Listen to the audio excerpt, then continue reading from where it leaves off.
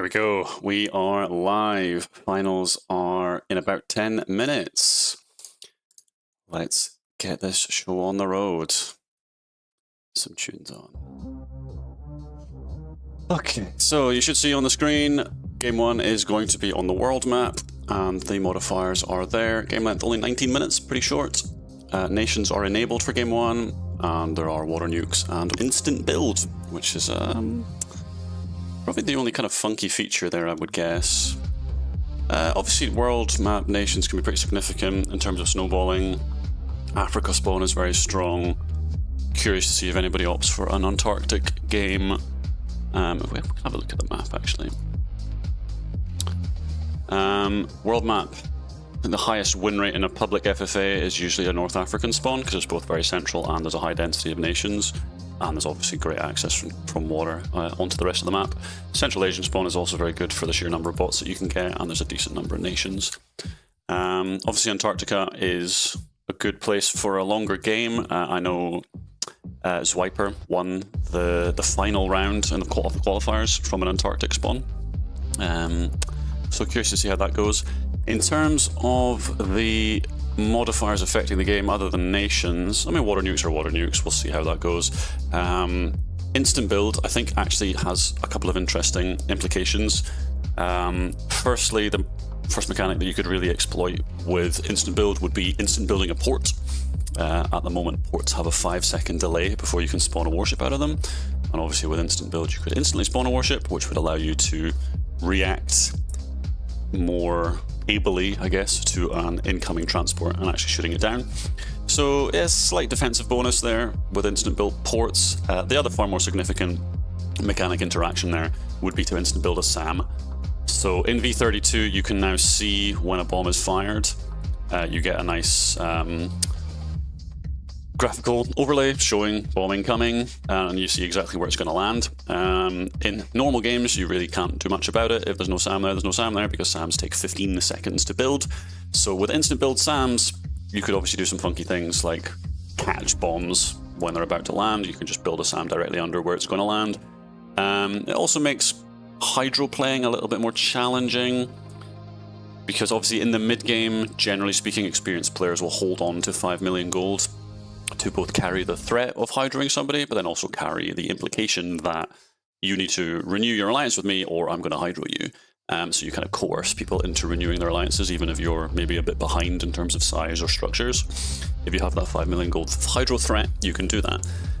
If the person not renewing with you has the capacity to instant build a SAM, you really lose that hydro threat, because they could let the alliance go, you could throw your hydro at them, being like, well, I warned you, kind of thing. I was holding on to 5 million gold.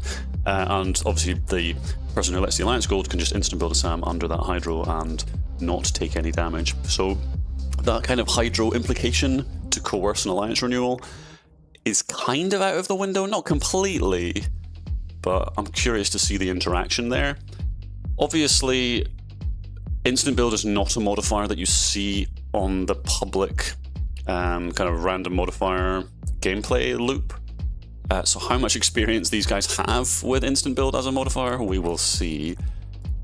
We will see. All right, we're just getting prepped here. Obviously, 5 to 10 minutes until we get started. Everyone should be pretty much ready to go. One other kind of significant element here that is happening is everyone has submitted a random name, which is... I mean, it's not something I agree with, but it is what it is. So basically everyone is, all 10 finalists have submitted a random name that they're going to play under, and this is to stop people being kind of specifically targeted. I find it a bit of an odd one, but we polled all 10 finalists, and the majority agreed on this, as opposed to using their own names.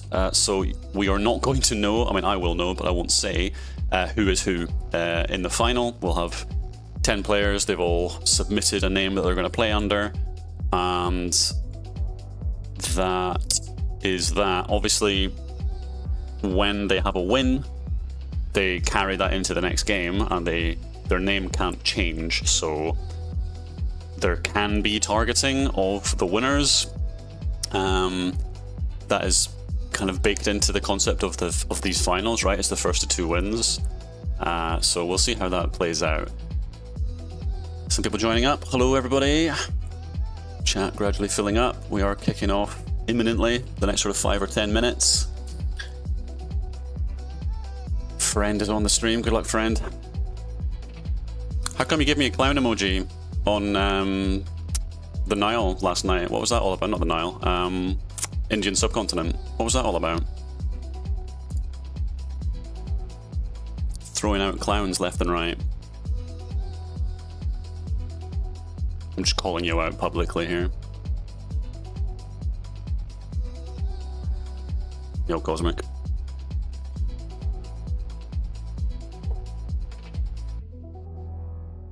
Oh, we are forcing everybody into a voice chat to be muted. I guess, yeah. I mean, people could collude, I suppose. It seems very unlikely. We have 2 LBU members. I think we have 2 UN members. Yes, Space Sheep and Alpha are both from UN. So everyone has to... We have a Discord set up where every finalist joins their own channel, is server muted, and has to live stream their screen. Just to reduce any risk of collusion, and admins can kind of jump in to their channel to have a look at their screen at any moment and listen in to their comms. Not that there's going to be any. I mean, these guys, they're all serious competitors. They're not going to collude in a final. No way. Alright. So we're just getting everything set up, waiting for all the finalists to filter in, and then we'll get a game link. Obviously, I can't share that publicly. I'll try not to leak it. I might join the game like slightly late or something just to make sure that doesn't happen. Probably jump into the settings here. I should have it hidden by default anyway. My player ID, who cares about that? Settings. Hidden names, hidden lobby IDs. Let's do that. There we go. All right.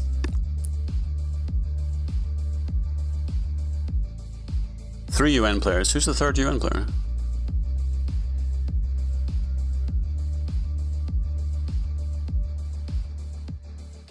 Reputational damage for collusion in a chill final like this would be crazy. 100%, absolutely. You'd be called out, you'd be ridiculed. It's just embarrassing, honestly. I mean, anyone who colludes in any tournament is an embarrassment. But doing it in like a chill final where there's no money on the line, that's just outrageous, right? So, I'm sure we got nothing to worry about there. I don't understand why we're using anonymous names, to be perfectly honest. I think, like, the whole, like, oh, I'm going to be targeted because of my name thing, like... Is that just, I mean, is that just ego? Like, I don't think there's anyone in this lobby that is any better than anyone else. I think we've got 10 very, very good players. I think the idea that any one of those is going to be targeted specifically, I just don't agree at all. Personally, that's just my personal opinion. Obviously, the finalists were polled and they gave a different answer. That's just how it is.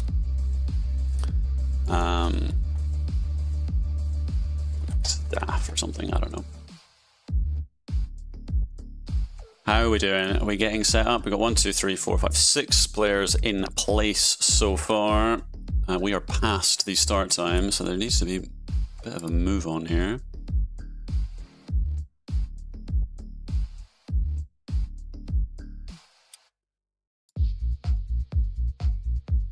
Okay, we do have a game link up. I hope I don't leak this. Please don't leak. Please don't leak.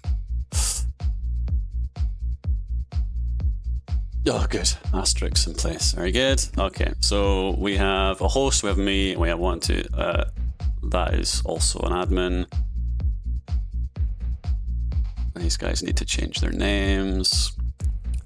I'm going to try really hard not to say who anyone is, because I have seen the tickets to see the names that have been submitted here. We're nearly there. Obviously, we have 3 staff here, so we're missing 1 person. So we're nearly there.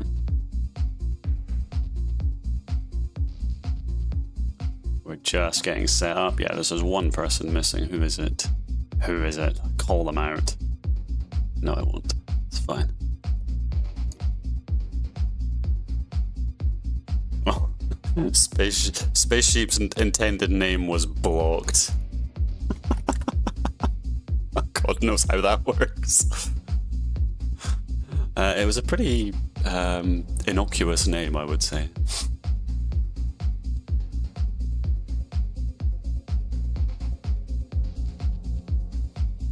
Alright, we're just about ready to go here. Mission difficulty medium, instant build on, 19 minutes, water nukes on the world map. Good stuff.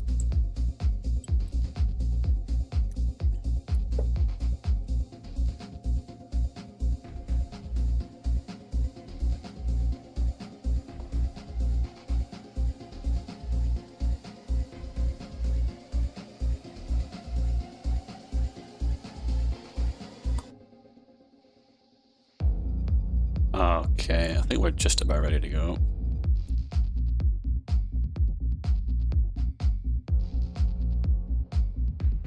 Looking through the chats. Still one person waiting to join a voice chat. Not sure.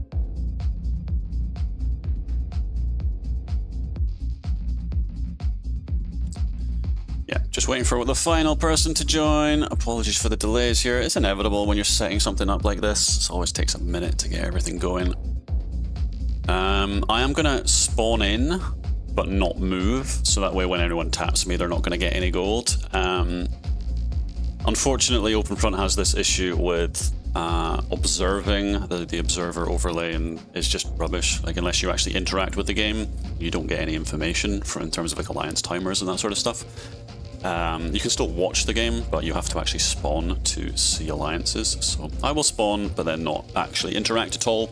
That is like a little kind of anti-AFK mechanic. It used to be in previous versions that if somebody spawned in but never played, they would still generate gold normally, and if you tapped them, if they had happened to spawn next to you, you would get their gold, and it could give you like a really significant advantage. So, very unfair, and thankfully that has been patched, so that is no longer an issue. So I'm perfectly happy to spawn in and actually observe the game properly. Let's see how this goes, eh?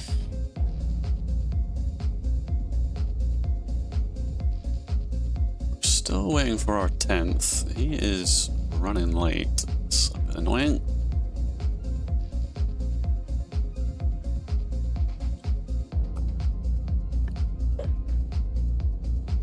Hope everyone's having a chill Sunday.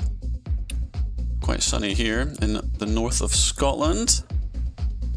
Managed to get out with the dog earlier, got some sunshine, touched grass for a little while, and now I get to play video games. And later on there's football. All good.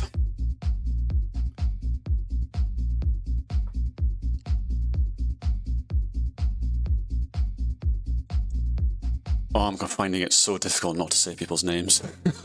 I want to call out this person for not joining and holding everything up. Come on.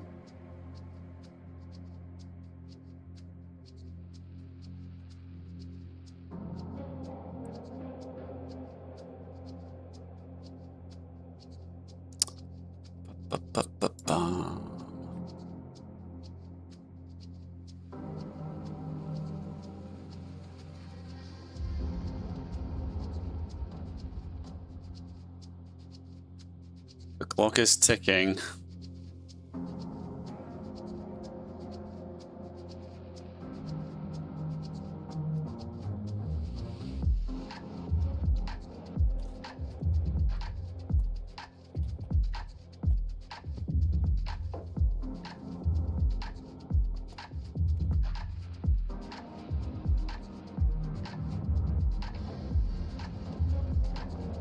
Okay, so just been informed, the final attendee has had a personal emergency, so he cannot attend. That absolutely sucks for him. Hope everything's okay.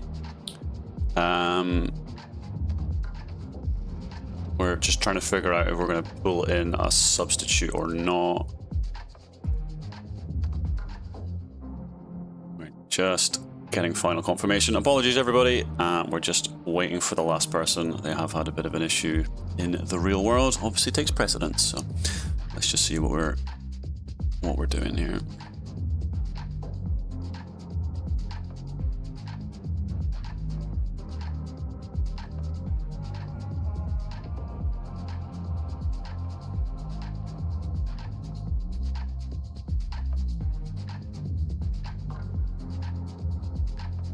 Okay, it looks like they are joining the chat. Okay, it looks like they should be joining in the end. Okay, that's good.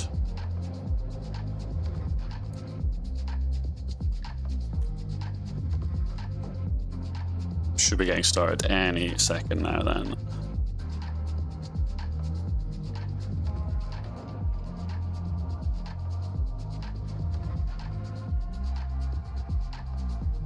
Just enjoy the tunes.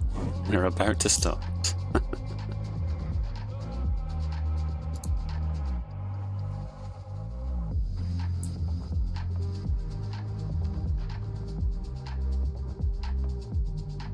Okay, we are kicking off. There we go. All players are in. Oh, somebody just left.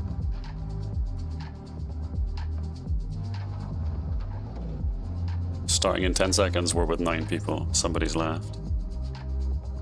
What has happened? Oh no, they're back in. Whoa, that was... State it started. Okay, here we go. Game 1 of the Solstice Finals. I'm gonna spawn like up here. And people can kill me for free. It is a 25-second delayed start, so that's different. Alright, let's have a look at the different spawns here. Nobody going for North Africa. We've got a Middle Eastern spawn, an Australia spawn, and nobody's going for Antarctica. Obviously that Australia spawn deliberately on the south of Australia to immediately boat down. African spawn there is going to be contesting with the Middle East quite a lot. They're both going to be contesting Europe. Only one person in North America. And one in South America, obviously immediately going to be boating out. In terms of nation density, I mean, just look at Africa. It is busy, busy, busy. Who is this?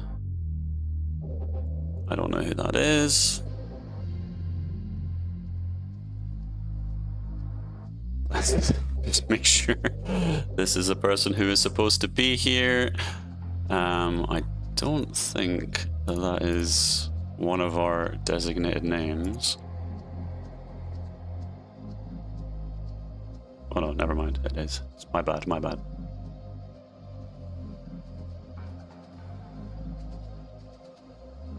My bad. Yeah, so somebody did pivot into North Africa. It was just a very delayed spawn. Okay. Boats are flying around everywhere. Everyone's boating into Antarctica. That's to be expected. Let's see. White Knights going for the Central Asian spawn. Betray Full Send is going for the East Asian spawn. Middle East here. And then we've got... There was a very delayed pivot into North Africa. That would be my preferred spawn.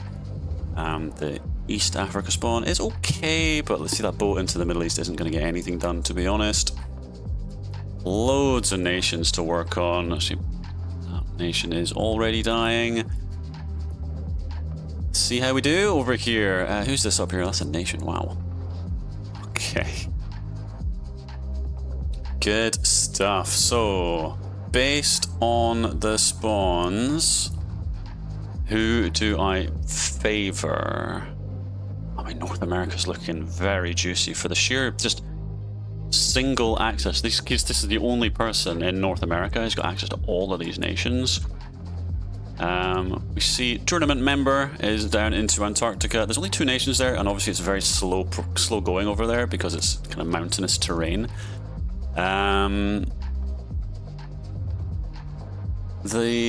Asia's being contested, but not that many nations here, considering how many players are there. Africa again being contested by 2 players. I'm quite liking Rhino Shield, certainly for the early to mid game. For the sheer amount of nations that they are going to get. So who is this? Phrynox is down in Antarctica, as is Bob Burger. So that's the South America and kind of East African spawn. So these 3 southern players are all contesting Antarctica. Okay, in terms of city count, Raven's on 5, C's only on 3. Betray Full Send's on 6, Bob Burger's 5. Somebody popped me. All good. Anon's up to 9 cities, that North Africa spawn, paying off really well. North America 5, South America 3. Phrynox is struggling a bit. Tournament members on 6. No players fighting each other quite yet. That's a big cut-off there from C on Kazakhstan. Getting beaten to the punch, though, on this city, though, because of that horrible defense spot. So it looks like Raven is going to pick up that city. Yeah. So that pushes Raven up to 7, C's on 4, Anon is up to 12 cities, fantastic spawn, gets into the United Kingdom and is bowing over into Iceland, which will then give him access to Greenland. Yeah, I'm really liking Anon 118's central position here. Train trade has begun in Central Asia. See, these guys I would assume are pretty much all allied. C is allied with Betray Full Send. I'm sure Betray Full Send is allied with White Knight. Yeah, so these guys are all allied. Raven allied with a bunch of nations, which basically just accepted every alliance on the map.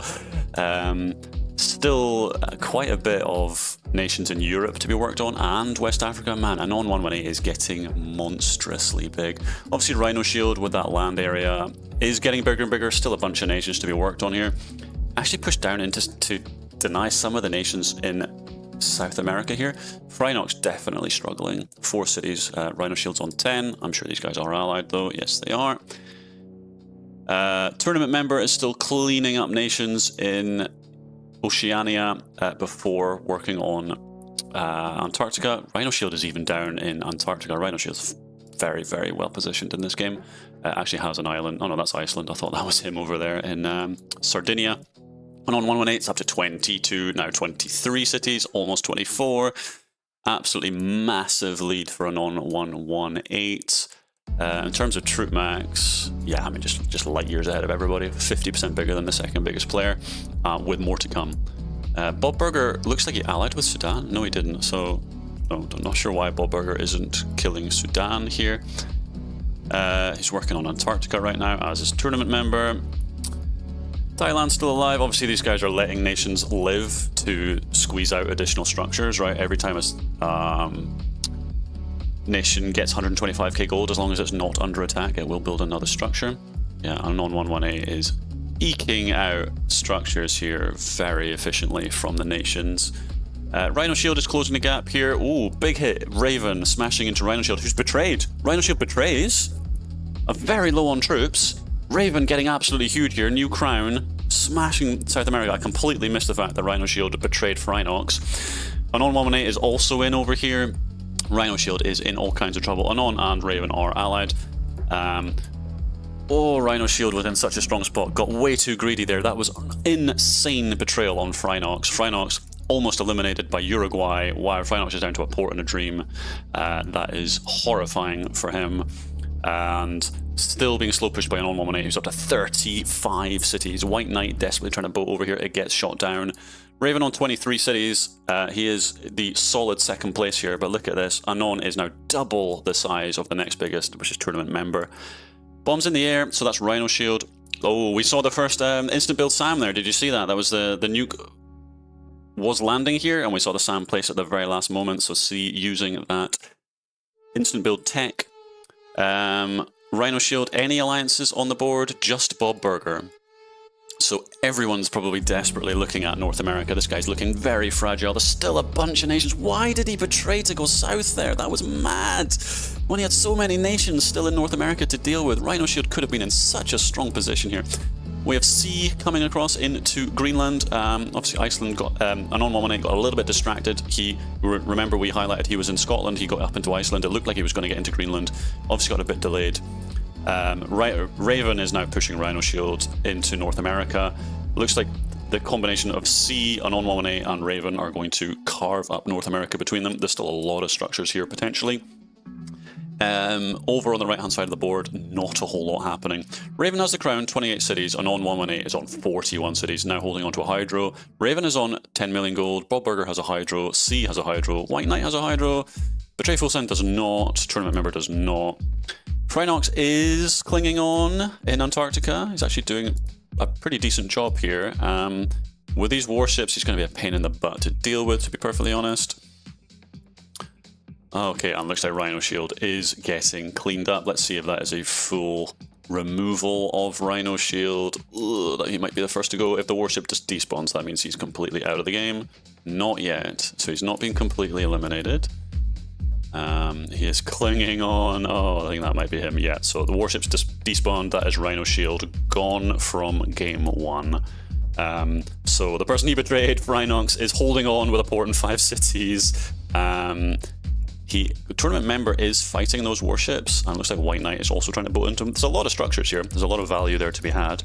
Phrynox has 2.5 million gold and a port, so he can kind of spawn warships here all day. Alright, he's allied with White Knight here. Probably not worth fighting Phrynox for these structures, honestly, just because he can spawn so many warships.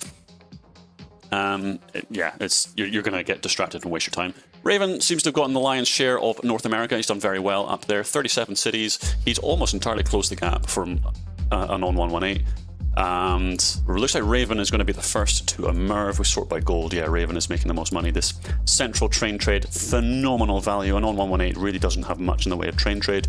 Bob Burger is in a decent spot as well in East Africa here, but Raven's Central European spawn here, phenomenal. And those early boats getting into South America, huge. So I would say Raven is in the driving seat right now. We're just shy of 10 minutes to go in this one. Not a lot happening in East Asia. These guys are all just sort of glaring at each other. Everyone's on multiple hydro money at this point, and with the fact that people can instant build SAMs, means it makes it very difficult to actually land any hydros. We do see tournament member pushing White Knight here. Here comes a hydro. Does tournament member react? He should. The hydro's going to land. No reaction. Oh my god, Australia goes the way of all things. Tournament member's push gets completely shut down. Big question here is how long does White Knight have on his other alliances? Because he has had to push all his troops into his defense here, while all his neighbors are sitting on troop max. 900,000 troops, 800,000, Betray Full Sends on 500,000. If any of these alliances end, White Knight is just cooked. Tournament member had the money to spawn a SAM there under that hydro. Obviously just wasn't paying attention to the fact that this is an instant build game. Could have saved his game there. As it is, he is now in a lot of trouble. Still has good money, and he's got 10 ports. He's not out by any means, but that was definitely a failed attempt there. Okay, looks like Phrynox has been boated into in both by Raven and White Knight. Both got pixels in Hawaii. Phrynox is holding on down here. How are his alliances doing? He's actually allied with most of the board. Amazingly, Antarctica's still getting worked on. So tournament member has taken over most of Antarctica, so he's not in the worst position. Obviously Raven, phenomenal position. He will be earning the most money because of his train trade. He's on 9 ports, and on here's on 7. Bob Burger's only on 4, C's on 6, White Knight's on 4, Betray Full Sends on 10, tournament member's on 11. So it's hard to say. Obviously the train trade here is earning a lot of money, but tournament member has the most ports. Oh, here we go. Bob Burger, double hydro onto an on-118. First hydro gets shot down. Second one's going to get shot down as well. So I think that was just a case of Anon letting the alliance go and trusting himself to shoot those hydros down. He's succeeded in that. Bob Burger still has 10 million gold, but he's getting nothing done here. He is going to get relegated to Antarctica. Another hydro coming in. Boom, that one lands. So he actually led. Oh, that's White Knight. That's White Knight onto a non-118. 22 cities. Ooh, is this going to land? White Knight, you can... Yes, he does instant build the SAM. I'm loving this, to be honest. The instant build SAMs. Another hydro from Bob Burger fails to land. White Knight, double SAM there, I think that was, because that was atom bomb into hydro. But there's only one SAM. I'm not quite sure how that got shot down. So Anon here, 52 cities. Raven must be loving this. He's almost on a double Merv, or not a double, counter Merv at this point, and he's just watching this happen. Anon still has 20 million gold. White Knight obviously can't be hydroed. Oh, Raven's in on Betray Full Send. Anon 118 does eat another hydro in West Africa. Anon 118 is in a pretty perilous position here, very low on troops, getting slow pushed by White Knight. Meanwhile, Raven is now pushing Betray Full Send. Betray Full Send has a single hydro in the bank, but good luck landing it. Actually opts to hydro himself to try and cut him off. Fails by about 3 pixels. Tries again. That's going to be too late. Betray Full Send is going to go the way of all things here. That is a self-hydro from White Knight to absolutely dominate C there. Yeah, good luck reacting to that one. That was pretty much instant. Looks like White Knight is getting carved up here. So he is going to be gonzo. Anon 118 does survive after eating double hydro there. Betray Full Send is cooked. Raven absolutely huge now on over 40 million gold. Raven could Merv at this point. Nobody could afford a counter Merv.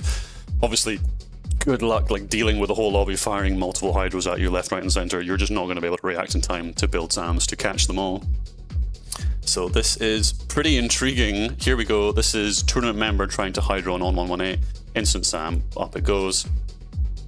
So, I mean, these guys don't have borders, not in Antarctica.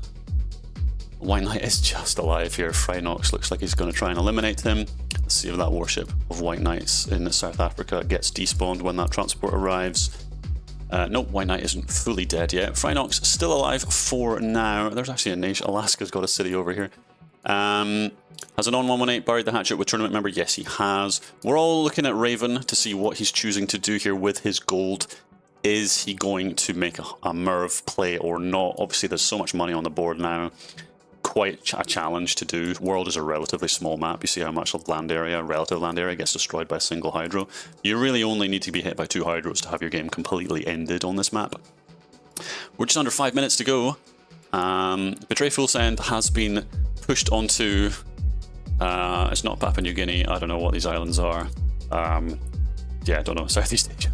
And a bit of Antarctica. 13 ports, though. He will be earning a decent amount of money. Tournament members on 17 ports. Unknown 118 is on 12 ports, but still with reasonably interconnected train trade here. Raven obviously hasn't lost anything, so his just train trade has been phenomenal. He's just pumping infrastructure, having a great time. C is reasonably central here, actually very central. This is a really nice through line here, both north and south of this pond. So he's earning quite good money as well. If we sort by max troops, Raven is in the driving seat, and on 118, despite eating 2 hydros, has overall done very well, sustaining a pretty decent advantage. Frinox amazingly has got himself up to 5th place.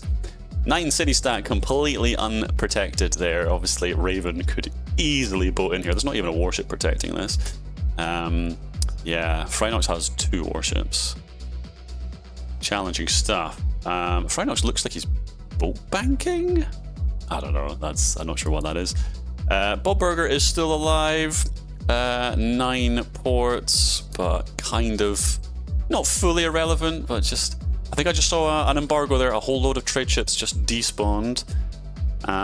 We've got Betray Fool's End trying to stack ports in these Southeast Asian islands. So I think this red line symbolizes that Anon 118 and Raven have stopped trading.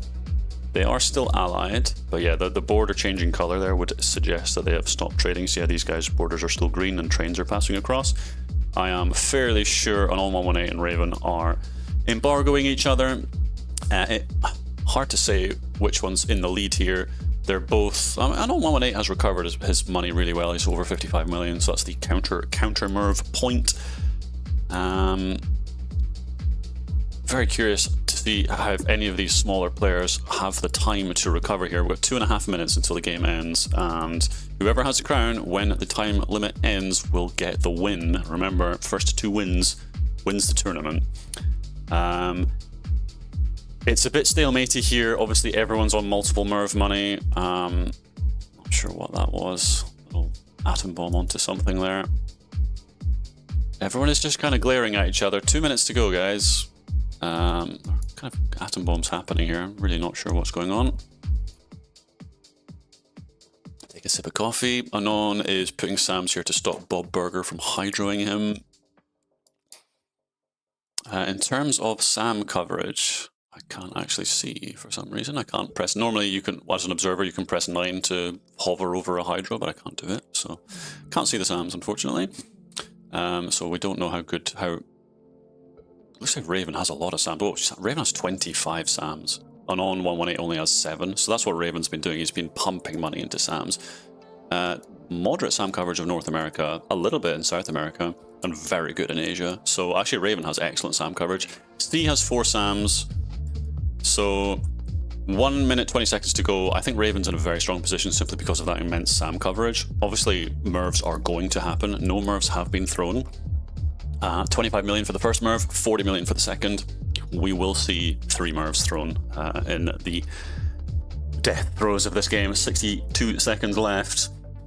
It could all go a bit mad. I mean, obviously, if Raven, C, and Anon all eat a Merv, are there enough troops on the board? Are there good enough borders for the smaller players to actually get land? Tournament member has 70 cities, 2 million troops. He's actually huge. Tournament member is joint largest on population. That's pretty impressive considering that hydro he ate. So here we go. Betray Fool's End betrays to Hydro South America. So he's going for Raven. Remember, Raven was the one who pushed Betray Full Send off. Though, so Hydra number 1 gets eaten, Hydra number 2 gets eaten. Those are way too long range. They're never going to land. You'd have to do like a double silo here and try and like break in here. There's a Merv on Raven. There's a Merv on 118. C comes exploding out. Gets himself Hydro. That's a big Hydro. There's another Hydro. Oh, C gets absolutely smashed. Raven still has the crown. Tournament member is hydroing just all over the place on all 118, also hydroing. South America gets chipped. Raven still has the crown. If we look at by owned, Raven's on 30%. Water nukes are deleting the map gradually. Raven wins the game. That was a pretty explosive end. I think they left it just slightly too late. Raven manages to take it down. Global love. Well played, Raven. Got a really early advantage. The boat into South America was key. Rhino Shield in North America, that betrayal on Phrynox to push him off South America, that was wild. It was wild because both Anon 118 and Raven were just like nom nom nom nom nom nom nom and just pushed him and got so huge out of it. Raven then getting a boat into South Asia, kind of China, South Korea sort of area, and getting up into Betray Full Send. That was a really good move. That got him a lot of structures. So well played, Raven. That was really fun. You know what? The instant build Sams to catch the Hydros was actually really dynamic. That was really cool to watch. And that's quite a high skill expression. Something we don't necessarily always see in Open Front. That was pretty cool. I really enjoyed that. We'll just kind of sit and watch the end screen here while we wait for Game 2 to come up. I cannot yet reveal who the players are, but for now all I'll say is well played, Raven. And we will wait for Game 2 to come up. Remember, it is the first to 2 wins. And now everyone knows Raven has a win, so there will be increased incentive to shoot Raven in the next game. I'm going through the list now to try and figure out who Raven is. Oh yes, now I know. Good stuff, good stuff. All right, let's see. Let's see how long we have until Game 2. What is the second map, first of all? Map 2 is World Inverted. All right, let's get the overlay fixed. Let's put up game winners. And let's put up Raven. And the modifiers. Let's make sure I'm getting these right. Game 2 map World Inverted. And the modifiers will be game length 24 minutes, so it's going to be a 5-minute longer game. No water nukes, no nations. A very different early game. No instant build, which is a bit of a shame. I think that's going to become a fan favorite. Instant build was actually really cool to watch. It's gold multiplier, 1.9%, 1.9 times, I should say. Gold multiplier, 1.9x. So no nations, but almost 2 times gold will mean a pretty rapid move into the mid game, I would say. There we go. We have the link for game 2. Here we are, jumping into game 2. We're just waiting for everyone else to get in. So World Inverted, this is one of the new maps in V32. It's the world map, but turned upside down. Not entirely, like some of the land masses are a bit kind of squished. I have not played this map yet. So I'm not really sure how it plays out. And what did you guys think of the instant build Sams into versus Hydro play? That was really cool. I found that really interesting. So that was like really quite micro intensive, especially at the end there. Like if you're like the drain on your attention is phenomenal there. Like if you can catch those Hydros, you win the game. Obviously a Merv is a whole different story, but yeah, catching those Hydros from the smaller like island players, they're all lobbing like 2-3 Hydros each at you. The different, like Raven managed to hold like at least 3 or 4 of them, and as a result he kept his troops quite high. Whereas C got absolutely smashed with Hydros, and on 118 obviously got himself Merved. And Raven's Sam coverage meant that he didn't take too much damage from the Merv that he ate. So that was, yeah, that was really interesting.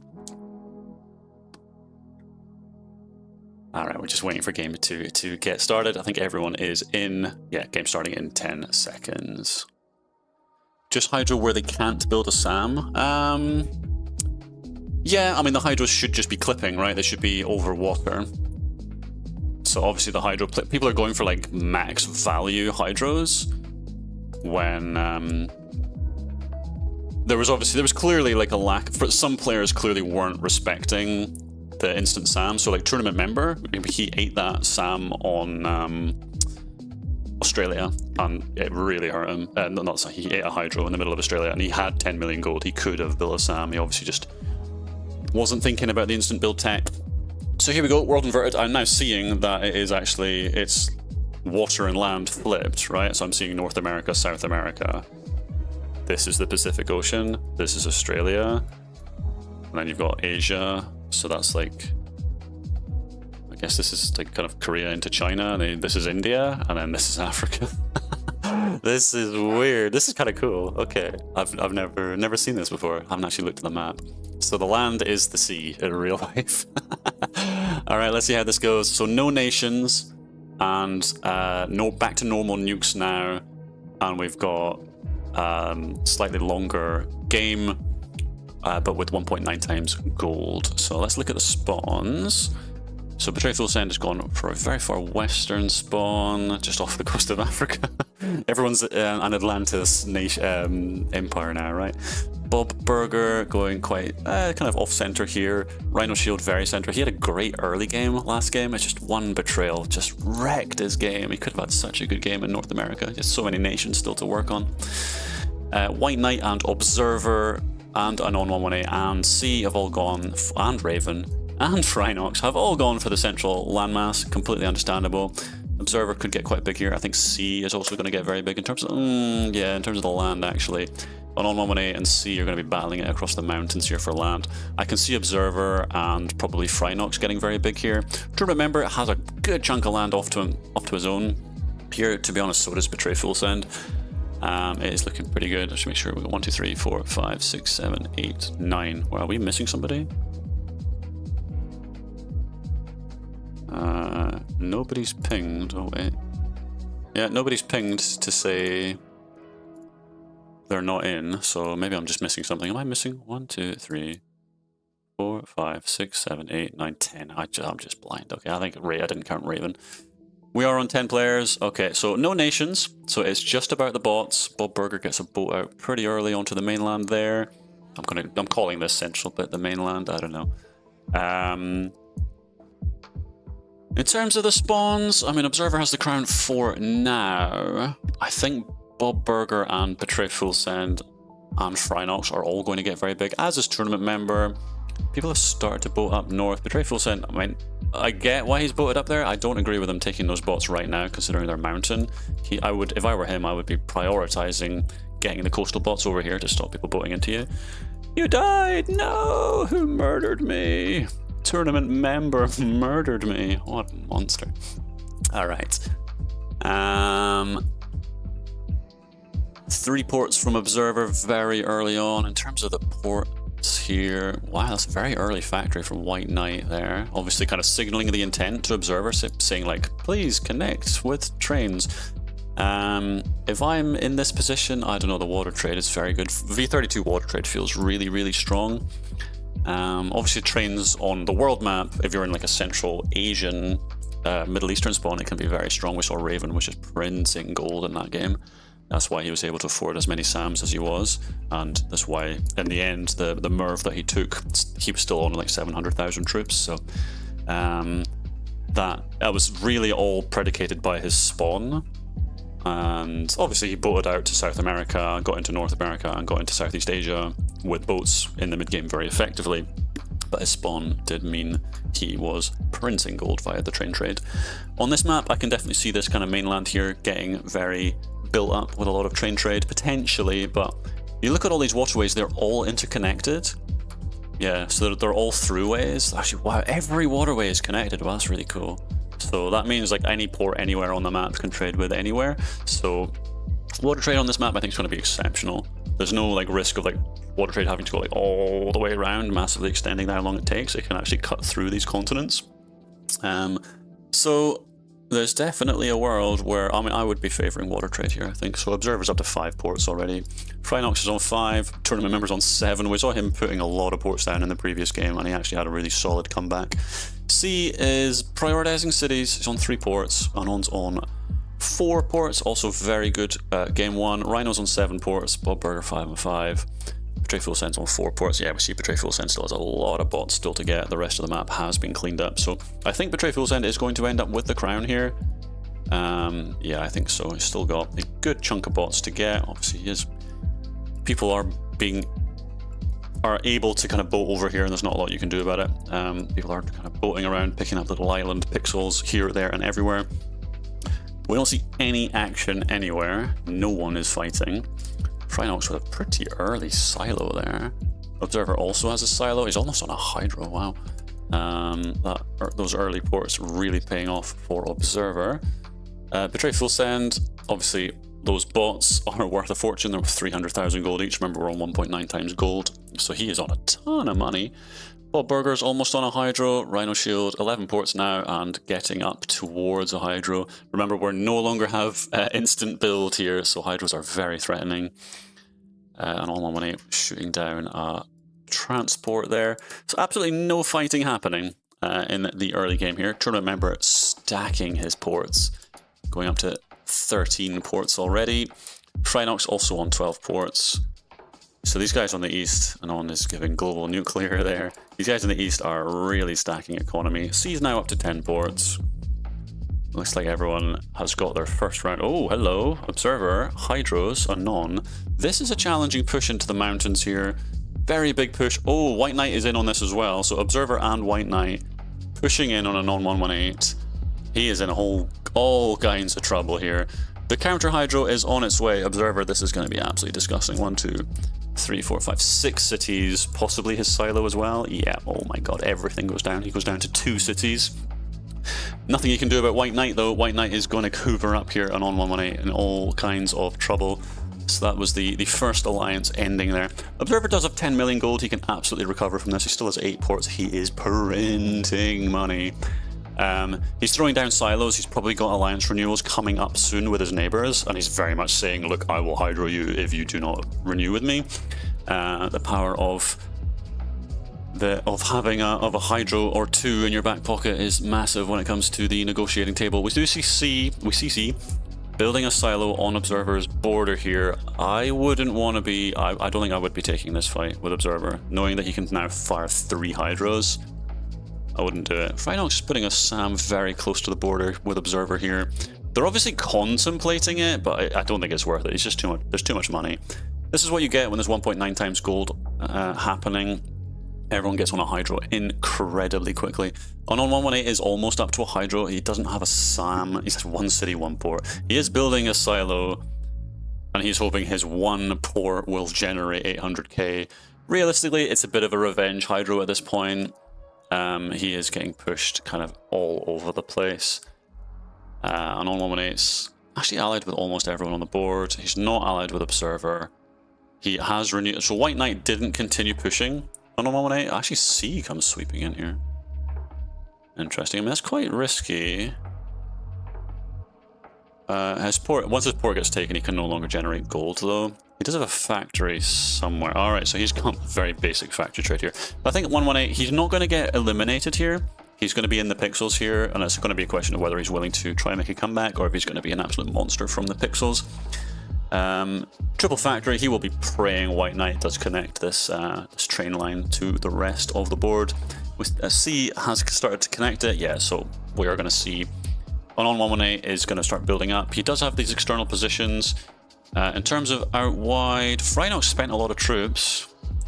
I don't know where. Where is he? I don't think he's anywhere else. Trying to remember, he's allied with Rhino Shield, Observer, White Knight. I mean, he's allied with all his borders. So I'm not sure. Frinox is up to 30 boards. Oh my god, what? 41 boards. Wow. Okay, so that's happening. We're not even 10 minutes into the game. We already have the first island bunker appearing. Tournament Member, I mean, the amount of money he's earning from 41 ports is horrifying. C is up to 33 ports. White Knight, 15 ports, but he's got this kind of central train going. Raven, we haven't really mentioned, the previous game winner. He's in a decent spot, but he's just behind on income, right? You compare 49 ports compared to 16. Yikes, he's almost on a Merv. Rhino Shield also on a Merv with 46 ports. Fantastic. So he's connected this incredible train line all the way. Actually, no, he hasn't fully connected. He really should connect. It's like 2 factories away from connecting the train line onto this whole area here. This is all just self-trade with these trains right now. That's actually very sloppy. Rhino Shield needs to connect 2 factories to the east here. Betray Full Send, 30 ports. He's very far away from everyone else though. Bob Burger, 31 ports, doing absolutely fine. Rhino Shield spending quite a lot. White Knight is now on a Merv, as is Raven. Those are the only 2 kind of holding on to their money. I guess Raven's a little bit worried because he is relatively smaller than everyone else, so we sort by max troops. Raven's not even in the top 5. C has the land area advantage, so his troop max is quite significant. Observer is putting a bit of a base in the north here. That's actually a 5 SAM stack in the north there, covering his city stack. And on 118 is eking out his survival here. Yeah, so pumping out ports. Obviously, he knows, right, there's no point building cities. I just have to hope that people keep me alive. White Knight did connect this train line, so over time, 118 is going to be making a lot of money. All of these ports getting connected into these train lines. Very, very good. Yeah, as we mentioned at the very start, this central area here, unsurprisingly, earning a lot via train trade. Rhino Shield still hasn't connected the trains over here. This is a big mistake. This is losing a lot of money. All this kind of internal train trade is just not earning any money. He needs to connect to the global network here. If he just has to connect 2 factories, just 2 million gold to connect to all of this. Crazy. So absolutely no fighting happening. C, I mean, the issue at this point is like nobody has access to C. Like everyone's spread out all over the map because everybody got early boats out. I don't think Phrynox got very many boats out. So he's looking a little bit fragile. Only 10 million gold, and I don't see him having much in the way of external positions. So obviously if you pushed C, you could push him off the mainland, but then what about Antarctica, right? White Knight, also very central, but he's holding on to a Merv. Raven, very central, but he's got a Merv.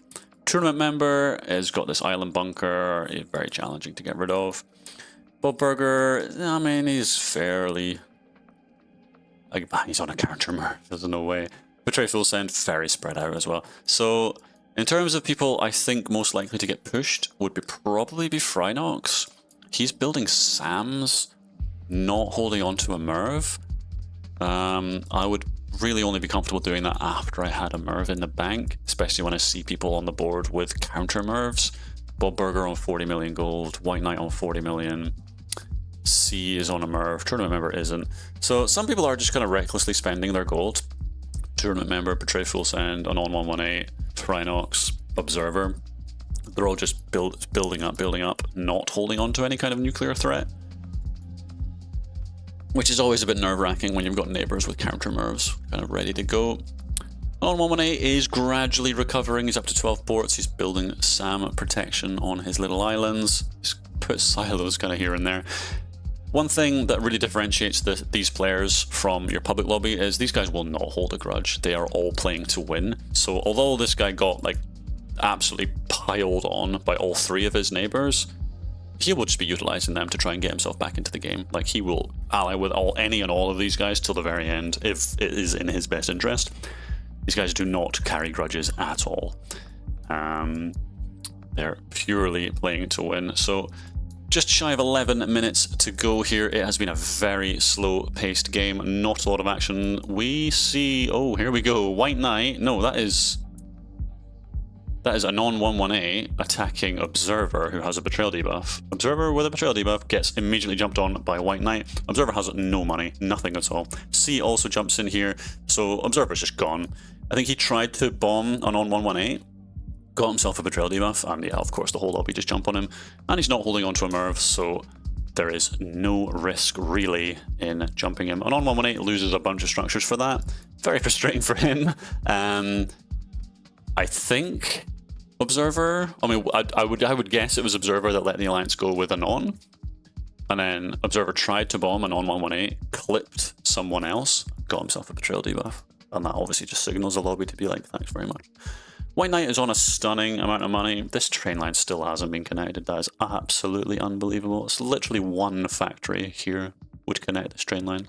That's astonishing. Raven's even come across and put factories in here being like, I will show you how it's done. Rhino Shields, 53 cities. He's pumping. I mean, he's clearly earning plenty of money. You see Bob Burger has now connected a massive train line in here. Betray Full Send has also put a big train line down in the south there. Unbelievable that this train line has not been connected across here. Just incredible. Okay, so C in a good position. He's now holding onto a Merv. White Knight is on a counter Merv. Tournament member just shy of a Merv. Phrynox is still recklessly spending. Have never seen him above 5 million gold. Raven's on a Merv. We got 9 minutes to go. Obviously, Observer looks like he's been completely eliminated. Yes, he has. We've got 9 people on the board. Okay, what is that? Somebody trying to chip Raven to get a pixel. That's on 118. Does Raven see it? He's not reacting. So we should see a bolt from an on 118 coming down here somewhere. Let's try again. Ah, that's Raven destroying his own land to stop that pixel. There was a pixel, so you see the boats coming down. So they're boating down into that nuke land, and now Raven is going to have to try and snipe these transports. You should be able to do it when it's here. Obviously the risk is that you get a betrayal debuff when you're doing this. See, Phrynox has got a bunch of warships down here. Obviously the main trade corridor is here in the north. We see a good amount of trade coming through this central river network here. Your typical river on a normal open front map is 1 pixel wide, and those are not wide enough for a warship to pirate in. So not a lot of people know that you cannot pirate. So like here, a warship would not be able to pirate in this river, but in these kind of wider areas, these lakes, the warships can pirate. So having warships in these areas is very valuable in an endgame situation. It looks like pretty much all the rivers on this map are wide enough to be pirated in. Okay, so 7.5 minutes to go. Let's check in on the chat since it is very quiet right now. Vari learning to count. Oh, yeah, counting the number of players. I know it's a real challenge. Vari's not going to win this because Vari's not playing. Sadly, I was only able to take part in 2 or 3 of the qualifiers that I actually played in. I missed the second day, and I wasn't taking it that seriously. I was in the end game for the 2 that I played, but it didn't go my way. All good, all good. I'm happy to cast it. Hey Addy, how's life? Hope you're doing well. All right, we see C spamming a bunch of SAMs here. In terms of SAM coverage, so Phrynox is now close to a Merv and has been gradually adding more and more SAMs. He is, because he's like one of the smallest players. I mean, obviously Raven is very small as well. He's not going to take a huge amount. Oh, hello. Not going to take a huge amount of damage from a Merv, I was going to say. Raven Merv's Rhino Shield, who pushed him. Rhino Shield has no counterplay here. Well, what? So it's 54 cities into 92. Rhino Shield has way more cities. Have they buried the hatchet immediately? No, they're not allied. So why there are no Hydras in the air, I'm a bit surprised at. They have now allied. I mean, what was that push from Rhino Shield? I do not understand that. Why would you push somebody who can Merv you? It's just absolutely crazy. Rhino Shield pushes a lot of troops into this nuke land as well. He's really opened himself up there. He cannot currently Merv. The new Merv price is now 40 million. White Knight's on 150 million gold. He is looking very solid here. Tournament member obviously been stacking his bread in his little island base here, covered by 10 SAMs or 11 SAMs. Up to 96 cities. He is huge. Phrynox also very big, 98 cities. White Knight 72. Yeah, I mean, everyone's just getting bigger and richer, and we're just going to see a really explosive endgame here. If Vari would play, it would be unfair for the others. No. Just not true. Just not true. These guys are better than me. Straight up. Well, some of them are. Alright. How's the weather today in Scotland? It's really nice. It's sunny. I was out with the dog earlier. Lovely sunny day. It looks like it's going to be a lovely week. Yeah, going to be good to get some sunshine. I was out go-karting yesterday and it was sweltering. Oh my god. It was a friend's birthday. you know, you have to play these like fire retardant suits. You have to wear these fire retardant suits when you're karting, so petrol carts. And oh my god, we were dying. It was outdoors, hot sun, in a little cart that obviously gets very hot. It was great fun, but we were all just melting. And that's in the north of Scotland, so God only knows what it's like further south. Yeah, I've seen some footage from people in Central Europe and so on, just getting way too hot. So it's not that hot here. I mean, it's like low 20s, but it's nice. We're not used to it here. You know, it's normally about 12 degrees here, so that's Celsius. Okay, we got 4 minutes to go. This is going to end in a blaze of fiery glory. Obviously, if we look at the crown, C is on 19%. There is sweet FA happening. Obviously, the implication here is that everyone will get Merv into oblivion. So, oh my god, Raven gets himself Merved by what? What? What? So Raven got Merved. Nothing happened. Raven gives a question mark. Who the hell Merved Raven there? He's getting bombed. Oh, it's a non-118. That is very odd. Oh, it's because Raven has a win. So what a non-118 is doing, he knows he can't win this game, so he is just absolutely ensuring Raven doesn't win. This is honestly, this is fine. I'm absolutely okay with this. Anon knows he can't win this round, and he is just ensuring that Raven isn't going to either. This is just how it is. If you are Raven in this position, it sucks. Getting microed by a Mito like this sucks. A White Knight comes in here. Yeah, Raven does not have a Merv. White Knight is going to get huge out of this. He's obviously got the money to throw multiple Mervs. I mean, Raven does throw a couple of Hydros at White Knight, gets a decent bit of damage, but realistically, White Knight's absolutely huge. So yeah, this is just eliminating Raven. It sucks if you're Raven in this position, but it is what it is. If you've got a win on the board, this is what's going to happen. In terms of map access, we're just sub 3 minutes to go. Oh god, why does Rhinox not have any troops? He must be boat banking. Oh no, he's putting 3.5 million troops into Wilderness. That is kind of nutty. This is a kind of boat banking, because you will actually make the troop back from regen. You will actually end up losing troops out of this, but it's fine. To go back to full, fine. Hydros are happening over here. Was Rhino Shield pushing Betray Full Send, and I think Betray Full Send tried to cut him off with Hydros, and Bob Burger has exploded out of his pixel. I actually saw that pixel land at the very start of the game. If Betray Full Send had known it was there, he would have atom bombed it. He obviously missed it. So Bob Burger, out of nowhere, getting absolutely huge out of this, and that was, I think, precipitated by Rhino Shield pushing Bob Burger, pushing Betray Full Send. Yeah, so that you see they're not allied. Raven trying to do what he can against White Knight here. It's not going to work. White Knight does have the crown. We've got slightly under 2 minutes to go.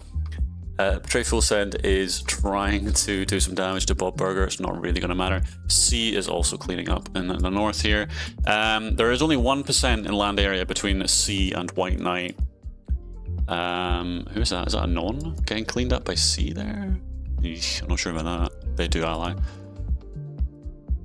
Okay, 1 minute, 20 seconds to go. Mervs need to start flying. We've seen 2 Mervs, which means the next Merv is 55 million. C can afford it, and a counter. Here we go. C. No, that's a non-118. Just being a menace. Oh my god, Betray Full Send is giving Bob Burger a horrible time. Oh, that's a nasty Hydra. So non-118 is just being an absolute menace here. He finally gets eaten by Rhino Shield. Rhino Shield with a very slow reaction there. Obviously, there are still 5 silos there and 28 million gold. Obviously, if you're White Knight or C, you're perfectly happy for him to do this. Like, he's bombing your enemies. Is it collusion? I wouldn't call it collusion. It's a bit shit if you're the one being targeted by it. 30 seconds to go. Obviously, White Knight is the big target here. He is 1% ahead. He can't afford a counter Merv. Is White Knight going to fire off double Merv here? What are we going to see here? I mean, Rhinox only has 10 million gold. He's got 300 to do. There's the betrayal into pretty much a full send on White Knight. C, Merv in the air. White Knight gets himself Merved. White Knight has not responded in any way. He's got 115 million gold. C wins it. Way too slow. Way too slow. Tournament member, you're just too late. Bob Burger, you're too late. The game's over. The game's over. C wins. No reaction from White Knight. He just didn't Merv. Yeah, Bob Burger just too slow. Tournament member just too slow. Phrynox led the charge there, but it was with like 20 seconds to go. This often happens in the endgames. Nobody, because it's so frustrating. Like, I had this in my qualifiers as well. You know what needs to happen. You know who the crown is. You know who the big credible threats are. The problem is, the moment you betray and blow your gold, the risk is everyone just jumps on you because you have a betrayal debuff, which means there's no risk of them then dropping their alliance with you because they don't get a betrayal debuff for doing that. And there's no risk of them being merved because you've already spaffed all your gold into bombs. So if you go first in this situation, you're just cooked. So as a result, it gets really delayed and it invariably just happens too late. Which is a real shame from a kind of observation point of view, because in the end, Bob Burger won that game. But wouldn't it be curious, like if this game had continued for another minute, like God only knows what would have happened. That's what we would love to see, right? A continuation from here for another 60 to 90 seconds, but the players always just delay and go really late. So White Knight had the crown for a lot of the game, he had the most gold for a lot of the game, put a big target on his back and got blatted. C, who was second place for the whole game, manages to squeak the win in game 2. So let's get C up as our game 2 winner. There we go. And we saw the first kind of targeting there. Raven was being targeted by a non-118. He must be very annoyed with him. Well, that's how it goes, I'm afraid. So C wins game 2. Let's get ready for game 3. And it is on the Middle East. Game length 15 minutes. Wow, that's going to be so short. And the reason why it is so short is because it's a compact map. Everyone's favorite thing, compact. Woo! It's the Middle East, which is already a huge map, so compact it shouldn't be too bad, I hope. And we have nations enabled on compact. Let me get those up. So we have open up the modifiers. It is Middle East. Game length is 15 minutes, no gold multiplier, it's compact, so nations enabled. There we go. And that's game 3.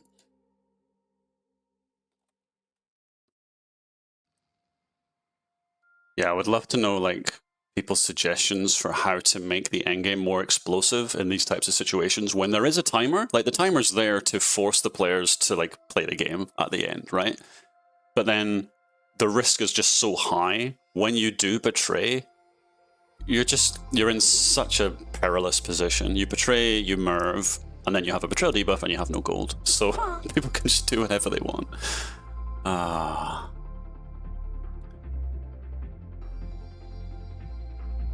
I missed the weather chat earlier. People saying 37, 38 degrees. Yeah, that is toasty, man. Yeah, anything north of 35 is pretty gross.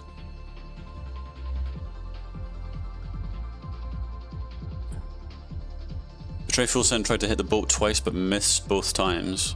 Is that what happened? I was wondering what the hell was going on there. Just taking a sip of my cold coffee.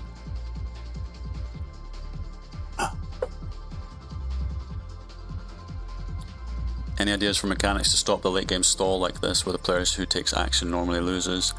The suggestion that I had, or at least I pulled it from somebody else, I think they commented on the last live stream, which I really liked, was in any game that has a timer, you have all alliances force ended by the game 2 minutes before the timer expires. So nobody's allied. So you can throw your mervs with impunity, relative impunity, right? So you're not risking a betrayal debuff. I think that would be really interesting. Like 2 minutes, 90 seconds, 2 minutes, 3 minutes, whatever, before the end of the game. So then you're just forcing carnage at the end of the game. I think that would be really cool. I did actually request it. I put in a suggestion on the dev Discord. It was completely ignored. Most of my suggestions are, but hopefully somebody will pick it up. I think that would be really cool. In the current dynamic, in the current way that the game is set up, I think that would work reasonably well. It's not the most kind of it's not a great solution. It's an okay solution. The game would need to be changed for us to have kind of more sophisticated solutions, I think. Don't forget to add C to the game winners. I thought I did. I might just be lagging a little bit behind. Did I not update? Game winners C. Yeah, it should be there. Oh, it's fallen off the screen. There you go. Okay, let's move that down. Lovely. Okay, so we're into game 3. Here we are. We're on the Middle East. It is compact. And let's have a look at the spawns. Rhinox is in a decent spot there. In what is that, kind of Eritrea sort of region. Tournament member going for the Oman, United Arab Emirates spawn. Bob Burger, very central. White Knight role playing as Iran. C, very central. I like this spawn. Raven is going to get big here. If he cuts north here, he's going to get huge. Nobody. Observer. Losing my voice. I think Observer's going to get massive here. Yo. Yeah, I see Observer getting really big here. He's kind of cutting off White Knight. He's got a lot of troops. Yeah, Observer's got to completely limit White Knight's expansion here. Are they allied? They are allied. He can't even do anything about it. Oh my god. Observer has cut across there, although that's only 1 pixel wide. Yeah, look at, and he's immediately cut north. Observer's going to get huge here. Wow. Okay, well that's an interesting one to watch. Betray Full Send, very central. Obviously, the longer this goes, train trade could be massive. Remember, there's no gold multiplier on here. It's only a 15-minute game, so it's not going to be anything like the previous game. It's almost half the length with standard gold instead of double gold. So I'm not sure we're going to have the time for train trade to really explode. I don't hate the spawn. It's just he does have water access, so he should be fine. It's just not going to be the kind of train trade incredible game. People's getting hit by double nations here. Yikes! That's to put down 2 defense posts. That is horrible. I'll nominate Raven and C. Bob Burger is not allied with Betray Full Send. He's the only person he's got borders with. C, Observer, White Knight. Bob Burger is allied with everyone that he's bordered with except Betray Full Send. Betray Full Send has very few troops, as does Bob Burger, but he's focusing on the nations. Okay, so put it in here. White Knight completely. Oh, White Knight got through. We mentioned that was only 1 pixel wide. An Observer did not cut east. Oh, that's horrible. Oh, what a fumble from Observer there. Bob Burger does get the city, both cities from Qatar. Betray Full Send jumps Bob Burger, which means you're just going to get the port on both cities back off him. Yeah, that's a bit of a mistake from Bob Burger. He really should have ensured he had the alliance with Betray Full Send here. So, because Betray Full Send has alliances with all his neighbors, where I already checked that. We have British Cyprus up here taking over Turkey and Syria. And Raven is kind of working his way up there, as is C. I like how C is prioritizing British Cyprus over Kingdom of Iraq, because he's kind of the only person with access to it. Observer has the Russian state to work on. White Knight got a lot of land here. That really should have been Observer, just with a single pinch. Oh, that was careless on Observer's part. Rhino Shield has the crown. Phrynox is a decent size in the corner over here. This is a really good trade corridor here for the latter stages. We'll see if it gets that way. We're already 4 minutes in, so the first alliance renewals will be coming up pretty soon. Let's see. Okay, let's have a look at the chat. Instead of ending the game when the timer expires, have a constant 0.5% chance the game ends after the timer expires. I don't like the sound of RNG. It's quite cunning, but yeah, the game just suddenly ending, I don't think it fits with the game, to be perfectly honest. Yeah, I'm not sure about that one. Each second after the game, so on second 1 it's 0.5%, on second 2 it's 1%, and then 1.5, 2.2, 2.5. I mean, sure. So within like 15 to kind of 25 seconds, the game is almost certainly going to end. Yeah, I mean, it does force people to go, but I don't see how that's really any different to it just being, Bob Burger with a betrayal to just be like, okay, I'm out of here. So Bob Burger's gone. That was quick. That one failure to take an alliance with Betray Full Send, pushing into the nation of Qatar, got himself 3 structures. The guy he wasn't allied with was just like, thanks very much. Bob Burger is gonzo already, 5 minutes into game number 3. Yep. Let's do a city check here. Russian State is pushing Observer pretty hard. Is White Knight pushing Russian State? Not yet. Obviously the structures are quite far away. Observer's on 2 cities, White Knight's on 3, C's on 4, Raven's on 5. He should stop that attack on British Cyprus. He does stop it, yep, good. He could actually harvest quite a few structures here. Obviously pushing into that defense post is really annoying, but it is what it is. It looks like a non-118 was boat banking, but he's no longer got anywhere to send those boats. Looks like Raven's alliance with a non-118 is about to end, but they're both sitting on troop max. Realistically, there's no way you push into those defense posts. A non-118 is boat banking somewhere. Oh, he just had a boat bank lost. He just lost half his troops. So he fumbled a boat bank somewhere. That got shot down. We don't know where. Okay, I'm looking for moving borders anywhere. It looks like... Oh, here we go. Rhino Shield is pushing Phrynox. So Rhino Shield's on 7. Phrynox is on 4. I mean, he's just cooked, isn't he? He's just cooked. And then Rhino's got... He's obviously got his renewals. We're into the 7th minute of the game, so the second round of renewals has come up. He's got all his renewals. On 118 is atom bombing Betray Full Send. That's 3 cities against 4. I mean, you do not want to be fighting that small a fight. Interesting. Yeah, the triple defense post again. Ugh, I don't like it. On these low city numbers, I don't like it. I think Rhino Shield is going to push Phrynox very effectively. Yeah, he's not going to take that alliance. He's going to get really big out of that one. A non-118 and Betray Full Send are kind of in a forever war. I would assume they would just bury the hatchet. Doesn't look like it yet. Those defense posts on the northern border would suggest the alliance with Raven might be ending soon.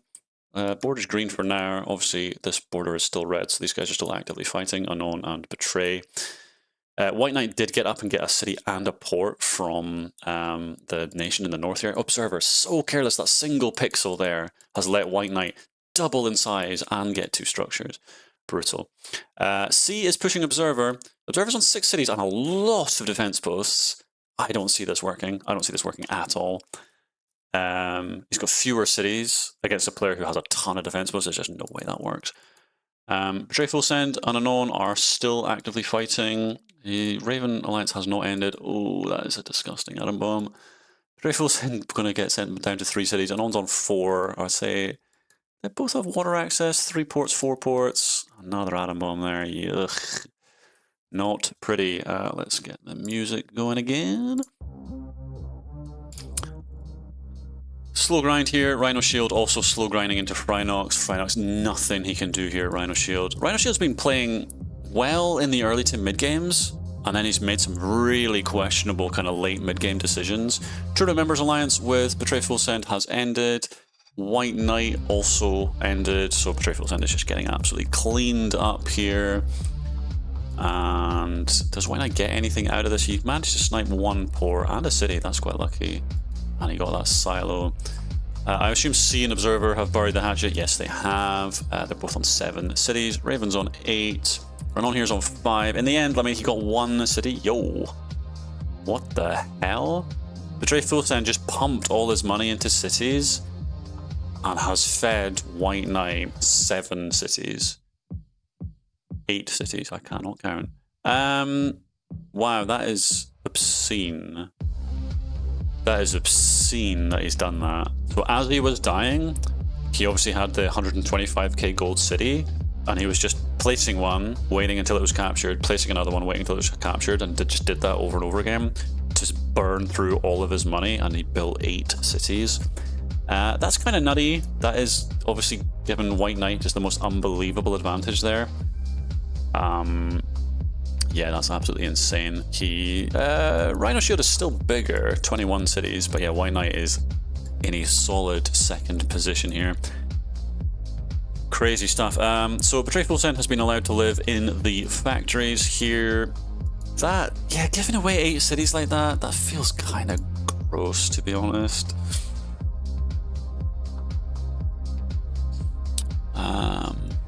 Yeah.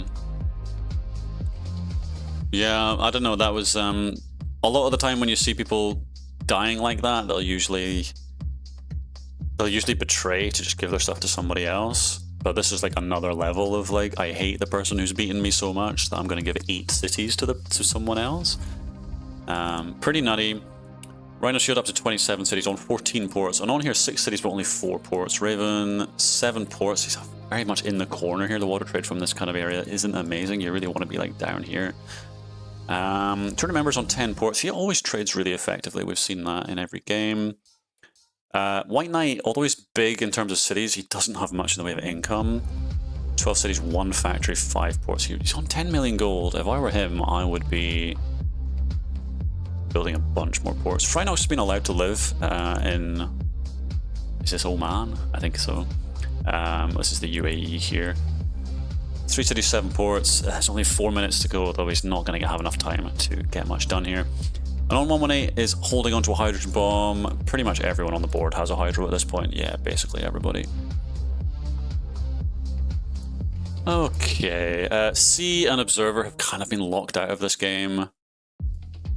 Rhino Shield looking very solid. Oh, White Knight is cleaning up Rhinox. Okay, so yeah, definitely not going to get the opportunity to trade his way out of this game. Wow, White Knight's going to get huge out of this. So this is like, you know, fairly won structures here. These 8 cities here, pretty sus stuff, to be perfectly honest. Just a bit of a strange decision from Betray Full Send there to give so many cities to one of the players that was killing him. Completely screwing an on 118. An on 118 pushed him. Remember, he was on 4 cities into 3. He like atom bombed him multiple times. Won the push, and then Betray Full Send just let all of his alliances with all his neighbors end. And then spammed a bunch of cities like away from the border with 118. The nations used to do that. Luckily that stopped because it would give advantages like this to people. So White Knight is on 16 million gold. He's obviously added a bunch of ports. He's captured a bunch of ports here. He is in a commanding position. He's probably earning, I would say he's definitely earning the most money on the board. Although, no, Rhino Shield, 25 ports. Yeah, Rhino Shield is in a very solid position as well. 2 minutes to go. White Knight could get up to Merv money in that time. Remember, it is a compact map, so Hydros are very effective. Raven's almost on a Merv. Everyone else holding on to Hydro money. Observer isn't. Tournament members on triple Hydro. Anon's on a single Hydro. White Knight's on triple. See Raven putting a couple of silos very close to the border there with an on 118. That would suggest he's looking to bust a SAM potentially. So you lead with an atom bomb and then follow up with a hydro onto an individual SAM to get maximum value. Raven's on a Merv. We have 1.5 minutes to go. If we sort by land area at this present time, Rhino Shield is winning, but White Knight is not far behind. That single pixel on the border here. Wow, that could decide the entire game. Observer putting defense post down would suggest he's nervous that White Knight is about to jump him. Observer has no money, so there's every chance that if White Knight drops a Hydro on Observer, he could just sweep him very, very quickly. That might signal a betrayal into Merv on White Knight by one of the players who's currently holding a Merv, so Raven, an almost tournament member. Rhino Shield is nowhere near a Merv. Well, 8 million shy. 1 minute to go. And White Knight isn't actually on that many cities. I thought he was on more. Rhino Shield's on 27. In terms of max troops, Rhino Shield is way out in front. So, no bombs in the air. 40 seconds to go. There we go. An on 118 betrays. Hydro's Raven. Eats a Hydro. Raven full sends Raven. Hydro. Oh, that's brutal. I mean, this just feeds Rhino. Anon has a betrayal debuff and no troops, so Rhino's like, thanks very much. Tournament member is cutting across into Rhino Shield. There's the Hydro, there's the counter push. Rhino Shield, this is going to really hurt. I don't think it's enough. 20 seconds to go. Rhino Shield's massive. White Knight has eaten a double Hydro, triple Hydro. Rhino Shield just wins. He just wins. Tournament member just doesn't have enough troops. Anon is now counter pushing south. Is it going to matter? It's 3% in it. White Knight eats another Hydro. 6%, 9 seconds to go. It is so close. 5% in it. Rhino Shield is getting pushed pretty hard by Anon here. 40,000 troops. Tournament member also pushing as hard as he possibly can. White Knight, not quite enough. Rhino Shield does finally secure a win. He's played really well in the early timid games of the previous games. I think it's reasonable. He's clearly managed to take this one down. He's clearly a good player, and yeah, he handled that really well. White Knight, I think he got very fortunate. He got extremely fortunate with the gift in the center here. He got a little bit lucky with Observer's just sloppy border control here. White Knight put himself into a great position there. Obviously, Observer had enough money to then spaff a few Hydros into him. So we had kind of had a two fights going on simultaneously here. Anon 118 and Raven exchanged Hydros. Anon was pushing north. Rhino Shield was pushing into Anon. It was almost like Anon realized, wait a minute, Rhino Shield's winning. And turned around. Tournament member betrayed and pushed everything he had into Rhino Shield. It just wasn't enough. They exchanged Hydros as well. Rhino Shield does take it down. That was a pretty tense one. And it means we have yet another winner, which is not a great surprise. So let's update the board. Where are we? Here we are.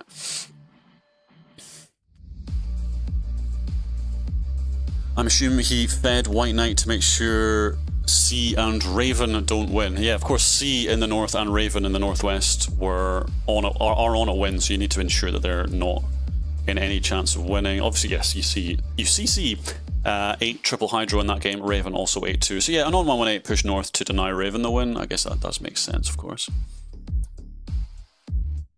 The last Hydro from White Knight landed 2 seconds too late. Otherwise, he would have won.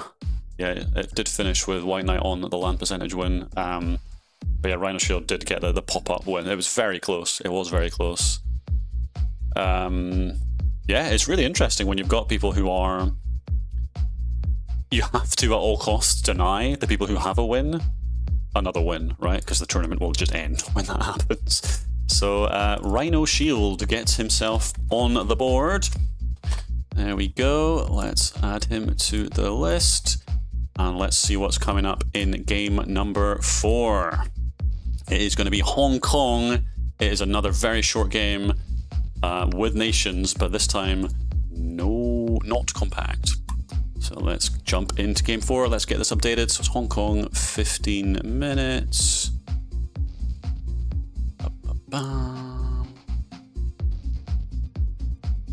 For Hong Kong. Game length is also 15 minutes. Nations are enabled. That is not compact. Anything else? Nope, that's it. All right. There we go.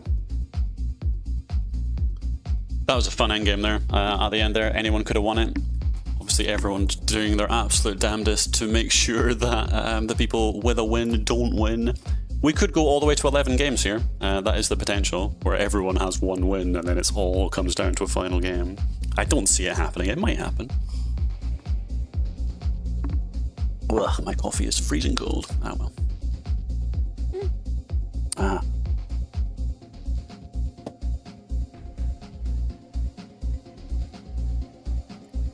Alright, let's catch up on the chat.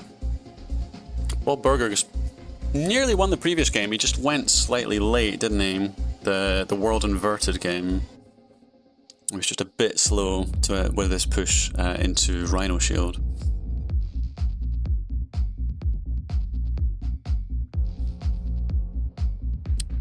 Fry match was in Muscat and Abu Dhabi. I mean, yeah, my Middle Eastern geography is probably not that great. All right, we're waiting for game 4 to start. Hong Kong is going to be full size, but only 15 minutes. Honestly, the majority of this game is going to be taken up by killing nations, because Hong Kong's quite a big map. I would say a central southern spawn is probably the best for the water trade along the south, because the north is really, both northwest and northeast are really disconnected from the, like, their water trade has so far to travel before it starts generating money. Oh, we're taking a 5-minute break. Okay, I totally skipped that. Oh yeah, starting in 4.5 minutes. Okay, I will be right back, guys. Be right back.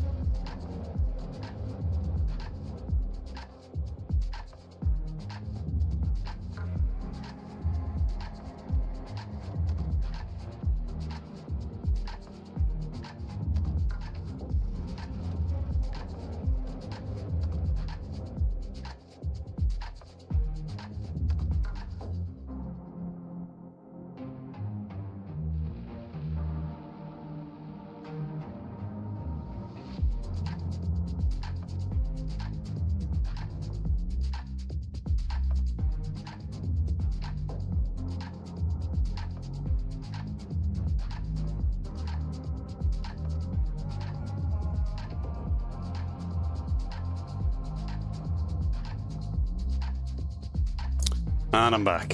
Okay, we have a minute to go. Perfect. Let's see how we can do. Hong Kong. Medium nation's only 15 minutes. Yeah, like I said, I think the majority of this game is going to be taken up by people killing nations. Why the hell do I have AdWords? So I'm not signed in. That's weird. Not sure what's going on there. Let's have a look. Just get randomly signed out. That seems to happen more and more in V32. Never used to happen, ever.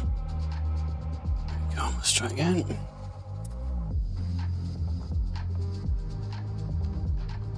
There we go.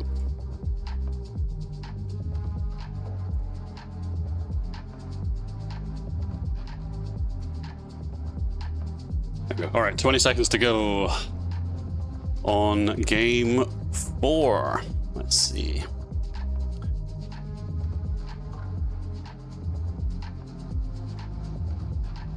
Yeah, just so you guys know, in the chat, Iron Fire Truth is the admin running the whole tournament, so feel free to throw him any questions or suggestions that you've got. I'm sure he would be happy to answer them. And here we go, we are jumping into game 4. Hong Kong, as you can see, central landmass, absolutely huge. 2 southern landmasses. Only one person going for it by the looks of it, tournament member. I like the idea of a southern spawn here because of the water trade implications. I think you'd struggle to get income spawning kind of over here or over here, like a port here. The distance that it has to travel before it starts generating income is crazy. What's my win rate in free-for-all? New to this, but you seem to win a lot. It varies a lot. I think my global all-time win rate is about 50 to 55%. Some days I win all my games. Some days I probably drop down to about 40%. Yeah, somewhere between the 50 to 70% range, I would say, if you were to look at my last 100 games. Something like that. Not as good as some of these guys. Some of these guys win way more than me. I would not consider myself at the pro level. I'm okay. Okay, let's have a look. Who has spawned where? Or tournament member looked like he was going in Disneyland here, but decided to pivot at the last moment to the northwest. And on 118 it looks like he's going to pick up quite a big pocket of land here, although Rhino Shield is there. Nobody going for this southern land at all, actually, which is interesting. So these island nations are going to get really big. Raven, very central. I like the look of this spawn. That's probably where I would have spawned. I didn't actually spawn in, so I don't think I can see. Oh, and I can see alliances. Well, that's weird. Whatever. I mean, Bob Burger, very central here. He could get very big. He is surrounded by nations. Phrynox is there kind of cutting him off. Phrynox is trying to get up to the top of the map to stop anybody getting past him there. Tournament member, I mean, I hope you've voted out. Yes, he has. Okay, so he's come across here. That's very good. He did the same on the previous map. He kind of put himself in a corner and got himself to a decent size, but not huge by any means. C over here looks like he could potentially carve out this whole area to the east here. There's nobody in the northeast corner. Phrynox, yeah, I mean, I don't like this spawn simply because a port positioned here has such an incredibly long travel distance before it actually reaches these ports that are going to be in the south here. So you got a kind of canal type situation here. White Knight is going to put a port there. That'll be good income with Phrynox there. Similarly with C, actually these three could all just port trade very effectively. It's actually, you know, the really big brain strat if you're Phrynox would be to embargo, stop trading with all, and then disembargo, unembargo C and White Knight, so that your water trade just stays in this kind of area. That would be the big brain play. We'll see. I very much doubt he's going to do that, and we can't really track if he does from an observer point of view. So Rhino Shield looks like he's pushing south initially. I'm not sure about that decision. Personally, I would be removing the nations that are bordering with my immediate competitors. And on 118 does have the crown. He's been playing pretty well. He's had to play from behind in the last game. In the last 2 games, in fact. But he has been playing quite well. White Knight pushing nations. I mean, everyone's just pushing nations. You see these nations in the east are all absolutely massive. Similarly, in the north, oh my god, these are huge. How do you even get rid of these? They're like half the troop max of the player next to them. It's quite a pain in the butt to try and actually push them. Bob Burger obviously got himself surrounded by nations very quickly. It's just a very nation-dense map. Rhino Shield seems to be prioritizing just going south here. Oh, Observer was here. I didn't even see him. So Observer's here. Stacked Cities is a bit of an odd one.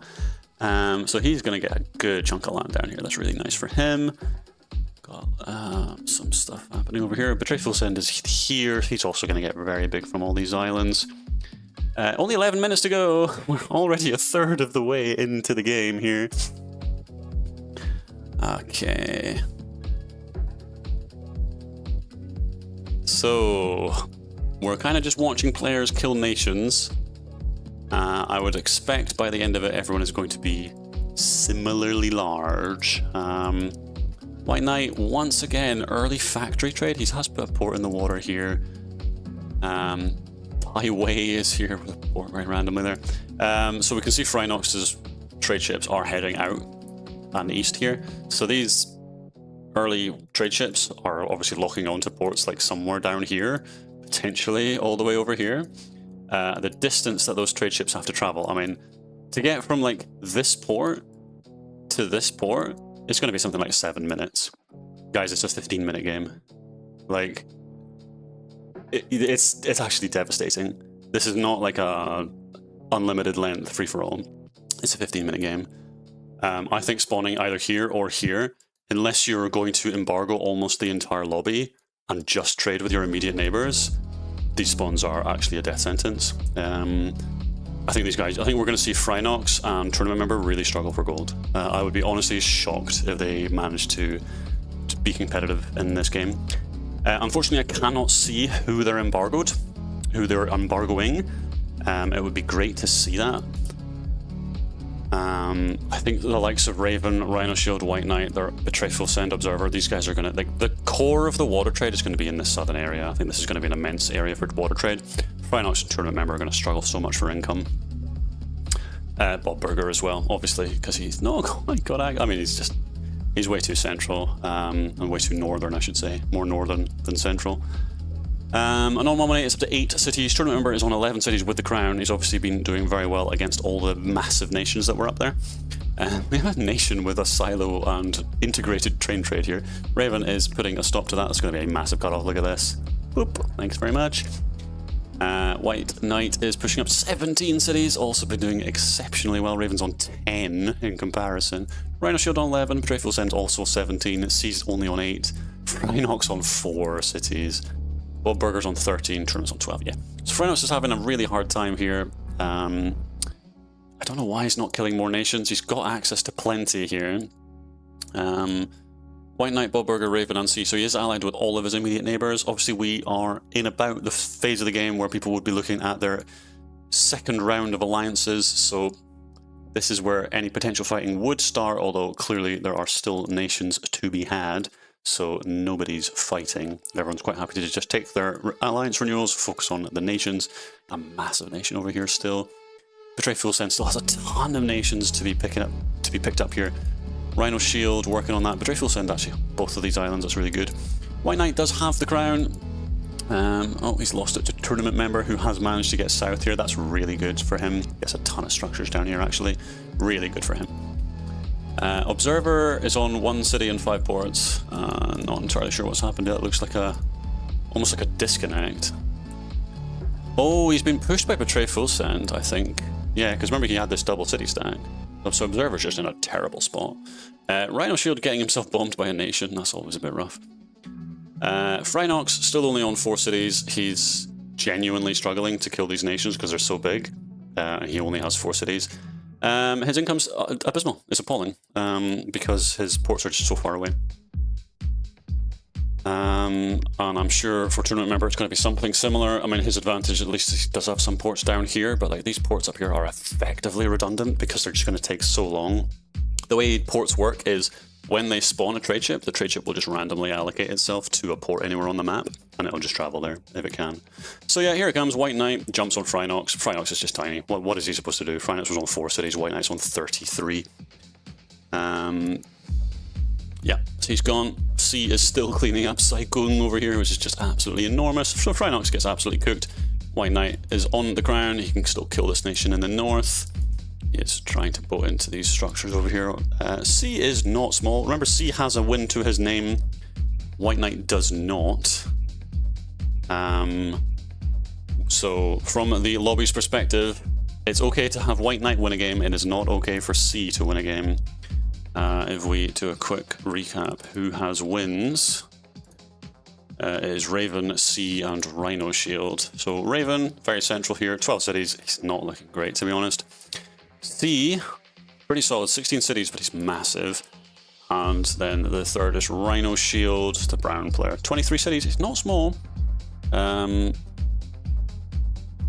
6 ports. Seems to be cleaning up a few of the last remaining islands. White Knight's on 43 cities. He is 8% bigger than second place. He has definitely put himself in a very commanding position now. Also on 10 million gold. He's probably looking at both Raven and Bob Burger, thinking like, I could eat these guys so easily. Raven does have 10 million gold. C is extremely poor. So still structures, by the way, for White Knight to pick up from these nations. White Knight's in the driving seat of this game, absolutely no question. If we sort by gold, yeah, I mean, there are hydros on the board. If you're White Knight at this point with this land area, eating one hydro honestly doesn't do that much. It's only going to take off like 100,000 troops. Tournament member is actually in a pretty solid spot. He's really big. 22 cities with a very large land area. He is the second by size. So he's, you know, there's the potential here. I think he could potentially push like a non-118 who would throw one hydro at him. He would lose a ton of structures, but by the time the hydro lands, I think a non would have, tournament member would have most of the land. Like you stick a silo like here, and you just throw it immediately. So there's the SOS from 118. He's about to be pushed, I suspect, by tournament member. I mean, maybe he would hydro here just to get it landing quickly. His silo's there. Where's his other silos? Here. Okay, no, you would land it here, wouldn't you? We'll see. They might just decide, I don't want to eat the hydro. I think in this case, like tournament member, if I were in tournament member shoes, I would be pushing an 118 with a hydro, accepting you're going to eat a hydro in return, but the relative land area is going to carry you through. He does have a 9 city advantage there. White Knight is banking gold. He's up to 16 million. C doesn't even have a hydrogen bomb. Raven, 2 hydros. Bob Burger, 1 hydro. Betrayful Send, 1 hydro. Rhino Shield, 1 hydro. So nobody's fighting. There is only 4 minutes to go. I really thought this would be a more explosive game. What would be nice as well, actually, on these shorter time limit games, the alliances should last much less time. Having 5-minute alliances on a 15-minute game is not great. It'd be really good if we had like 2-minute alliances. So Bob Burger pumps out defense posts. He obviously is very nervous about a White Knight push here. Obviously, here it comes. Oh, finally. Okay, so a non-118 double hydro onto Rhino Shield. Hydro is in the air on the way back. Rhino Shield's going to have no troops at the end of this. So he's down to 100,000 troops. They're both on 100,000 troops. They're both just kind of ruining each other's games at this point. Obviously, Rhino Shield is on a win, so everyone else on the lobby is basically saying thanks very much to a non-118 for doing that, because he's essentially ensuring Rhino Shield does not win this game. He kind of played the same role on World Inverted, right? Just bombing people who had a chance of winning. So here we go. White Knight does Hydro C full sends. Oh my god, White Knight's just going to win this. 3 minutes to go. He's going to be absolutely monstrous. The entire lobby have to just jump on White Knight. But obviously White Knight does not have a win. Oh, 118's going to eat another Hydro from Rhino Shield. Yikes. The big fear, I think, for the lobby here is that Raven explodes out of nowhere. So C was one of the winners. He's been essentially eliminated. Rhino Shield, one of the winners, not going to win this one. Raven is the dark horse here. He is on a Merv. Obviously, with his land area, 1/2 hydros would just completely end this game. He wouldn't have enough troops to make any kind of a play at the end. 2.5 minutes to go. White Knight obviously literally double the size of second place here. And he's almost on a Merv. Raven is on a Merv. Tournament member almost on a Merv. Betrayful Send nowhere near a Merv. From 48 cities. Betrayful Send is not small. Did very well out of the nation phase of this game. Rhino Shield is gradually cleaning up a non-118. He just had the better income. Just all these southern ports paying off very, very well. Tournament member, I called it very early on. He was going to really struggle simply from the fact that he has very poor water trade. Bob Burger also has a ton of ports. They're not generating that much money, and you can see it with the amount of structures that he has. He is connected into a very solid train network here. Tournament member actually jumps on an all-money because he betrays. So tournament member suddenly is in second place on land, but he's still half the size of White Knight. He has a Merv. White Knight has a Merv. They will be nervous about merving each other, or one of them merving either of each other, because there's the risk that Raven springs to life here. Raven only has 23 cities, but 1 million troops, he could merv. 1 minute, 20 seconds to go. Remember, Raven, out of everyone remaining, I mean, Rhino Shield has a win, Raven has a win. Raven could win the tournament right here. Really depends who bombs who in the final minute of the game here.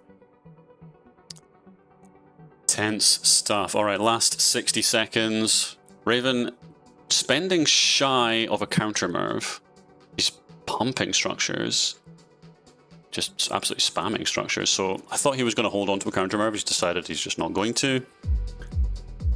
He's holding on to a merv. White Knight also holding on to a merv. 40 seconds to go. It's not the worst outcome for people to just accept White Knight winning this one, when the risk is that Raven explodes and just wins the tournament. Obviously, tournament member, Bob Burger, Betray Full Send, they're going to try and do something here, I would assume. 20 seconds to go. Raven mervs White Knight with a Betrayal debuff. He's just going to get instantly deleted. I think all that does is feed the win to White Knight. Raven is sending out troops. I don't think it's going to matter. It looks like, oh, tournament member has a crown. 10 seconds to go. Rhino Shield with 600,000 troops outbound here. Tournament member counter pushes him. The game ends. Tournament member wins it on 29.6%. Well, there was a moment there where I thought Rhino Shield was going to sweep tournament member there and suddenly take first place. So tournament member gets the win. Wow, didn't I say right at the very start there was absolutely no way the tournament member wins this? How wrong I was. He had very little money. He just benefited from everyone else fighting everyone and just delaying his betrayal. He jumped in late. Bob Burger and Betray Full Send landed 3 or 4 hydros on Raven. Raven obviously pushed White Knight very aggressively there. I guess he had merved him, so he's like, well, I'll hit the person who I've merved. But he got jumped on by everyone else around him. Tournament member is the ultimate beneficiary. Rhino Shield kind of sprung to life there, just didn't quite have enough at the end. Yeah, interesting game. Obviously, yeah, final 20 seconds, all hell breaks loose. C was completely knocked out early. So congratulations, tournament member, for getting game 4 won. Let's get that clocked up. So unsurprisingly, we are seeing the wins being very evenly split, but it's going to become harder and harder for people to do this. The more like potential winners there are on the board, like you can't deny all of them the win. It is going to get harder and harder to spread your attention. So sooner or later, it is going to turn into, yeah, obviously we are going to have a tournament winner, obviously. But we're already at a point now where we have 4 separate winners. Early on, it was easy to target the one guy who had a win. It's going to get really challenging. Okay. Somebody saying, poor White Knight getting so close every game. Yeah, you always paint a big target on your back when you get the crown really early. It's not a bad thing. Like, he's putting himself into a really strong position. What he's not doing is like betraying and throwing the Merv to then like counter to price out a Merv. He was on a Merv really early. There's definitely a world where he could have like let one of his alliances with a small player go and just Merv them. Except he's maybe going to eat 1 or 2 hydros, not have a betrayal debuff. Oh man, there's the nation. He could have merved this nation. He could have merved this nation and escalated the merv price. I could have won the game for White Knight, honestly. All right, let's have a look. Game 5, Indian subcontinent. Here we go. Let's jump into it. It's a longer game, 23 minutes, and there are nations. And it's going to be no mervs. Wow, this will be interesting. Let me get all of this onto the screen. All right, the modifiers. So game 5, and it is Indian subcontinent. subcontinent. And it's 23 minutes. Nations are enabled. Peace timer of 1 minute. So PvP immunity 60 seconds. And we have no MIRVs, so MIRVs disabled. All right. So Indian subcontinent, another really big map, mostly green grass, loads of nations, 52 nations when there are 12 players. This is gonna be nuts. That's too many nations. We should be turning that down. This is such a big map. I'm not sure this is a good call, to be perfectly honest. It's gonna be another one where like half the game is gonna be just cleaning up nations. All right. From the chat, yet again, it is shown it is the best to be in second place. Yeah, second or third place is usually the better place to be. The crown always has like a massive target painted on their back. Yep, I do agree. It is very nerve-wracking to be the crown because you're just basically waiting like who's going to stab me in the back. Generally speaking, third partying is a massive, massive problem with open front end games, and there's no real way around it. Certainly not with the current mechanics. You can defend yourself as best you can, but these games are not long enough. People don't have enough money to actually get themselves kind of MIRV proof, or even hydro proof, really. If you get MIRVed, you're down to like a third of troops or even less, and yeah, you're basically just out of the end game.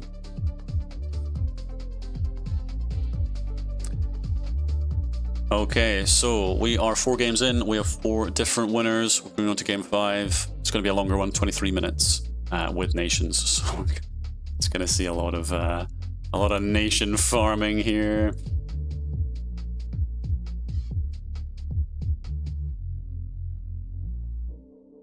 Okay, let's see. Any chat? Yeah, there's a bit of chat saying 52 nations. Really, what the hell? Oh, it's been halved. Okay, yeah, 26 nations. That's good. Oh, somebody's requested a toilet break, so we're having a 5-minute break. We just had a 5-minute break. Yeah, so the number of nations was halved. That makes a lot of sense. That's basically 2 nations each.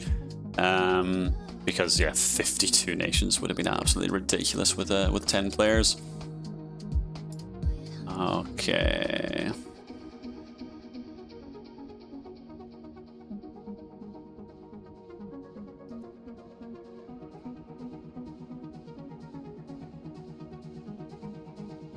Just checking the chat, make sure everything is a-okay. It looks like everything's fine. We're just having a short break here. While somebody runs to the bathroom. It is quite a long session here. Hope you guys are having fun. If you've got any suggestions on what you would want to see in a future tournament, you should let Ironfire Truth know in the chat. He is there. He would be happy to hear any feedback on the tournament format, on potential future tournaments. Hey Eric, how's life?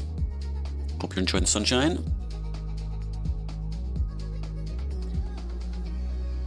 Alright, we're just 2.5 minutes until we jump into game 5 here. And we'll see how this looks. Indian subcontinent. I played this last night, had a really frustrating public FFA game. I actually was up against one of the guys in this lobby, and I crushed him, but I still didn't win the game.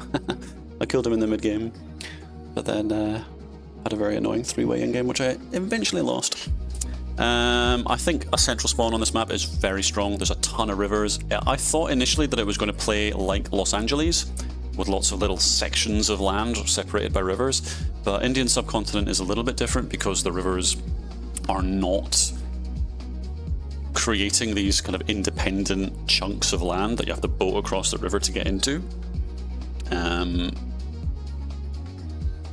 So it's a bit of a quicker map to play as a result. Like your troop pushes aren't getting stopped by rivers constantly like they do on Los Angeles. So this is a more... It does play quicker Indian subcontinent. My worry here was that it would play out kind of like LA, where the game really slows down because it's so hard to do a troop rush. I feel like this map is a bit quicker. But obviously you have these central rivers which do result in phenomenal water trade. Eric says, "You're the only sunshine I see." Aww. Shucks. Okay, 50 seconds. Boys and girls, we are about to jump into Game 5. Are we going to see a tournament winner in this game? You know what? Rhino Shield was pretty damn close in the previous game, wasn't he? He delayed his push until all the Hydros had been thrown, until all the betrayal debuffs were out. Held on to, he had about 800,000 or 900,000 troops. He pushed them really aggressively, but he was pushing the guy who had the crown, tournament member. And he just didn't quite manage to get enough. It was very close. I mean, you always wonder, like, the game would look so different if there was like a further 30 seconds to play. Yeah, I mean, somebody in the chat suggested earlier, like, a percentage chance for the game to end every second after the timer has expired. I feel like that's just too much RNG, right? Because you run that simulation once and it's like the game ended 1 second after the timer expired, so player X wins the game, and then you run the simulation again, the exact same circumstances, and the RNG timer decides the timer ends 10 seconds later and a completely different person wins the game. Like, that's just, I don't know, it's not great in my opinion. Pappy Flex is here. Hey Pappy, hope you're doing well. If it gets to 11, I'll come into the voice chat with you. We'll see. All right, here we go. Here we go. Game 5. PvP immunity is active for 60 seconds. It's not going to make any difference whatsoever. Look at the size of this map. Oh my god. Thank God we didn't have 52 nations. I find these lakes in the Himalayas really weird. Like, I'm sure they do exist, but they're so pointless from an open front perspective. Like, these just don't do anything. Like, you can't put ports on these. I mean, you can. They won't do anything. No. Alright, let's have a look at the spawns. Yo, the west is looking very bare. Observer with the potential to get bonkers big over there. Raven, kind of sandwiched on a river there. We got C, C. Gonna be very big here because it's all green grass. Very central here, potential for quite a few annexations. White Knight, looking decent there. Not so many annexations because of the rivers. Yeah, personally, I really like this kind of southern central area. Again, for the water trade, you control this kind of area, it can get very strong. Some island chains down here that are potentially very strong pirate bases. I've seen some really annoying island players in public free-for-all spawning over here or like down here. Because you can control this, the southern tip of India, and get a lot of piracy done. Phrynox is temporarily got the crown. He's going to kind of cut off the south here potentially and get himself access to quite a few nations. Anon 118 is over here, controlling the Ganges estuary. What is this? Oh god, what's the city?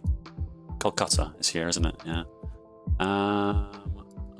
Who have we got? Tournament member is kind of spawning in, I want to say Nepal-ish. Tibet's a bit further up, isn't it? So I think this is Nepal over here. Oh yeah, Observer's going to get so disgustingly big. He's cutting north already to try and get up to the edge of the map here, and he's obviously coming south here as well. Observer is going to cut off a good 10%, 15% of the board for himself here. C is kind of sandwiched between two players already. Betray Full Send has the potential to kind of go northeast here. Still a lot of bots up there. C needs to get north here if he gets himself cut off. Obviously there's still a lot of river access and he has already got himself out. Okay, that's fine. He's gonna get himself expanding onto more bots. Obviously it becomes more challenging when you're hopping back and forth. My main base is over here. I've got bots happening over here.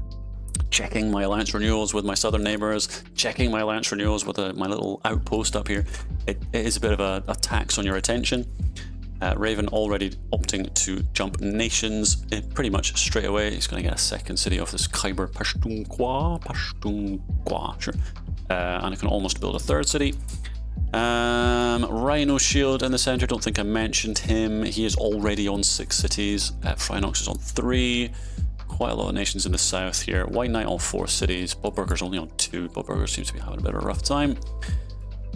3 cities here. Tournament member is looking a decent size. Nobody's boated over here, which is a bit of a surprise. Nice famous last words. Phrynox is on his way. Yeah, so Tibet and China up here are going to get very large in the mountains. These nations are going to be such a pain to dislodge from their mountain homes. Okay, Betray Full Send's on 4 cities. C is on 3. Raven's up to 5. He has let the Khyber Pashtun live for now. No. Okay, now Observer comes across.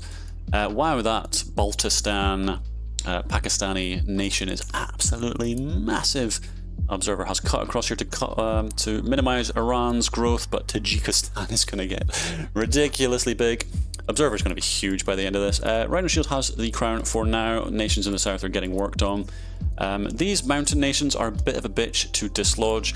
There is a world where you don't ally, or you certainly don't take the second alliance, the renewal, with one of these guys.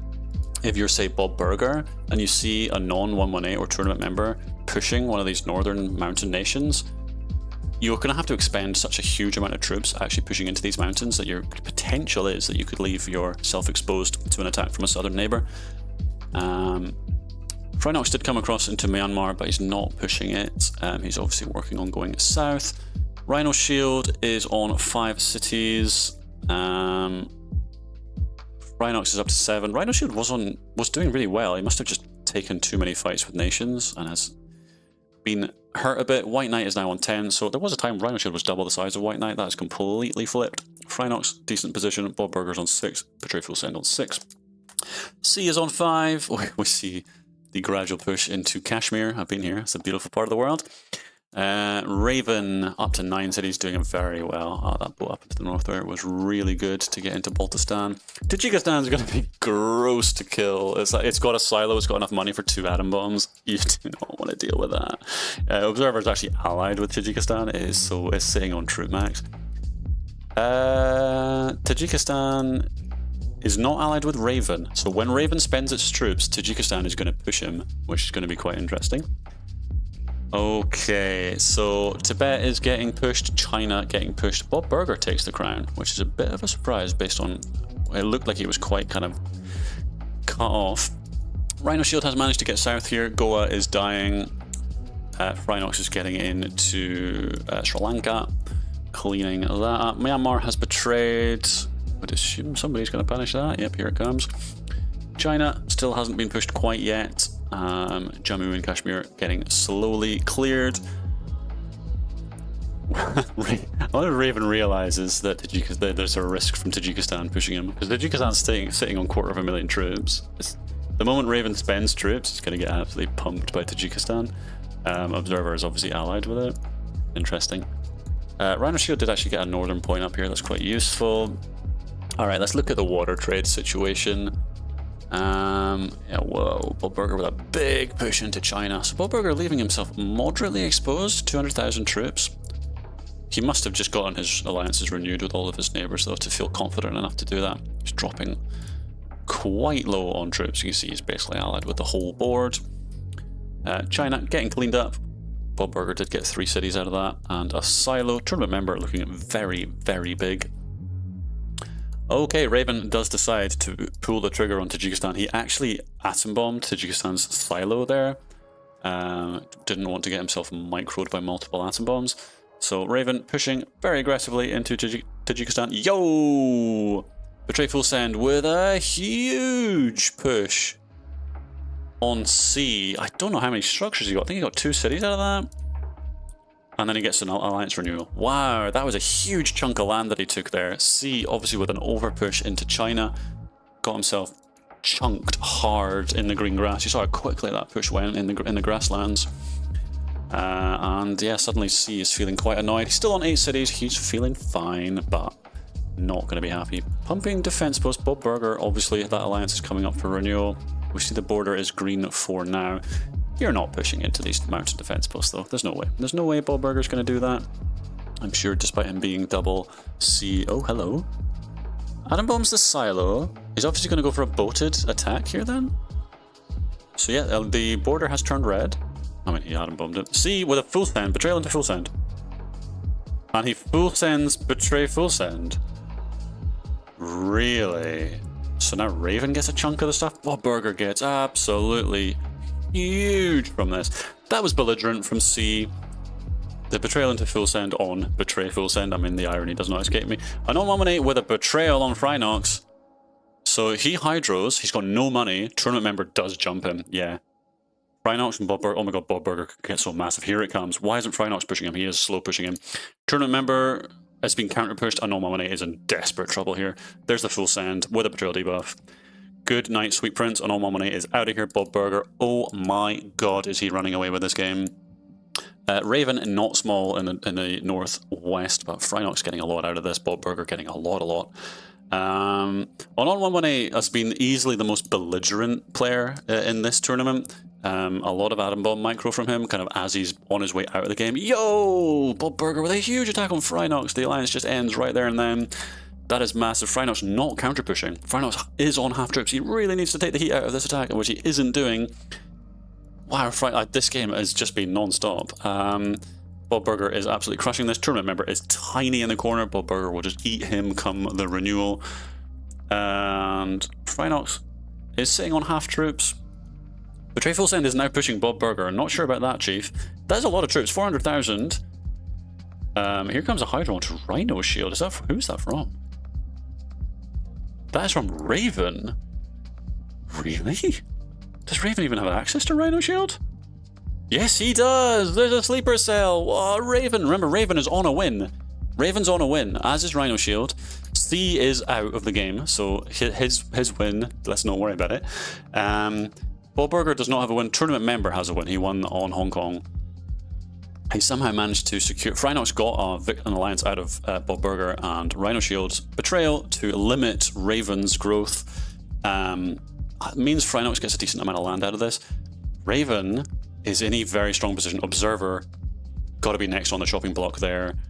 Frinox also quite fragile. White Knight also quite fragile.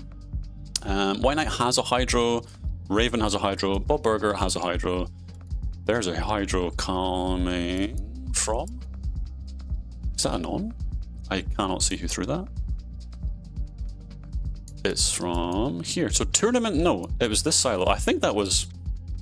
Buddy, I have absolutely no idea. Somebody from across the map is hydroing Raven. That is simply because Raven is at risk of winning the game and therefore the tournament because he is on a win. Just to highlight, Bob Burger does not have a win. White Knight does not. Observer does not. Betray Full Send does not. Frinox does not. So out of this endgame, the most important person to not be allowed to live... How is there a tribe still alive down here? Seriously. The most important player to not be allowed to live would be Raven. Some interesting city spam going on down here. Rhino Shield. Bob Burger in an absolutely just commanding position in this game now. Very, very sensible of Mr. Burger to leave these ports alive and re-ally with this guy, because all of these ports on all these rivers, you want them to be trading with these ports and not going like all the way down here because it would just take so long. So we got 11 minutes to go. Raven Hydro's Betray Full Send, who did Full Send, and there's the betrayal. Yeah, so the betrayal there makes a lot of sense because he wants to deny Raven the land. Bob Burger, obviously the primary beneficiary of this. Raven gets some out of it. It is always annoying when people do this, but in the context of this tournament, it makes complete sense because Raven is one win away from winning the tournament. Bob Burger, with that push, now gets borders with Observer. Frantic ports getting constructed here to put warships out to stop any incoming transports. There's the warship. I think they must have buried the hatchet here. No. No alliance there. Bob Burger is not allied with Observer. Just decided to not continue that push. In terms of money, Bob Burger looks like he's going to be the first to a Hydro. What is Betray Full Send doing? He's only on 1.7 million gold. He really should be factory trading. There's still 10 minutes to go. So yeah, Bob Burger is... No, Betray Full Send is microing Raven from the nuke land. Yeah, Bob Burger is contesting the warships here. Observer has 3 warships in the water and only 1 million gold, so he cannot hold this for very long. These warships over here are escalating his warship price, and they're not obviously doing anything over here. Bob Burger on 2 million troops and almost a Merv. White Knight very quiet in this game, hasn't been able to do a great deal. Bob Burger absolutely in a commanding position. He's 2.5 times the size of Raven. I would be absolutely astonished if Bob Burger doesn't win this. He has broken through here. Yeah, he's going to get all of Observer stuff here. And if you're Observer here, you let him. Observer should not betray to give his land to Raven. You want Bob Burger to win. You do not want Raven to win. Alliance ends with White Knight. Bob Burger says thanks very much. I mean, yeah, he's just in such a good position. There's no way he doesn't win from here. He has a Merv in the pocket. He will I mean, he can't betray Raven because there's still a lot of troops. Like, Phrynox has 1 million troops. Raven is eliminating these trade partners of Bob Burger's. So Phrynox betrays Bob Burger. That is a choice. So Raven also betrays. Go, go, go is signaled. That will be the cue for Observer surely to jump on Raven. Why Bob Burger isn't Merving Raven is a bit of an astonishment to me. I don't know why there's no bombs in the air. There's Observers, counter push onto Raven. I feel like Raven should have been in a position to instantly hydro that. That was the only thing that Observer was going to do there. That should have been hydroed instantly. Raven's on 40 cities, Bob Burger's on 44. I'm amazed Bob Burger didn't Merv Raven there. Honestly amazed that didn't happen. Phrynox is kind of a non-entity. I mean, he's not small, he does have 1 million troops. Raven 1.5 million troops, Bob Burger 1.8. Observer squeezed his way back into the contention here, 750,000 troops. It's not nothing, but realistically, 8 minutes to go. This one still has a long way to go. Rhino Shield has been pushed onto these islands. What these are? Some of this is the Maldives, although in reality the Maldives are like way over here, but they've been included on this map for some reason. Okay. Yeah, chat are asking me to check in on the island shenanigans. Yeah, I mean, Phrynox obviously has a ton of stuff here. Obviously, this could be like all atom bombed very easily. Get very high value atom bombs out of that. Rhino Shield has 10 warships. Oh, big push. Bob Burger has betrayed. There's the Merv in the air. That's going to be on Phrynox. So this is the game-winning push here from Bob Burger. Is it enough? Hydros are flying. Phrynox is getting double hydroed. Observer is now pushing Bob Burger. Raven's down to 13 cities.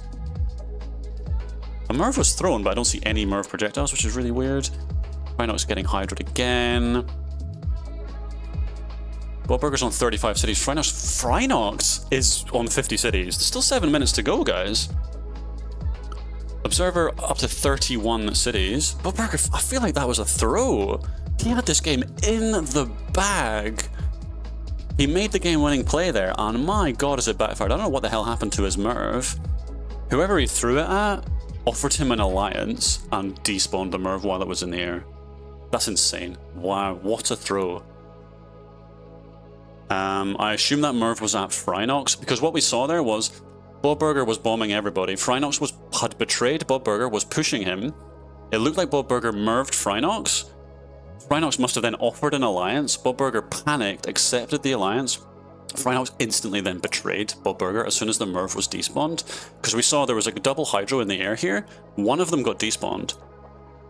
And I think a Merv got despawned as well. I think Phrynox completely cooked Bob Burger there with taking an alliance while the nukes were in the air. Holy crap. That was insane. Check the mods. Oh, there's no Mervs, you dumbass. Oh, Barry, you're a fucking idiot. Yep. Never mind. Oh my god, I'm so dumb. Best caster ever. Mervs are disabled, everybody. I'm a moron.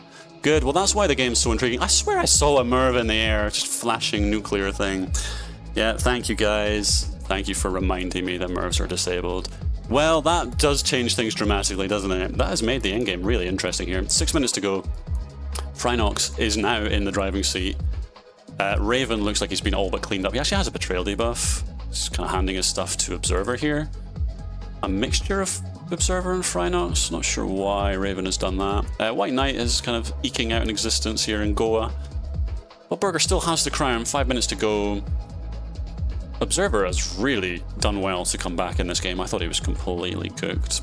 Now we've got some very small mitos happening with C and tournament member. Obviously they're just feeding Bob Burger.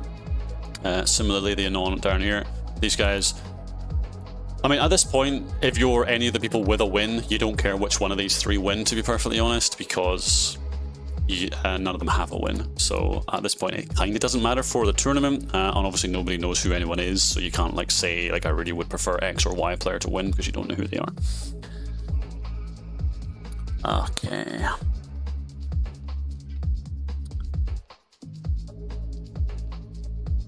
Yeah, my chat are roasting me for not realizing that Mervs were disabled. Yeah. I thought Bob Burger completely had it in the bag. Just Merv, Frinox, and push west. He still did some kind of funky accepting an alliance because there was double hydro inbound on Frinox and only one of them landed. And then he was pushing Bob Burger without a betrayal debuff, and then like 3 seconds later he had a betrayal debuff. So Frinox definitely got an alliance out of Bob Burger, despawned an incoming hydrogen bomb, and then betrayed him and kept pushing him. It was really clever. A bit of a fumble from Bob Burger. I'm not sure if he maybe just didn't have enough silos, because he had tons of money. He had like 30 million gold. He should have been hitting like way more hydros than he was. So just shy of 4 minutes left. In terms of troop maxes, Observer and Frinox hovering just around 2 million troops. I mean, they're all almost exactly the same size. Frinox is slightly bigger in cities, but Bob Burger has way more land. And obviously pushing Bob Burger because of these mountains is pretty tricky. Interesting stuff. We see a lot of silos going down on borders. Got a silo here. Yep, there. Who is shooting observers? A Rhino Shield is just like, no, you're not getting that silo. Okay, Observer only has a single silo. That's a mistake. He's only got 5 million gold though. So the playmaking potential from Observer, not very high. Frinox, 5 silos and 10 million gold. Bob Burger, 5 silos, only 6 million gold. We are not going to see very many hydros in this endgame. I'm looking at the borders. Those borders are green. Borders are green. So everyone is trading. Everyone's trading with everyone. Obviously, we don't know what these island guys are doing. I'm not seeing any piracy going on though. Like White Knight, no warships. Rhino Shield, his warships aren't like buzzing about. So there's no piracy happening. 2.5 minutes to go. The incomes are going to be off the charts with just the sheer volume of water trade. Like, let's just look at the amount of trade that's in the water. But on 118, looks like he is pirating a bit. Huh. Okay, he might be stealing tournament members' trade because he's not allied with him, or Observer. Yeah, so anything going that way, he'll be stealing some of it. These little mitos are not getting a great deal achieved. Bob Burger has connected quite a nice trade network with these 2 mitochondriae. In terms of who's going to win this, I mean, it's anyone's game, honestly. Wow, Observer getting microed here pretty brutally. Who is that? Is that an on? Oh, it's C, just randomly killing Observer's silo again. My god, he tried to put a SAM under it as well, so that's just even more money down the drain. That was 4 million gold lost there for Observer. You died. No, I'm not playing, Ryani. I'm just casting. Don't you worry. I did not qualify for the finals, although I only played 2 out of 10 of the qualifiers, so that's my cope right there. If I'd played all 10, of course I would have qualified. No, my priority was to cast this. I was more interested in casting the tournament and participating. This time round, we'll see what happens in the next iteration. All right, we're into the final minute of the game here.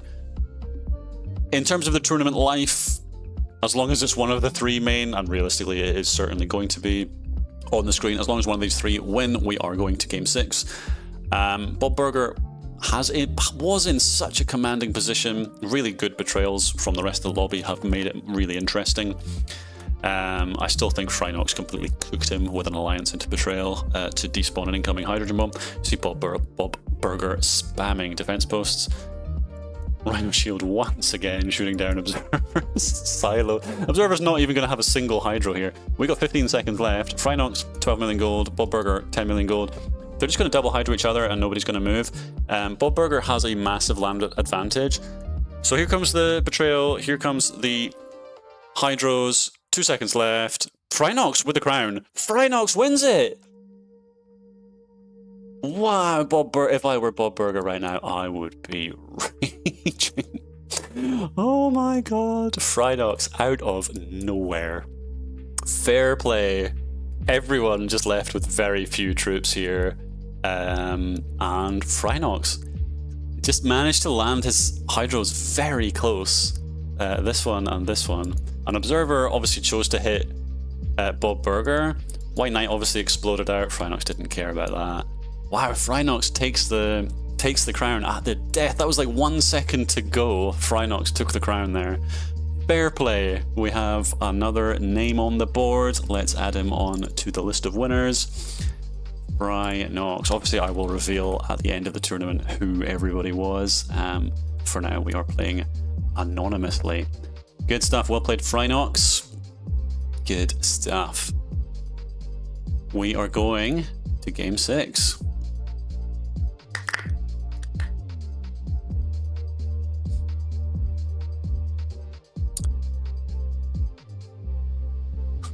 People in the chat are saying everyone's going to win a game. I mean, it might happen. It seems it's less and less likely, right? Eventually, like you only lock people down for so long. All right, let's see what game 6 is. We're just waiting for the map and modifiers announcement. I can't believe I missed it. Nerves were disabled. That's funny.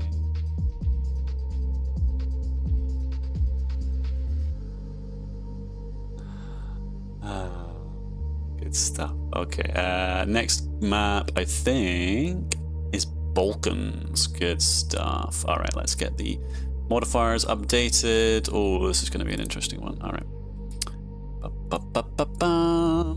Let's jump on here.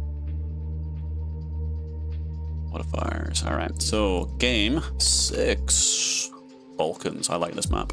I think Balkans is really cool. Quite like Indian subcontinent. I definitely want to play it more. A lot of these V32 maps, I've only played them once or not at all. How long are we looking on Balkans? 21 minutes. Let's have a look. It is nations enabled. Starting gold 1 million. Okay, starting gold 1 million. And there's PvP immunity for 3 minutes. Wow.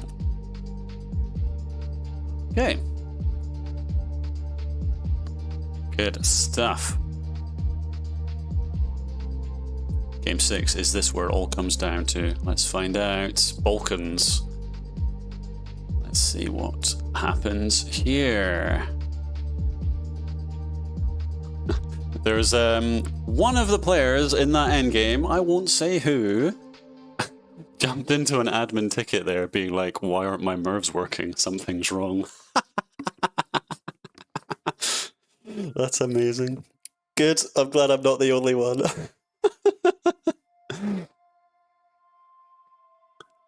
Who do I think is going to win the tournament? I think Raven is going to win the tournament. I think Raven's been consistently the best player. Considering I think he won game 1. He was very close to winning one of the other games. And he's consistently making it to the end game. Yeah. I wonder who says Ironfire. Yeah. I mean, honestly, Eric, anybody could win. Anybody could win. These are all very, very good players. As you're seeing, like, they're really agile and reactive. When it looks like somebody's going to win, you see, like, 3 betrayals and everyone's jumping on them. Like, this is what's really interesting. Like, when the game has, like, 7 or 8 minutes to go, you see some really clean, like, dynamic, temporary teamwork going on to shut people down, and then the game kind of enters this like very fragile piece again. Somebody makes a move, everyone jumps on them again. That's really cool. That's really fun to watch. What is horrible to watch is people doing absolutely nothing until 30 seconds before the end. So it is really fun to see people trying to make plays, and then it's really cool to see the lobby like just shut them down. Eric says he thinks Frinox will win. I haven't seen too much of Frinox right up until that last game. I feel he got a bit fortunate with his win there. I mean, when all hell breaks loose, everyone's merving, everyone's hydroing everybody, everyone's got a betrayal debuff. Anyone can win in that situation. They were all reasonably close on land area. obviously both of them pushed the Crown, who was 50% bigger than either of them. So in the end, it was the one of those who just squeezed it out. You saw Observer took the Crown like 5 seconds after Frinox got it. So if the game had just been a few seconds longer, it would have been Observer's game. C'est la vie. Okay. Somebody's asking, what are some tips and tricks that you can give for somebody that's just started playing? I would prioritize your troop regeneration. That is the #1 tip I would give to anyone who's first playing OpenFront. So the way that troop regen works in OpenFront is you start with very few. Your regen starts off very low. Then as your troop bar fills, your regen increases up to a point. So if you imagine like a graph, it starts very low, then it climbs and it climbs, it climbs. It peaks at around 50 to 60%, then it starts to fall off again. And then as your troops go from 60 up to 100%, your regen drops off dramatically, and the last few percent are very, very low regen. So the best thing you can do is sit at around 30 to 40% of your troop max. That is where you're at optimal regen. That would be my #1 tip for a beginner of OpenFront. Understanding how troop regen works is huge for doing well in this game. You'll see these players almost never drop below about 20-25% of their troops, certainly not when they're doing expansion. You will see them pushing very, very aggressively. You'll see full sends, you'll see like 90% attacks. These guys know what they're doing inside out. These guys are like immensely experienced. There are many thousands of games played in this lobby in total across all 10 players. So these guys will be doing things that are beyond what I would recommend a newer player to do, but it's still fun to watch. Some of the full sends, like, yeah, I mean, I do my best to explain why they're doing and what they're doing. A lot of it is to do with how the game state is in that exact moment. They want to make sure that X or Y player doesn't get their structures, that type of thing. Okay, let's focus on this game. We are on game 6, was the Balkans, and we've got an on-118 with a very nice Italian spawn. Rhino Shield is looking like he could clean up a lot of the kind of northwestern Balkans here. Observer there, going to get absolutely huge. He's actually worked his way along the river here really well, so he's cutting off a huge chunk of the map here. C, very central, looking pretty good. Same with Bob Burger. Bob Burger loves a central spawn. Stray Full Send and Frinox. Frinox loves a corner spawn, and he is there. Tournament member, I just knew he would be down here in the other corner. White Knight controlling a really pivotal water network here. I've seen phenomenal piracy here. We can see he is actually pirating. Water trade here, I think he's pirating from Ukraine. He's not allied with Frinox either. So Frinox's ports right now, and this port from Ukraine, and the multiple ports from Transnistria, that's all getting pirated by the single warship from White Knight. Oh my god, that's a huge play. Tournament member is going to get huge in Turkey, and he's already crossed the Aegean into Greece as well. This is a 1 million gold start with nations enabled, so all the nations also start with 1 million gold. That's why we're already seeing a ton of structures. It does mean we have a massively accelerated start as all the players start to smash the nations for their initial structures, and then what you do then is you stop your attack on the nation, because a nation will only start building structures again when it's not under attack, or at least a nation will build defense posts if it is being attacked by an attack which is greater than 35% of its troop max. There you go, little piece of pro trivia for you there. So as long as you're slow pushing a nation, it will continue to build structures. If you are hard pushing the nation, it will only build defense posts. So the best thing you can do is either slow push it or stop your attack entirely and let the nation build more structures. Nations are beefing here. Rhino Shield is going to get disgustingly big here. Oh my god, he has got access to 5 nations to his west here. It's insane. Observer with a huge attack east here. I don't know, he's massively over attacked there. He does get a troop refund. Tournament member getting really big in Turkey, as we suspected. White Knight is still pirating for days. Is he allied with Frinox? No. So White Knight is sustaining tension with Frinox, stealing all of his trade. Frinox will be furious about this. He's basically earning no money. Obviously, some of his trade is heading up. Is this the Danube, I think? West. So he's not losing all of his trade, but all the trade that goes south is getting pirated. It's pretty gross. Anon 118 is taking over Italy. He's going to get a decent size out of that because he can work on both Sicily and Malta over time. Rhino Shield, oh my god, is he going to get big. Bob Burger and Raven looking at a solid amount of train trade. Raven up is 17 cities. Wow, Greece is getting big. Bob Burger's on 11 cities. Rhino Shield gets himself atom bombed by a nation. That's because they're wealthy. Montenegro is getting cleaned up. Yeah, so what Rhino Shield is doing here is he's cutting across to the Adriatic, and then he'll just work his way up the coastline here. I'm a bit surprised nobody's boated up onto these islands to try and gain access to these nations like Raven or Anon 118. Like, if Rhino Shield is allowed like 3 or 4 minutes to clean up all these nations, he's going to be disgustingly big. I half expect Phrynox to start bombing White Knight. Oh, he's allied. He has allied. Eventually, White Knight has decided, okay, well, I'm done pirating you. He's missed this bot over here, which is a little bit careless. Okay, let's have a catch up with the chat. Bob Burger really threw the last game. He should have hydroed Raven and ended the game. I felt like it was in his hands. I was watching the game through the eyes of somebody thinking there were Mervs on the board, and there weren't. So yeah, that was a bit of a mistake on my part. I still think Bob Burger should have won it. Yeah, definitely agree with that though. Okay, C gives a global left. Yeah, he's basically saying to the world, look at Rhino Shield, he is going to get huge. Raven does finally push up here to get into Montenegro. There's still no boating. Like, these are wilderness islands here. You could just boat onto these for free. Like, you're not risking getting shot down. Like, if you boat into a nation, it'll sometimes respond with a transport. Finally, Anon 118 boats across here. I do not understand why he's taking so long doing this. He's actually allied with Malta, but he's not pushing Sicily. He's allied with Malta, which means he can't push south, and obviously there's warships stopping and boating into Sicily. He does finally boat across here, so Rhino Shield is pushing into Slovenia's betrayal debuff. Observer did boat in here, a bit of a funky boat, so he just got water access here, got down the river over here and boated across here. This is going to gain him a ton of structures into the Austrian Alps here. Yeah, denying Rhino Shield a bit, but he's still got the crown with 25 cities. I feel like that was a mistake. I feel like that was a lack of observation from the lobby, if I were going to be honest. I feel like it was very clear from the start that Rhino Shield had carved off a stunning amount of the board to himself.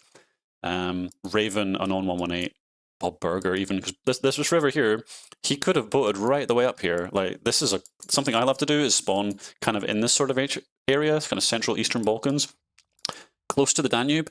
Send a pixel really early all the way up into the corner here and up here somewhere, and then use these as later launching points. Definitely should have been done. Nobody did it. Rhino Shield, as a result, has a huge advantage. It's not game deciding, right? He's big, but there's a long way to go. They didn't see it coming. Well done, Eric. They didn't see it coming. Yep, we're here all day, boys. All right, let's have a look. Do a little health check. Raven, 27 cities, quite a decent size. Anon 118 is only on 8 cities. He has finally let his alliance go with Malta. Anon is... Oh my god, that was a whiffed atom bomb and a half. Wow, he failed it. How can you miss from here? That's astonishing. He does manage to catch that one. Oh, Raven with a hydro onto Bob Burger. And C also coming sweeping in here. Oh my god, so Bob Burger just getting cooked right off the bat here. Yikes. Raven, remember, has a win. C has a win. Rhino Shield has a win. So this is interesting. We've got 3 players who are on tournament point, all in phenomenal positions in this game. 30 cities, 27 cities, 29 cities. Observers on 13. Betray Full Send's on 33 cities. He is not small. He has cooked Phrynox, though. I completely missed that. White Knight, 23 cities. Yo, Rhino Shield gets in on Anon 118, who's betrayed in Full Send. Yeah, absolutely cooked. Wow, I mean, Anon, I don't know, sloppy. Just sloppy. He was very slow to boat up into Montenegro, Croatia, Slovenia. He had access to all of them. He just never boated across. He allied with Malta for a reason I cannot understand, and then he's let Rhino Shield boat into him here. That's just sloppiness. Anon's down to this one tiny little island here. Rhino Shield in a phenomenal position on 42 cities now. Wow, that was so many structures, and his potential to get a few more off of Malta here. Yep, he's boating in here. Going to get a couple of million extra. Okay, so that does change the dynamic. That makes Rhino Shield the out-and-out favorite, I would say, for now. Obviously, everyone else on the lobby knows Rhino Shield is on a win. But so is C, and so is Raven. White Knight with a Hydro play onto Tournament Member. Let's not forget, Tournament Member also has a win. White Knight does not. Oh, the silo does get built in time, so that he does eat a Hydro. Tournament Member could Hydro again. Remember, he's got all these islands. He could double Hydro. I suspect White Knight is probably offering him an alliance, like, please, please, please, please, please ally with me. Does Tournament Member ally up with White Knight here, or does he say, screw you, buddy, I'm going to double Hydro you? They're not allied. I don't see any silos anywhere. He's on 11 million gold. He's got 5 ports. He's still trading. White Knight's probably terrified. Bearing in mind he's got borders with people with millions of rips. Observer also very terrified. Whichever alliance ends with Rhino Shield or C is obviously just going to eat Observer for free, basically. Tournament Member still not allied with White Knight. White Knight's just letting his troops regenerate. White Knight is not building a silo. We see he is still fighting.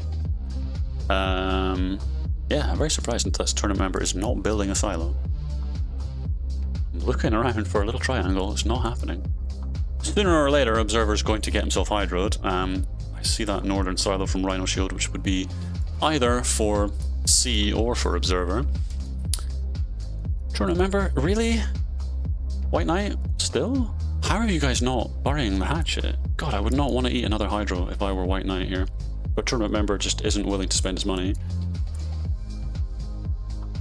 This is going to be a really sticky endgame. We've got 4... White Knight's big, 32 cities. Realistically, 5 equal-sized players here. Rhino Shield's slightly ahead. He's very wealthy. Good train trade happening through the center of the map here. Raven once again very consistently in great train trading locations. C is in a fantastic position as well. How that factory isn't connected to this city, I mean, I do understand it. Really need to kind of graphically explain it though.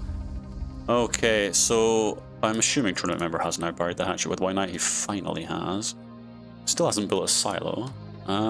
We've seen Tournament Member come back from worse. Yeah, there it is. The alliance ends with Observer and good night, sweet prince. He does try to betray to give some of his land away, but realistically, yeah, Rhino Shield just gets all of it. Nice. Croatia's still alive. Why is nobody boating into these little pixels here? These are all wilderness islands you could easily boat into. Who's that boating all the way down there? Croatia. So non-118 still playing? No, I think it's been fully eliminated. Yeah, we don't see one here. Romania is still alive. Got a city there. Malta also still alive. Because it's about this warship. Wow, there's actually 5 million worth of structures there. It's definitely worth putting a warship down there.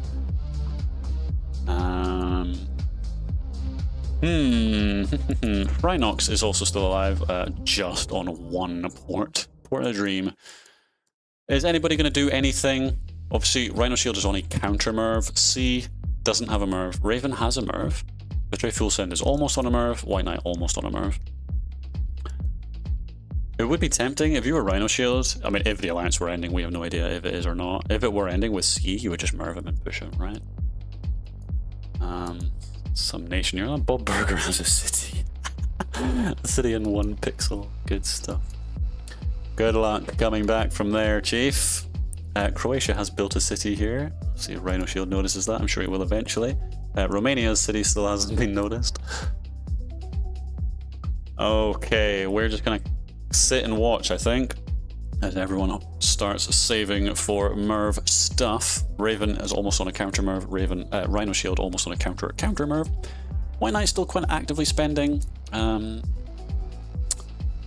terms of the ports, Rhino Shield's on 33, Betray Full Send's on 29. What the hell is that? Aha, that is Betray Full Send giving Bob Burger some land to work with to let him be a more effective Mito. Which is actually really beneficial. I wish more people would do this in public lobbies, leaving people alive.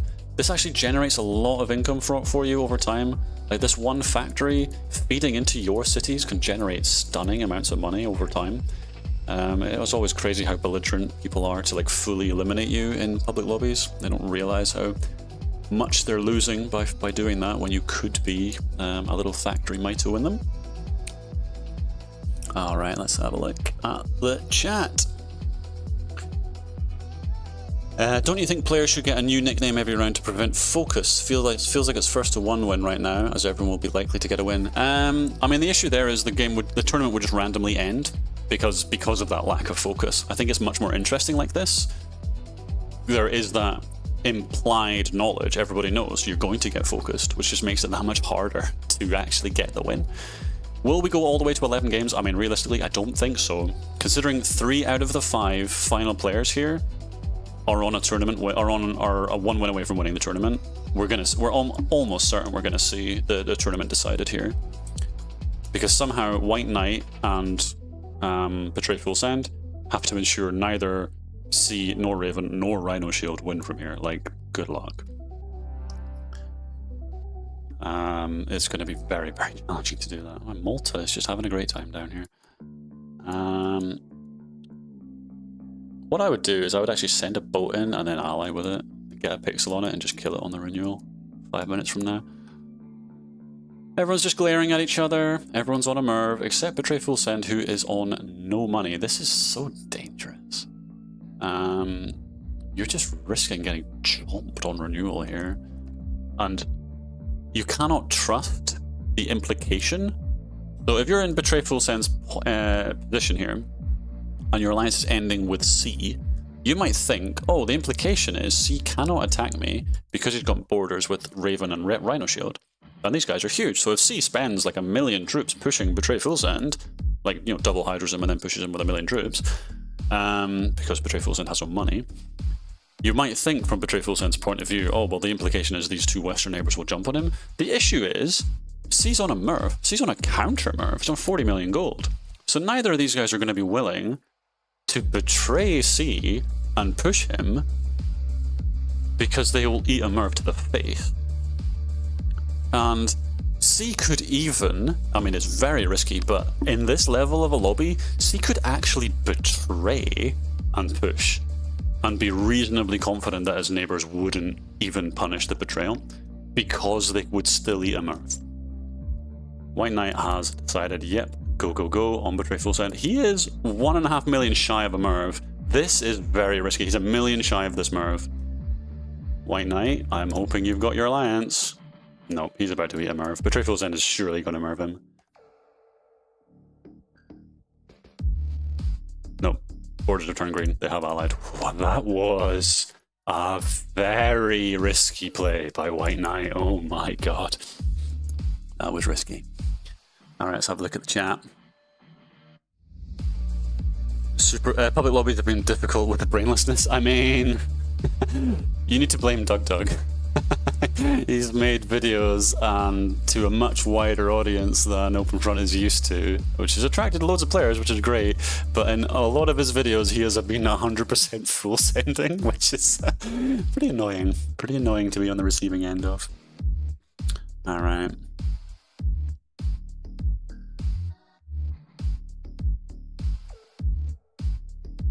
Rhino and Raven are going to Merv each other.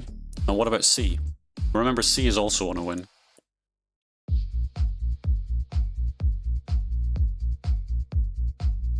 I think Rhino's going to play for a double Merv. Rhino's currently on double Merv. He's on 65 million gold. He can double Merv, which will make the third Merv 55 million. Raven is on that counter Merv. So he can't do it. White Knight also on the counter Merv. And yeah, we see Rhino Shield spending. He's putting down a ton of defense buffs. Everyone's going mad on defense buffs. I'm almost certain the tournament's going to end right here. I cannot see a world where one of these 3 doesn't win it from here. You can't shut down all 3 of them. It's just too much. There's too much here. I mean, there's a lot of money on the board. 2 minutes to go. 2 minutes to go. Everyone's on the 55 million, so that's the third Merv, including White Knight. Betray Full Send is just like, okay, peace, I'm out. He's spent all of his money. He's on 72 cities, so he's got one of the highest troop maxes. Are we going to see somebody betray to double Merv? We will see. This, I mean, anything can happen. There are 4 players on the board who can double Merv, and 3 of them have to die. I mean, it's anything could happen. Anything could happen. Isn't Murph 40 million right now? Was a Murph thrown earlier? I don't think so. No, there's not been any Murphs yet. Unfortunately, I can't check. For some reason in V32 they've stopped observers being able to see what the bomb prices are. 1 minute to go. This game's about to explode to life. The tournament is on the line. Rhino Shield, C, and Raven all have a win in the bank. Tournament member has 300,000 troops. He's not going to have any effect on this. White Knight bombing himself. Not entirely sure what that is. No idea what he's doing there. 45 seconds to go.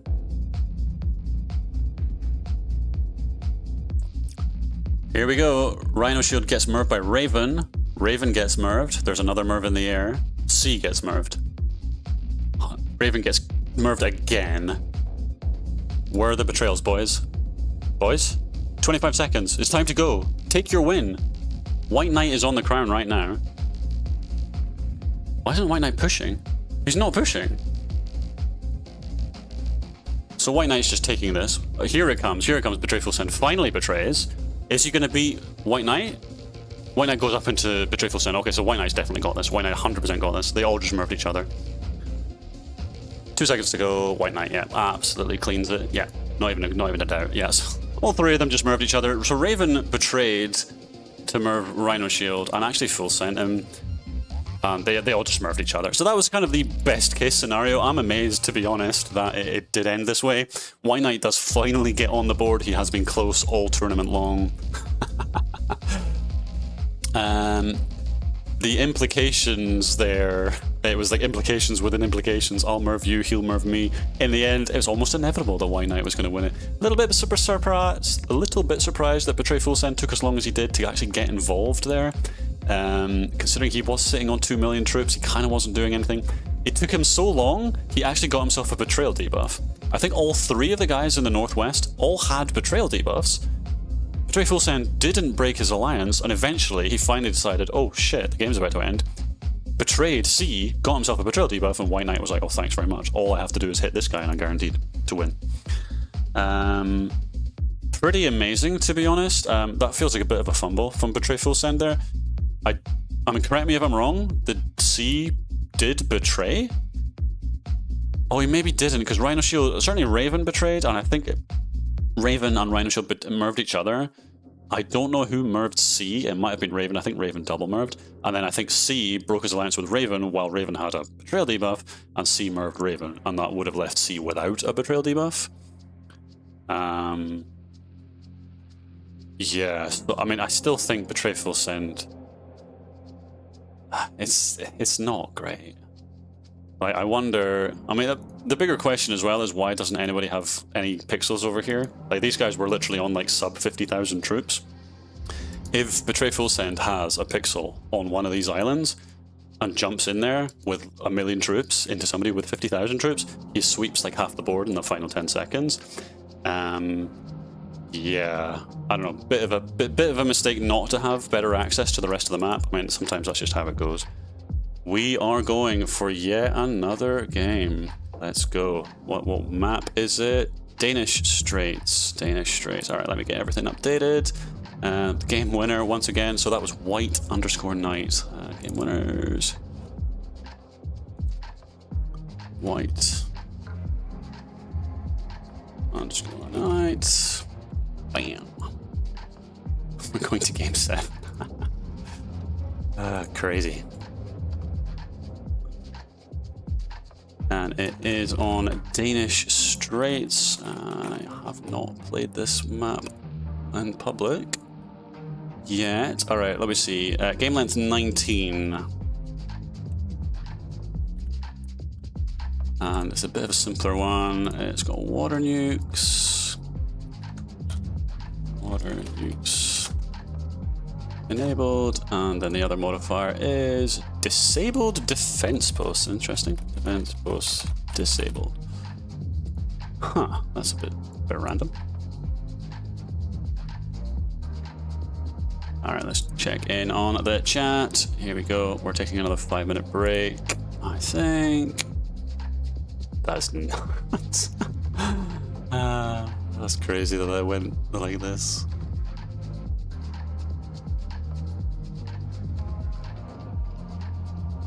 Rhinox got absolutely fried in that game. Just gone. Gonzo. Dunzo. Didn't even see him die. Flex says he bets Rhino wins the next game. I mean, he couldn't have asked for a better start. Wow. Somebody in the chat says Betray Full Send doesn't know how to play the game. He did make some pretty questionable decisions there, I have to say, certainly in the end game. Who double merved Raven? I think he got one each from Rhino and from C, because Raven had a betrayal debuff. He was the first to go, which means you have the betrayal debuff, so then everyone can betray you for free.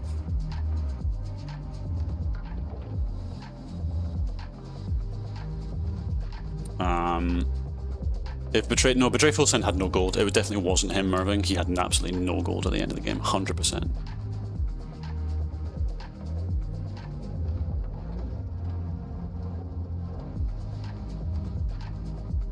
Alrighty.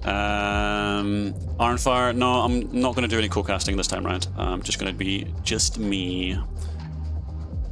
Let's see, where are we? Do we have a game link yet? I think we're taking a bit of a break, aren't we? Because we're waiting for Mr. Raccoon.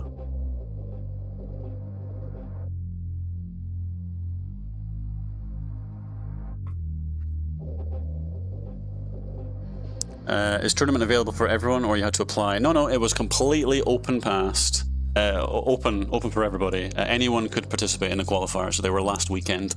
So yeah, absolutely anyone could have played. We had something like 40 or 50 people in the qualifiers. Jark saying it's well past my bedtime. Yeah, man, I bet. What time is it there, dude? You're like, isn't it like 5 AM for you? Am I crazy?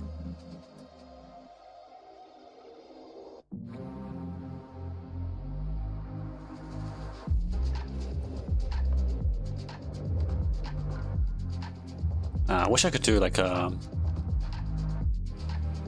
Oh shit, have we got a game link? I didn't even realize. There's no link. Did you link it? You haven't linked it. How can I be in the game? Oh, you have linked it. I'm just an idiot. That's cool. Thank you, Raccoon. Oh, we're missing somebody else. Alright, so 9 minutes, water nukes, no nations. Instant build is on. Is that wasn't on the list? That's not on the list. Okay, apparently we're playing instant build. That was pretty cool when we played it last time. I'm okay with it. Let's add on instant build then. Instant build enabled. Bam. Alright, we're in. Danish Straits, let's go. I'm almost certain this is the final game. I feel like it's like, there's no way this can keep going.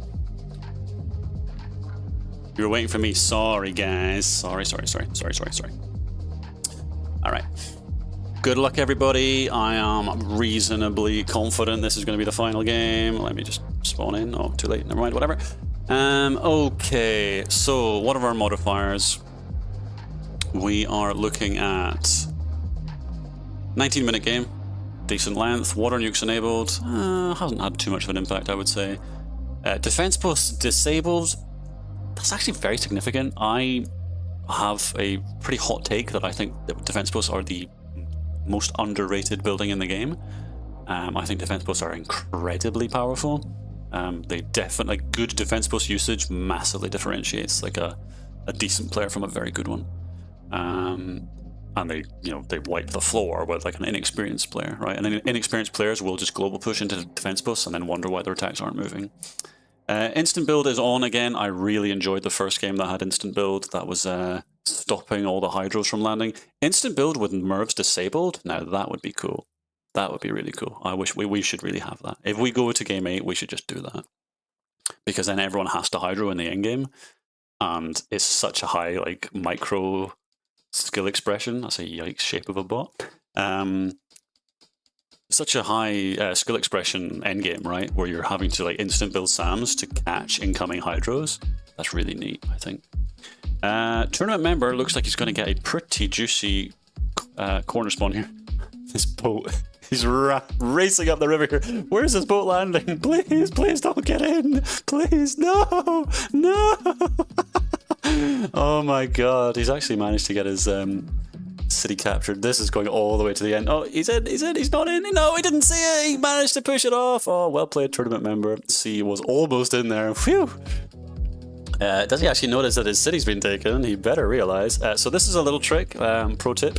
You can let a bot take your city, start deleting it. This will reset the cost of the city to the previous level. So cities start at 125k. The second city is 250k. Third one's 500,000. Fourth one is 1 million, and every city after that is 1 million. What you can do there is you have a city. Your next city would be 250k, but you build it on the border with a bot.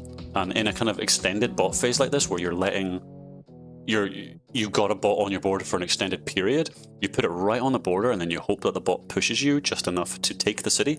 And then if you're on the 250k city, that will reset you back to the 125k city, or the other way, right?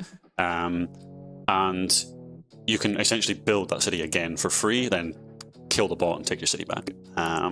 So just a little tip that you can do to get slightly cheaper early structures. Tournament member managed to do that. Obviously, there's always a risk that you get distracted and you just lose your city, but or somebody else comes sweeping in and kills the bot. You can also do the same thing for ports, which is a very common thing to see in competitive gameplay.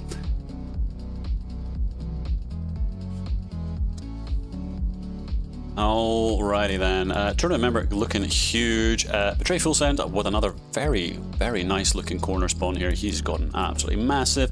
Raven, once again, very central. White Knight, central. Bob Burger, central. We've always seen these guys in the middle. And on 118 hasn't really managed to show up this tournament, in the finals at least. He played very well in the qualifiers. I was almost a spoiler there. Nope. Rhinox temporarily had the crown there, unsurprisingly. Tournament member does take it with that spawn. Rhinox is already pushing Rhino Shield. He's not getting any structures. Yo, Observer is pushing Anon. That's a very big attack. 250,000 troops into Anon here, who's not reacting. No reaction whatsoever. He finally does negate the attack. He's very slow there.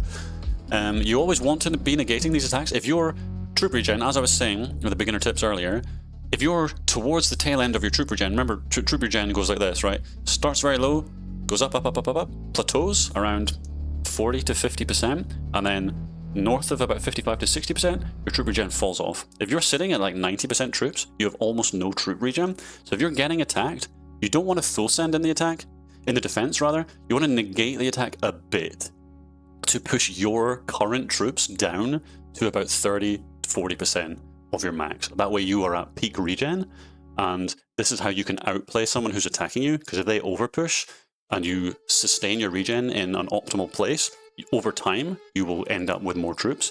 You just negate the attack a little bit at a time, a little bit.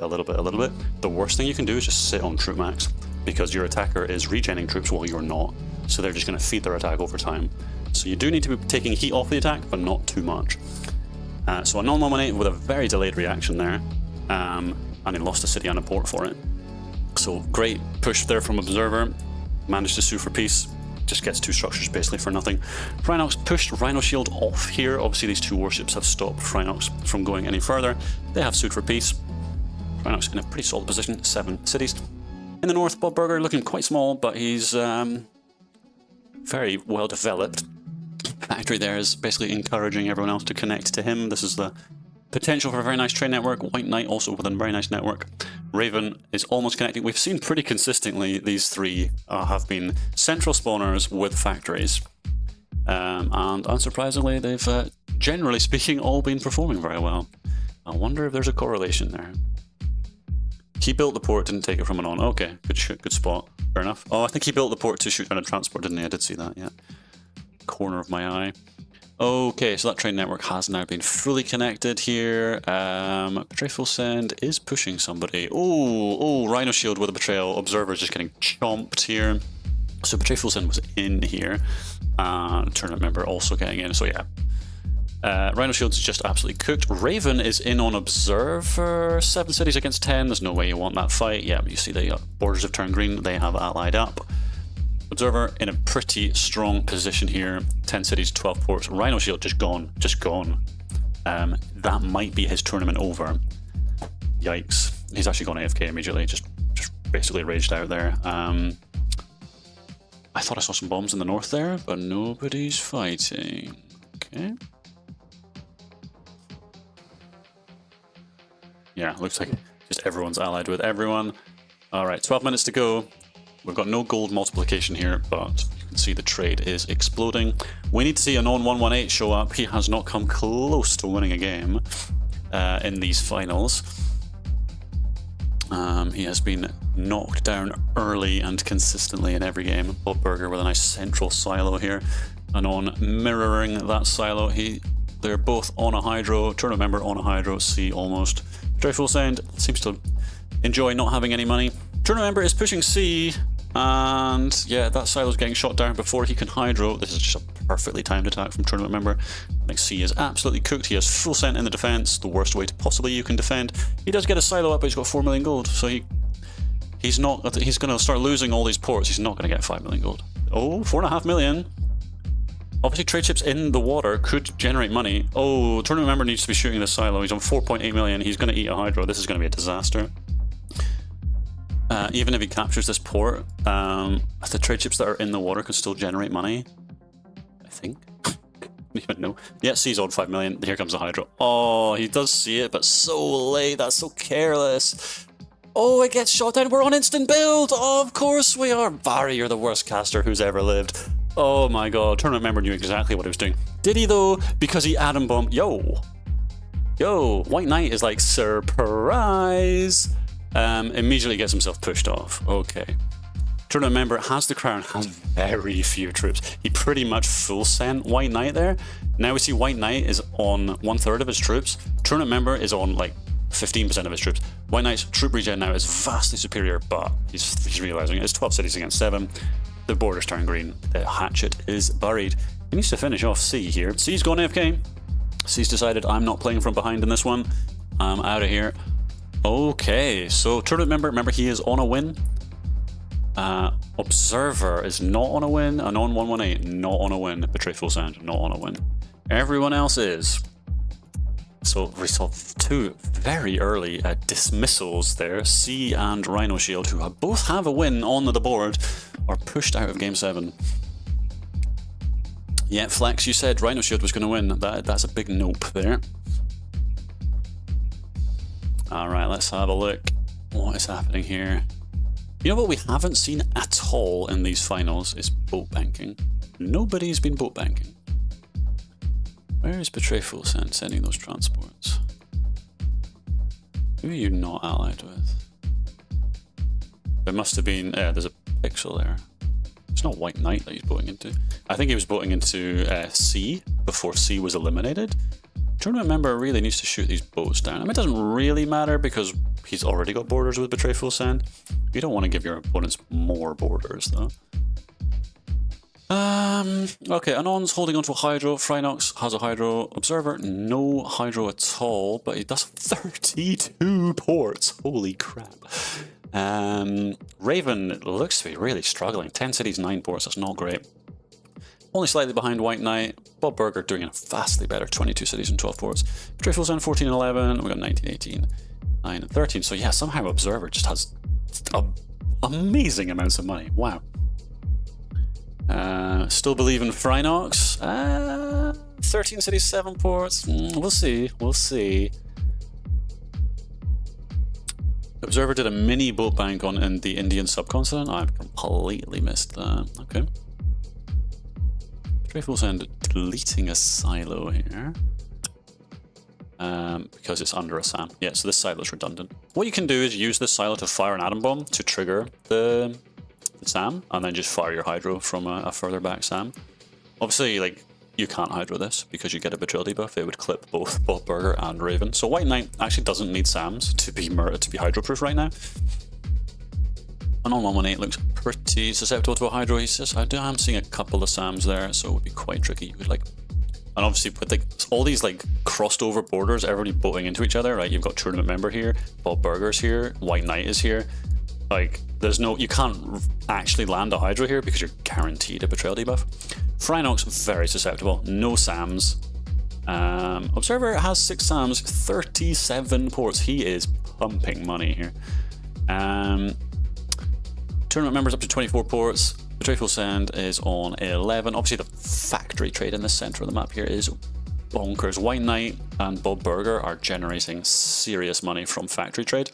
Bob Burger only has 1 factory. White Knight only has 1 factory. That is a mistake. That is a big mistake, actually. The optimal number of factories is 7. It's a big diminishing return after 7 factories, but under that, you're really cooking yourself. They're not spawning a lot of trains here. Yes, there are a lot of railways here. Raven's on 9 factories. Betrayful Send's on 9. Bob Burger and White Knight are missing a trick by only having 1 factory each. Now we see White Knight has added more factories. Okay, let's have a look. And on 118 is kind of a bit of self-trade here. Obviously, Observer has added on here. Phrynox is starting to add. The western side here, kind of the Denmark side here, a bit behind on the infrastructure here. The eastern side here is massively embedded with factory income. Look at this, just incredible train lines going on here. Tournament member is just on the edge of it. Somebody's trying to get a little pixel here. Whom is that? I think that's Observer. Oh, but it's water nukes. You can't do that. It's water.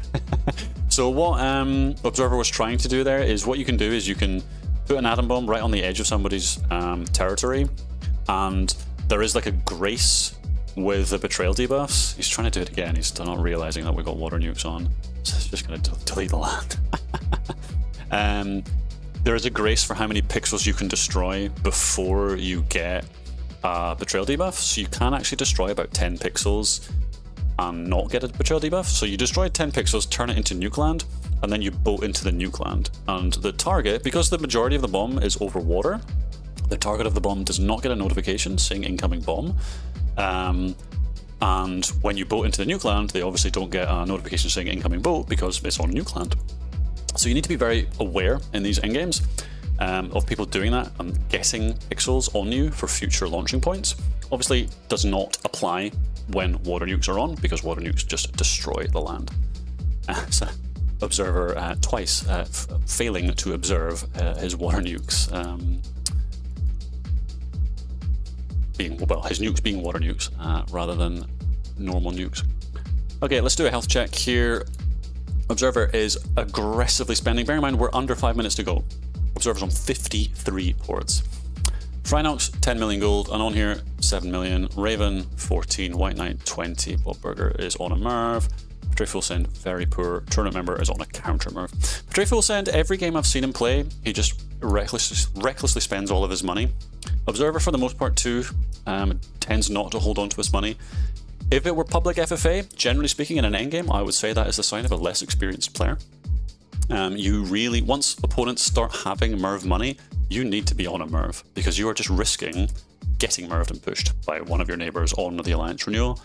Obviously, these guys are very experienced players.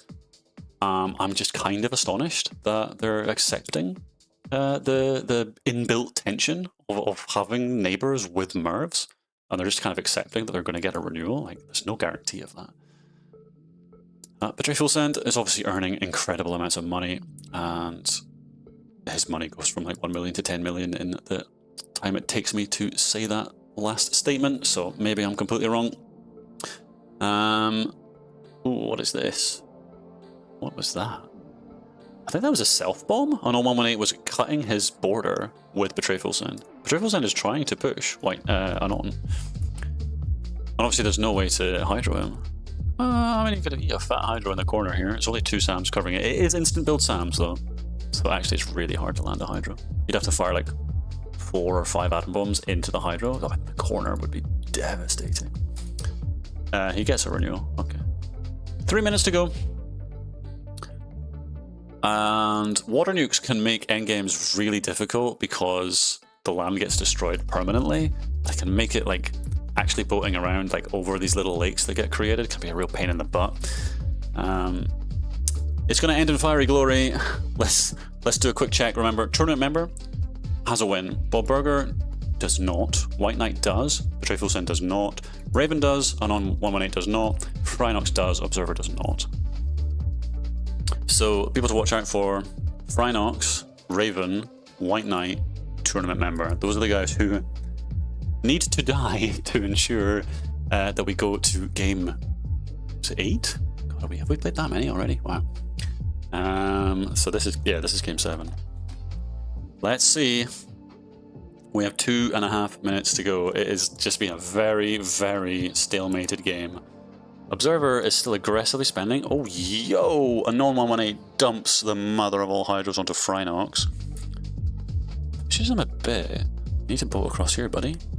Phrynox still has 600,000 troops. That's another hydro. Surely, come on. Sam! No! Phrynox, no response whatsoever. Phrynox is down to 85,000 troops. Anon is going to clean up here. Does Phrynox betray? I mean, inadvertently he does with that hydro, which gets shot down. So that invites Observer to just take all of his stuff. Raven, obviously going to clean him up as well. Betray Full Send, getting some of this too. Anon 118 does all the heavy lifting and is going to get the majority of the structures. Phrynox, forgetting that we're on instant build here, he could have easily countered that hydrogen bomb. So Phrynox is cooked. He's definitely not getting a win here. Anon 118 in a pretty strong position now. 40 cities. Tournament member is on 43, Bob Burger's on 50, White Knight's on 39, Raven on 43, Betray Full Send is on 75 cities. The thing is, with the relative sizes, everyone's more or less the same size, which means the attack speeds are going to be quite low. So are you going to bring this many troops to bear? I'm not so sure. Cryptix is back. Yep, a lot has happened. Nothing has happened. This has been a very, very slow, uneventful game. 50 seconds to go. It is all going to go mad. There's stunning amounts of hydro and Merv money on the table. I think Observer is in probably the best position. I mean, Observer can only really push Anon 118. Tournament member can go east or south, and he actually has... Oh, hello. So Raven pulls the trigger on tournament member. There's a betrayal debuff from tournament member. Doesn't react with a SAM at all. Betray Full Send and Bob Burger are pushing tournament member because he ate that. Oh, I think that was a self-hydro. Oh, we totally forgot about White Knight having access to him as well. So Bob Burger and White Knight are the primary beneficiaries of this, even though it was Raven that threw the hydro. And 118 has betrayed Observer, who is full SAM, spent all of his troops, and Observer wins. Observer wins because so much of the land in the north was destroyed by water nukes. Observer took the crown. And 118 was sitting on almost max troops into Observer, who had full SAM, and he didn't react. He didn't push him. He had borders here and here. Oh, I feel like Anon 118 has kind of fumbled that one. I thought Anon 118 was going to win that when tournament member... I saw tournament member was dying, and I saw Observer had full send. He had no troops while Anon was still on 1 million troops. Yeah, Anon 118, I feel... Bit of a misplay there on Observer, just snatches the win without doing really anything. I mean, he did start pushing 118, but he just full sent him. No bombs at all. And tournament member just got absolutely crushed. Feel bad for Raven. Raven actually made the play on tournament member, hydroed him really cleanly. Tournament member no response with the SAM, and it was Bob Burger and White Knight that got all the benefit out of that hydro. Betray Full Send, yeah, he went west and then eventually got himself eaten, but too little too late. So Observer gets the win in game 7. Fair play. Let's get the lists updated. We're going to game 8. This is absolutely crazy. Are we going to have 11 games? Are we honestly going to do this? Observer. This list is going off the screen at this rate. Alright then. We're taking another 5-minute break, I think. I'm actually losing my voice here. Jesus. Not been very well the last few days, but we'll get there. Oh, fuck.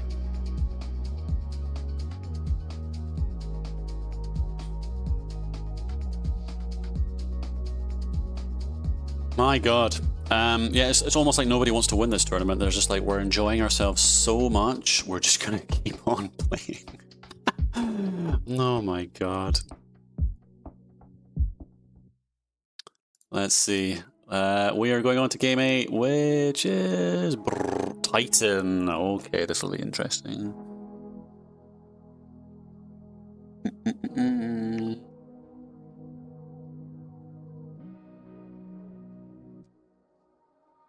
Titan. All right, it's up. Titan is only 17 minutes. Really? That feels very short. It's quite a big map. Let's see. Yeah, 17 minutes with 1 million starting gold. All right, that's what we're doing. That is what we're doing. Let's get game 8 up on the board. Holy crap. Game 8, Titan. This is a big old map. 28 nations. Game length only 17 minutes. And no water nukes. Didn't really notice the disabled defense post in the previous game. Nobody pushed. Nobody really did anything. Starting gold, 1 million. Oh, we have nations enabled as well. Nations. There we go. It's actually the wrong way around, isn't it?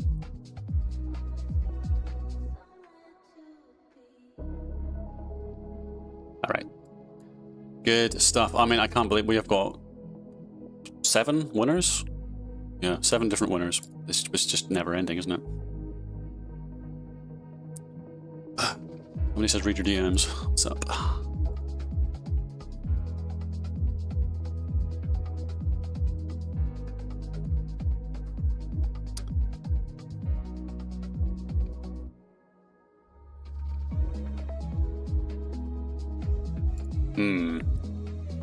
So Anon118 said he let Observer win.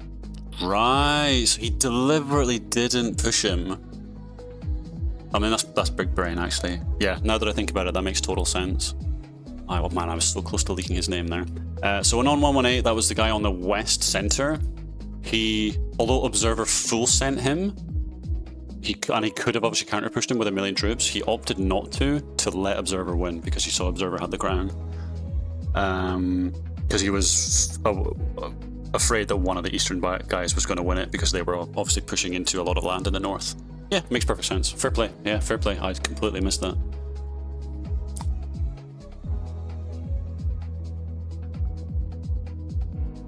Oh.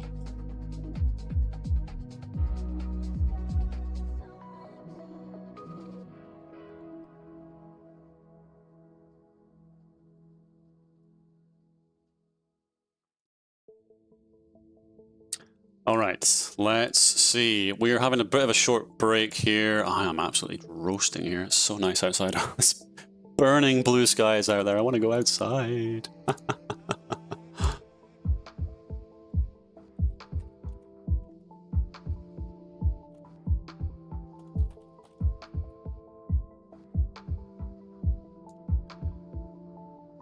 All right.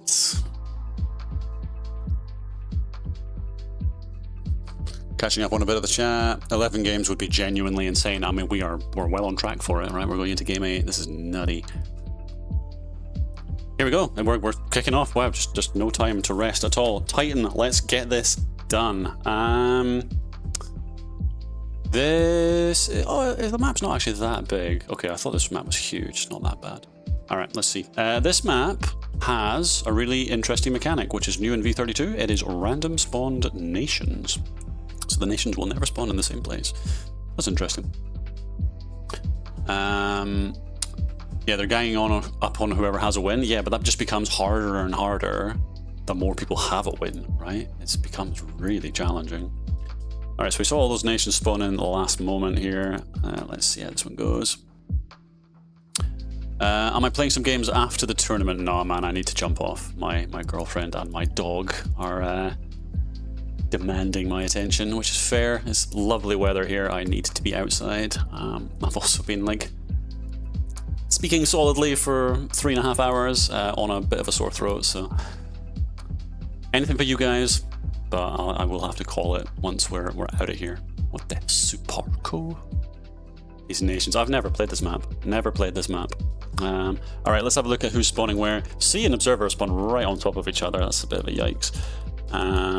Absolutely nobody in the south here. Stone keeping a purple aliens nation there.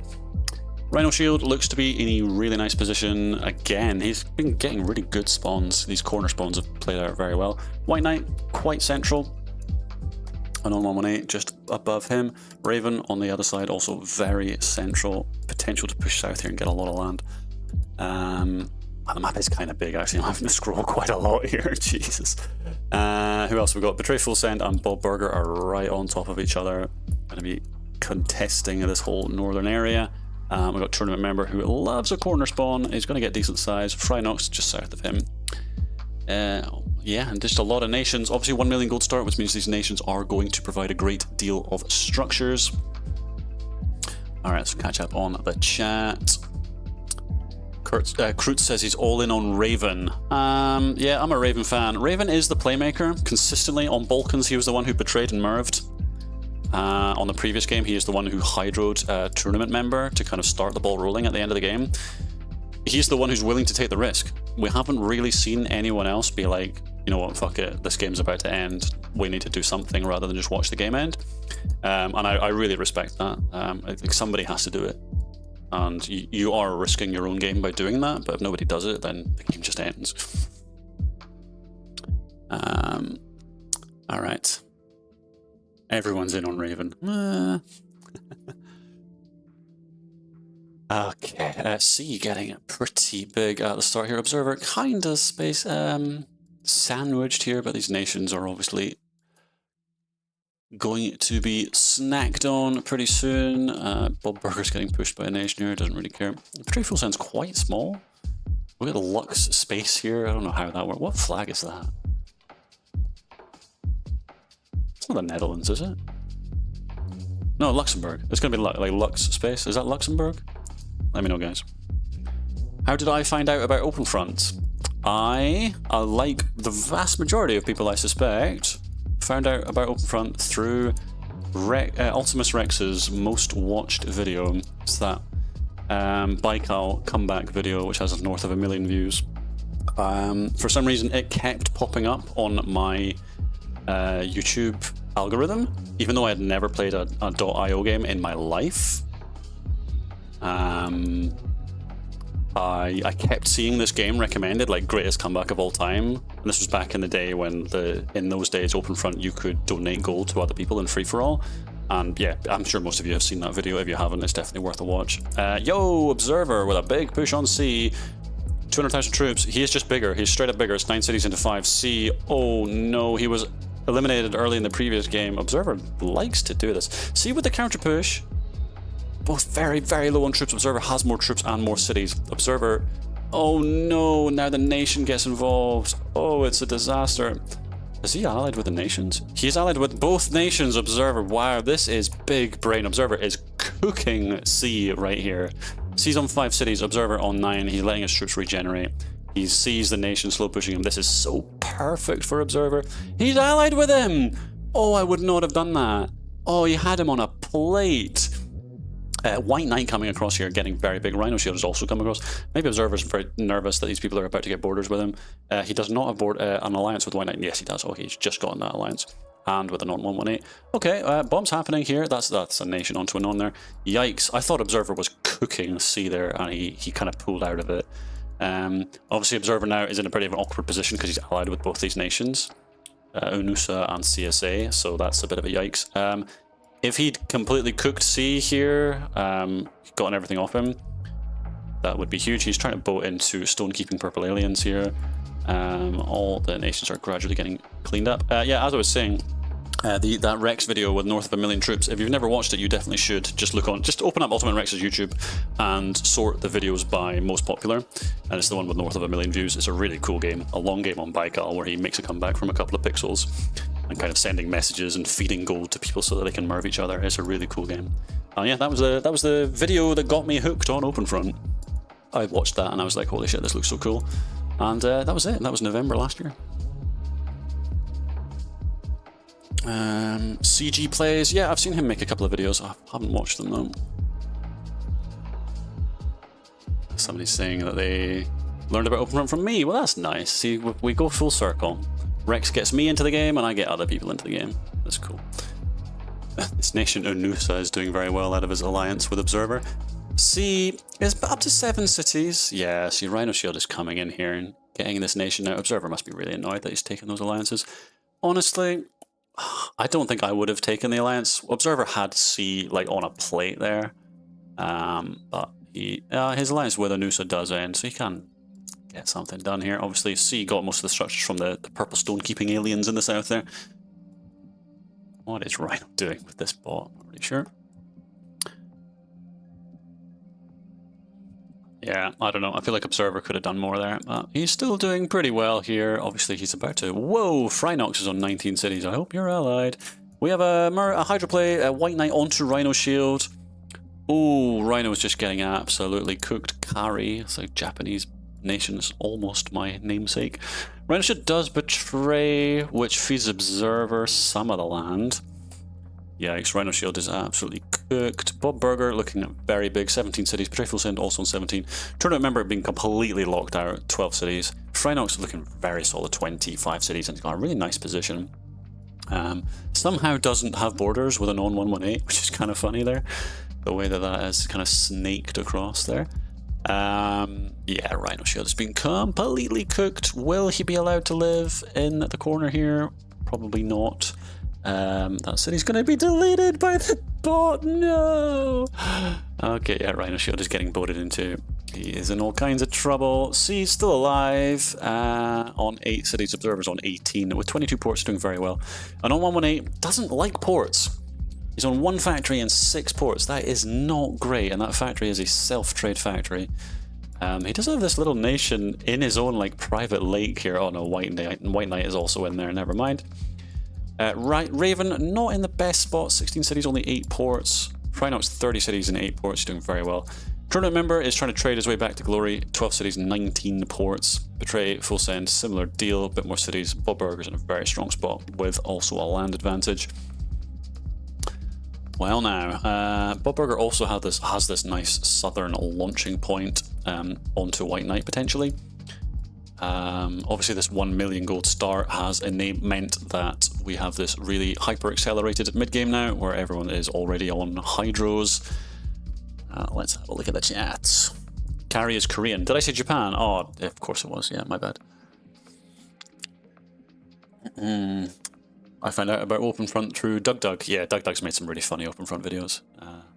He's also definitely to blame for recent Full Send metas developing from new players, but it is what it is. It's amusing to watch. And on denying this little attempt at a pixel here, that boat gets shot down. In case you don't know, you can shoot down enemy transports, or rather even the transports of allied players, and as long as you don't clip their land too much, then you will not get a patrol debuff, so you can always acid bomb transports that are coming. Okay.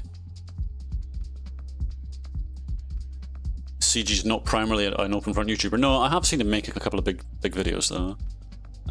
Looks like Rhino Shield is going to try and eke out a living in the Nuke land here, Nuke land pixels. He has betrayed here.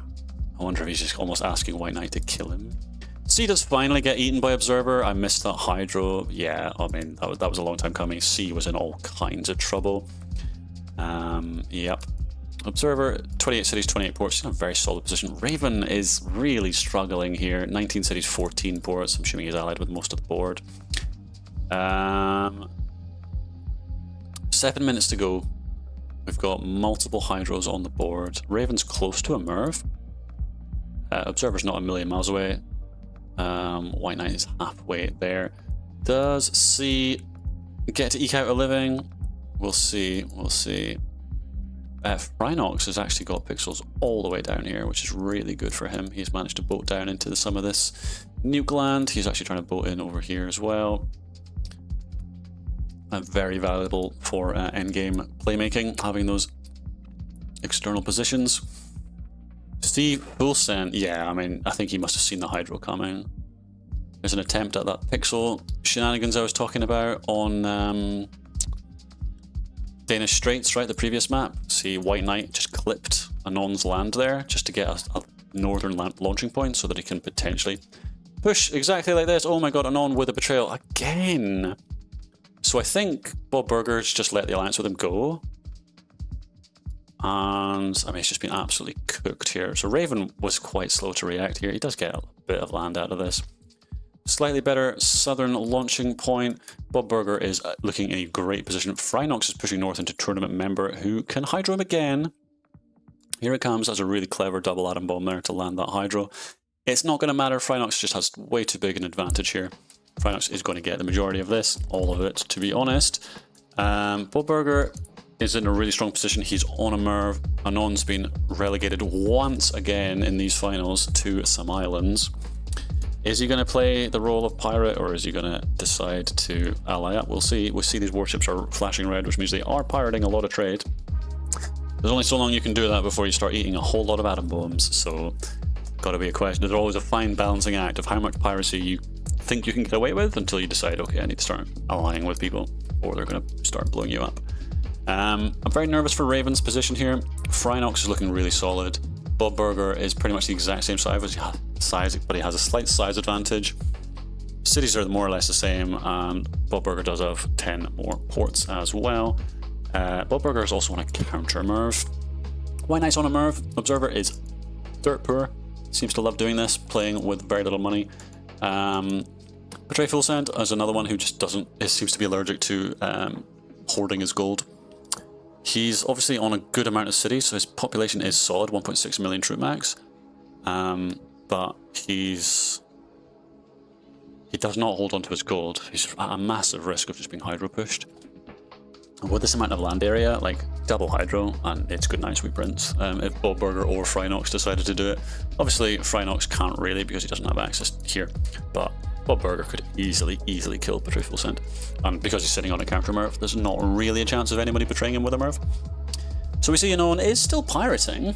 That is quite surprising that he's not getting pushed off here. He's only allied with Bob Burger and White Knight. So neither Raven, nor Observer, nor Phrynox, nor Betray Full Send are bothering to atom bomb Anon 118 here, who only has 2 SAMs. He's going to be pirating. You look at all the green dots moving towards Anon 118. He is pirating a ton of trade here. Betray Full Send actually sends out more than a few warships here. That is very susceptible to an atom bomb. You can get obscene value on that.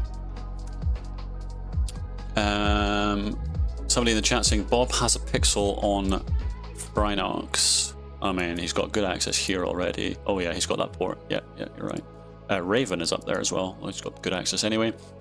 Phrynox is on a Merv. Obviously, Bob Burger could Merv Phrynox, and that would be him priced out of the Merv. Obviously, you're not going to let the alliance go because Phrynox might just Merv if you're in Bob Burger's position.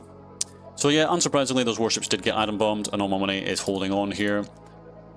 I'm really surprised that nobody's atom bombing this. It's 3 SAMs. It would be 4 atom bombs to just eliminate this. If I were in Raven's shoes, I would just be giving a nuclear emoji to Anon 118 and adding like 2 or 3 more silos and just saying very clearly, like, you're about to die. Here it comes. Yeah, Betray Full Send is atom bombing. That SAM is upgrading, so they needs 5 atom bombs. I think he only had 4 silos. Yeah, he's only got 4. This isn't going to break. It's going to upgrade in time, so that's not going to break. So that's 3 million gold down at the drain. Some boating going on here, there, and everywhere. Tournament member is actually still alive with 6 ports here on these islands. It's not really going to matter. Bob Burger now has the potential to double Merv. He's on 65 million gold. The next Merv would be 55. Nobody's on that. Betray Full Send has betrayed and Full Send onto Phrynox. That makes literally no sense. So he's just fed the win to Bob Burger, I think, because Bob Burger is already the richest and biggest player on the board. Phrynox Mervs him. He did not need to do that. He was going to die anyway. That seems nuts. Bob Burger is now on 106 cities. Bob Burger does not have a win, does he? Am I crazy? Bob Burger does not have a win. He's one of the very few people without a win. He was in a very similar position on the Indian subcontinent and mysteriously somehow failed to win that game. Bob Burger is on a double Merv. What is this? Hydro. So Betray Full Send is double hydroing Observer, and now he's hydroing White Knight. So he's just making sure that Bob Burger wins this game. With 1 minute to go. It's disgusting, yet Anon 118 is doing the same thing, just making absolutely sure that these guys who already have a win aren't going to win the game. Rhinox spent his gold. Observer has not enough gold to do anything. White Knight could make things interesting, but obviously the risk is if White Knight nerves Bob Burger, you're potentially handing a win to either Raven or Phrynox.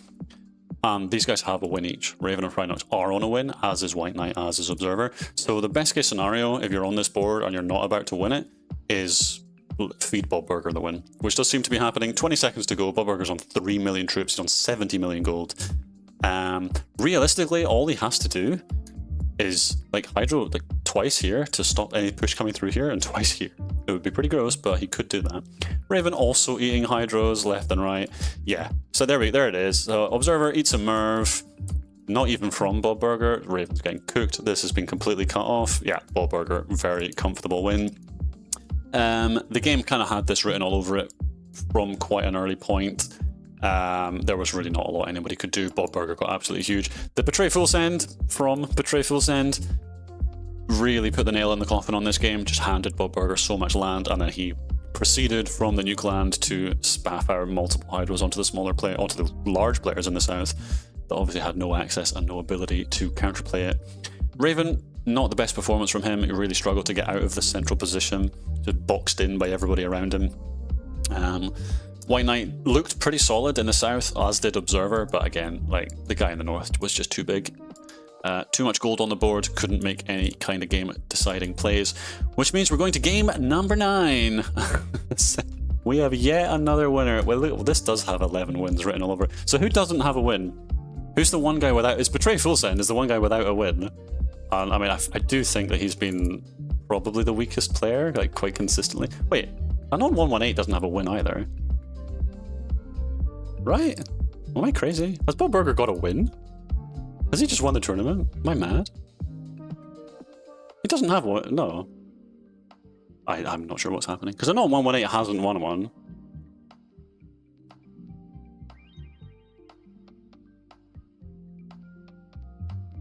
Right. I'm so confused. Whatever. Anyway, moving on to the next game. Let's just bluster our way past that. Let's add Bob's... Is it Bob Burger? Is his name? Yeah, Bob Burger. Long overdue a win. There we are. You're on the list. Bob Burger. Bam. Congratulations. All right, let's have a look at game number 9. My God, this is just never ending. My throat is killing me. I need some whiskey after this. Okay, people are asking for a break.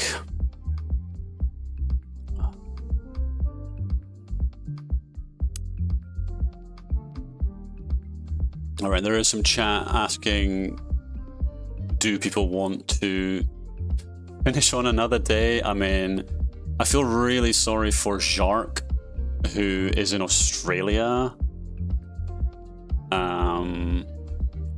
And yeah, for him it is like not even the middle of the night. I think it is like early morning, or not even early morning. I think it's like it's probably the sun is coming up for him at this point. But we are, how long have we been live at this point? We're 3.5 hours in. We're going to game 9. Yeah, I'm just sorry. Counting is hard when you've been doing this for 3.5 hours. Raven gets another chance. We believe. Got any good whiskey on the shelf? Yeah, some decent ones. Let me think. God, my brain isn't working. What have I got? Oh, I've got about 6 bottles in the house. I'm not a massive drinker at all, to be honest. I like having just one nip of whiskey now and again, but yeah, I do have some good whiskeys. God, my brain isn't working. I'm trying to remember them.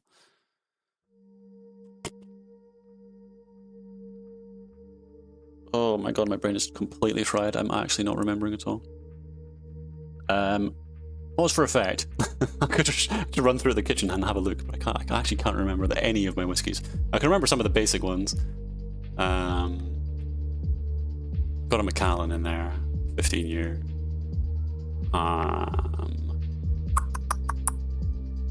Pretty sure there's a 12-year Talisker, which is pretty standard. There's a really interesting one from Argyle way. Oh god, what's it called? How have I forgotten this? My brain is fried. I'm just... You're asking me to change gear here. I'm in open front gear right now. Okay, we do have one player tapping out. He says that his family are asking for him to go and eat with him. He cannot play any further. Does not look like it's going to happen.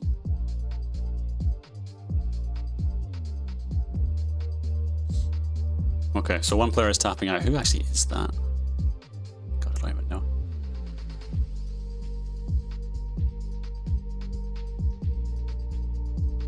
No, I shouldn't actually say. Okay, we're just waiting. There's some chat going on. People are obviously asking for a break. People are asking. I think there might be one or two people saying like, "I've had enough. Like I can't play anymore." It's a bit of a shame. How about you fill in for him? Does he have a win? I won't say for now. I won't say. Once it's been confirmed. Nothing's been confirmed yet. No, I wouldn't want to fill in. No, I wouldn't want to. I think it would reduce the integrity of the tournament if I just like randomly stepped in and started playing.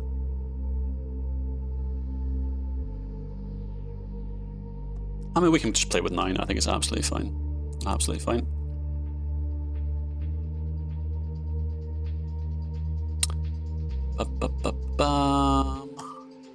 What actually is the next game anyway?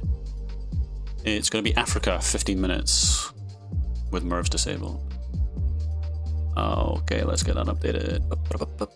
Modifiers. Game number 9. Africa. I think this is the first non-V32 map. If we've got time, I will run through and tell you what these whiskies are called. I can't believe I've forgotten the name of that bloody whiskey from Argyle. Or Africa. Game length 15. No, it's a short one.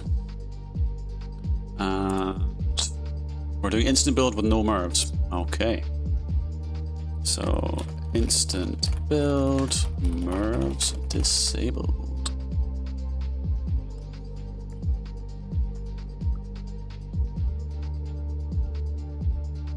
Okay, yeah, we've got our 8 winners there. We've got game 9 lined up. We're just waiting for a link. There it is. Okay. Looks like OpenFront has logged me out again. How has that happened 3 times in the space of 3.5 hours? It's ridiculous.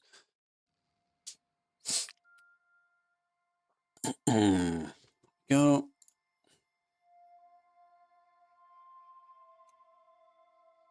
There we go.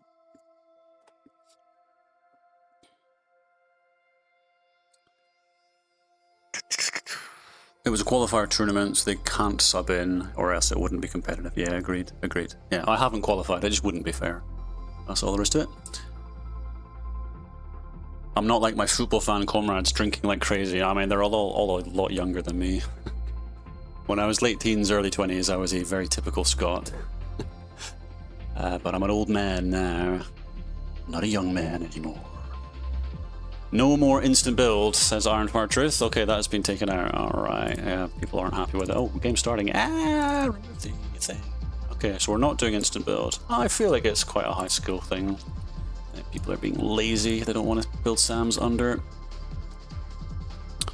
incoming hydros. Alright, so we have lost a player. It was, I think it's Betray Full Send. That might explain the Betray Full Send in the previous game. He was just like, I'm done. So...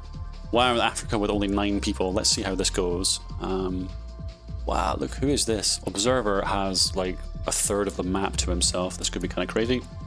Pretty big map, only 15 minutes. Nations are disabled, so it is going to be a slightly extended bot phase, but at least there's no nations for people to chomp on. Alright, let's have a look at the chat while we are just watching people expand.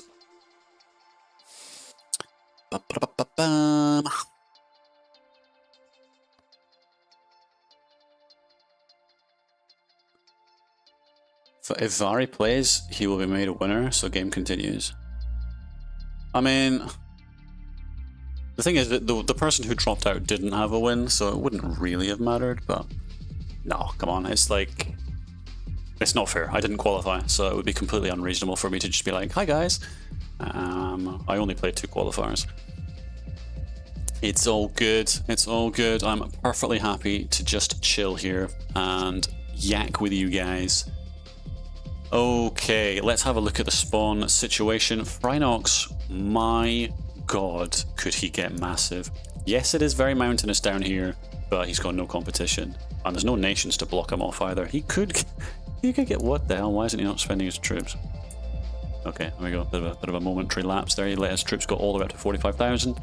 Observer. Okay, Bob Burger's actually quite close. I thought Observer had this whole area to himself. I didn't see Bob Burger. C, I reckon C is going to be really pissed with Observer, because I think 2 games in a row Observer's cooked him. No, on Danish Straits it was the tournament. What's his name? What's his name?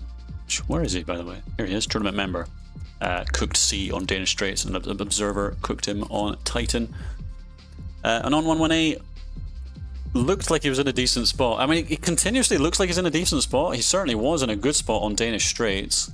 And then he decided to, rather than risk taking the crown from Observer and feeding it to somebody who would win the tournament, he actually didn't push him when he could have. Which is pretty big brain, honestly. So we see C doing that little city trick that I was talking about earlier. He's let the bot take his city to then get that cheap structure, and then he retakes his city again. Saves himself 125,000 gold. The only modifier is Merv's disabled. Yeah, I think it is actually. We did have instant build on, but then some of the players were like, Ree! And so, because they're not happy that they're not able to make hydro plays, they're thinking that it's increasing the game length artificially by not allowing for hydro plays. So yeah, I mean, it kind of goes both ways. Like, I quite like the end games. I think Merv's disabled with instant build means the hydro endgame is really interesting, because people are having to spaff out a lot of hydros, and it's interesting to watch people, are they able to react to all the incoming hydros with instant build SAMs or not. But players complained, so it's not happening. Frinox is getting yes. Holy crap. Holy crap, is he going to be huge. Observer also going to be not small. Raven has cut across into the Middle East here, because otherwise White Knight was going to get wildly big. Rhino Shield also has come across. To be honest, everyone's going to be quite enormous except C. Even if he does push south here, he's going to be cut off pretty soon. Raven's going to get pretty big. White Knight, not that big. Rhino Shield potentially quite big. Frinox is just... Frinox and Observer are going to be like just stupendously large. Let's see, we're already 4 minutes into the game and we're nowhere near the end of the bot phase. Yeah, chat are going mad for Frinox. He is going to be very big. It's going to take a minute for the ball to get rolling. Yeah, more than a minute. But we'll get there. We'll get there. Raven did get in behind here. Raven doing a really good job with his boating. So he's boated across into the Middle East, and he's boated into West Africa here to just limit Observer's just absolutely absurd growth here. Raccoon is saying Frinox has the most unique playstyle. Played against him in the qualifiers. I've actually forgotten who it is, but it doesn't matter. I shan't spoil it. Okay. Such a good spawn. There's no losing. I mean, at this point, if you're not guaranteed to win, the best thing you could do here is feed a non-118 the win. He is the only person on the board without a win, is a non-118, which is pretty nuts. Especially when I eventually reveal who he is. I think it's pretty crazy that he does not yet have a win. Yet. He might win this one. So Rhino Shield has the crown, but he has run out of bots. Raven has still getting a couple of bots in Turkey. Observer is just on his last few bots as well. Frinox is just so big. He's at risk of losing a city to this bot. He's even gone over to Madagascar. Nobody's boating in here, which is a bit of a mistake. Like, why isn't tournament member boating up this river? You could easily get a boat in here. This is a massive mistake from tournament member. Is anybody fighting? I'm sure they're not. So Rhino Shield and Phrynox. So tournament member is not allied with White Knight or Anon, and obviously there's river access across here between tournament member and Anon, and there's a little bit of access here. Tournament member is boating. That's 250,000 troops. That port is not going to build in time. Is it? No, it doesn't. Bam! Oh, he's in with 250,000 troops. That port is for nothing. It is. Wow, tournament member has 9 cities. 9 cities into 4. Is White Knight just cooked? This is a lot of troops, and tournament member, yeah, look at his troop management in the top center. Very, very clean management of his troops. He's not over pushing here. Very clean. The defense posts are coming. Oh, Raven with the counter push. Raven with a huge push. Completely shutting this push down. Oh, saving White Knight's bacon there. Oh my god, Raven! Massive counter push. Tournament member getting a bit cooked up here. Down to 7 cities. I feel like this attack will fizzle. I hope Raven is allied with Rhino Shield. Yes, he is. Yeah, I bet they've allied. I bet they've allied. Raven and tournament member. No, they haven't. So defense posts are flying up on both sides. How the hell he recaptured that? That's a bit weird. Oh no, he never pushed that far south, right? That he had a Raven had a pixel over here. Wow. So yes, unsurprisingly, Phrynox has the crown. No great surprise here. Rhino Shield. What the hell? So Anon 118 has just decided, nah, I'm done, boys. And betrays once again with a full send. Who did he full send? I don't know. So he is the one player in this lobby who hasn't got a win, and he's just done. Once more, I'm assuming Raven and tournament member have buried the hatchet. Yes, they have. Raven's on 10 cities. Tournament member is on 7. White Knight will be very happy that Raven saved his game there because he was about to get cooked up. Observers on 5 cities, 8 ports. Phrynox, 10 cities, 5 ports. Rhino Shields actually has 12 cities, but only 3 ports. Massive attack onto White Knight. Hasn't recovered from that previous push on him. He's only on 5 cities. Rhino Shield, that was a global push with 500,000 troops into quite a lot of defense posts. That was a bit of a mistake. You really needed to do a more directional push there to get more of the structures off of White Knight. If that were me, I would have done a directional attack into the cities, or kind of on this side of the Saudi Arabian side of the Red Sea to clean up this area, because yeah, like that global push across such a wide border that's covered by defense posts, that's just not going to work. So I think White Knight does survive here. There's no alliance here. Borders are red. C jumps on Rhino Shield, who is just getting way too big. So C finally springs out. Raven, there's no betrayal opportunity here because he's got borders with Observer. Tournament member eats a Hydro from Phrynox, who is just gonna sweep. Rhino Shield's in all kinds of trouble. Raven now jumps in. Raven is sitting on a Hydro as well, so there's a great implication there that he can push quite aggressively here, and if anyone betrays him, they're going to get Hydroed. Rhino Shield is getting absolutely chomped. C will be really annoyed that he allied up with Rhino Shield. Raven jumping in there, it would have been ideal for Raven to be in a 2v1 there. Observer is eating up Bob Burger, who's having a really rough time. Actually sitting almost on troop max. He's not counter pushing. That is a mistake on his part. And Rhino Shield has now full scent. Raven is picking up some of this, but Phrynox is going to get the vast majority. Yeah, Phrynox is looking horrifying. This is probably the game, the last game. Judging from the size of Phrynox, it certainly looks like it might be the last game. C is pushing White Knight. White Knight has kind of been a bit of a punching bag for the whole lobby here. No alliance between C and White Knight, so he's kind of waiting. Raven is eating a random atom bomb there from Rhino Shield, who has 3 million gold. He could fire off a whole lot of atom bombs. 4 atom bombs potentially onto Raven, who's on a lot of money. 18 cities. He is kind of probably the main counterpoint here. 18 cities against Phrynox's 26. Phrynox is on 37% of the board. He's almost double the size of anyone else, which means his attack speed is insane. Bob Burger somehow got an alliance out of Observer. My only guess there would be because Observer had Bob Burger like on toast there. The only reason why he would slow that attack down is if his alliance with either Raven or C was coming up in that moment. So I think Bob Burger was just saved by one of the other renewals coming up.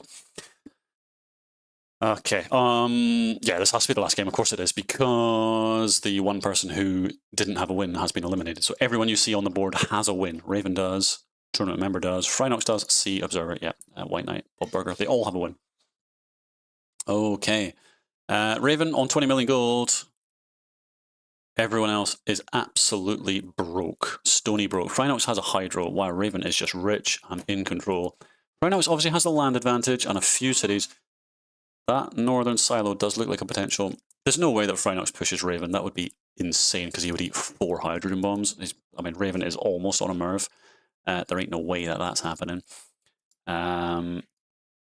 These islands have never been claimed, which is a bit of a surprise.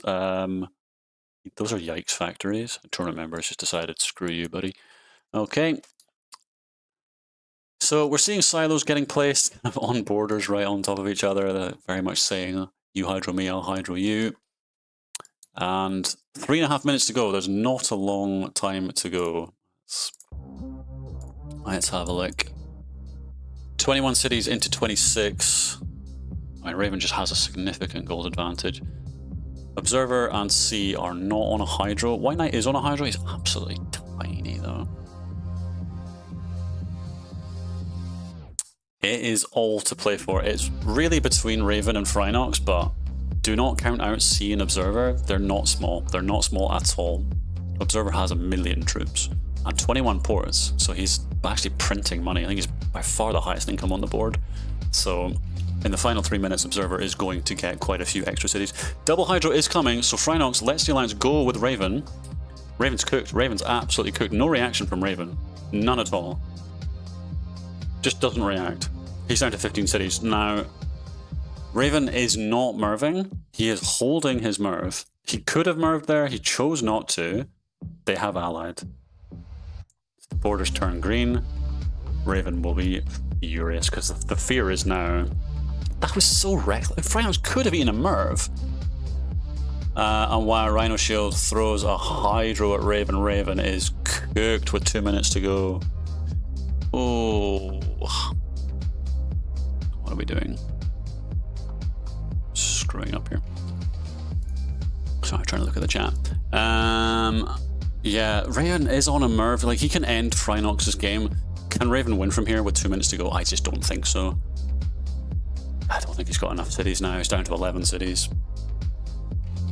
Why didn't Raven Merv there? Because of the implication. He needed to keep the security.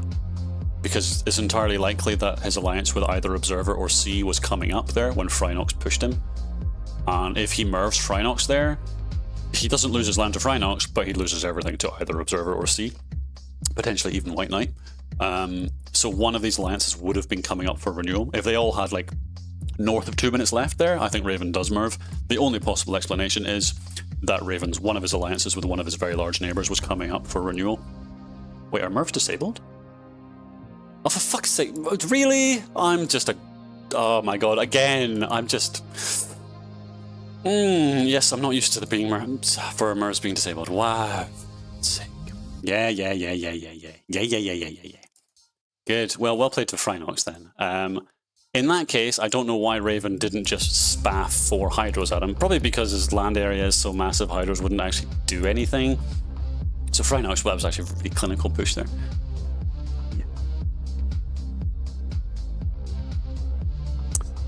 40 seconds to go. I don't see Frinox losing.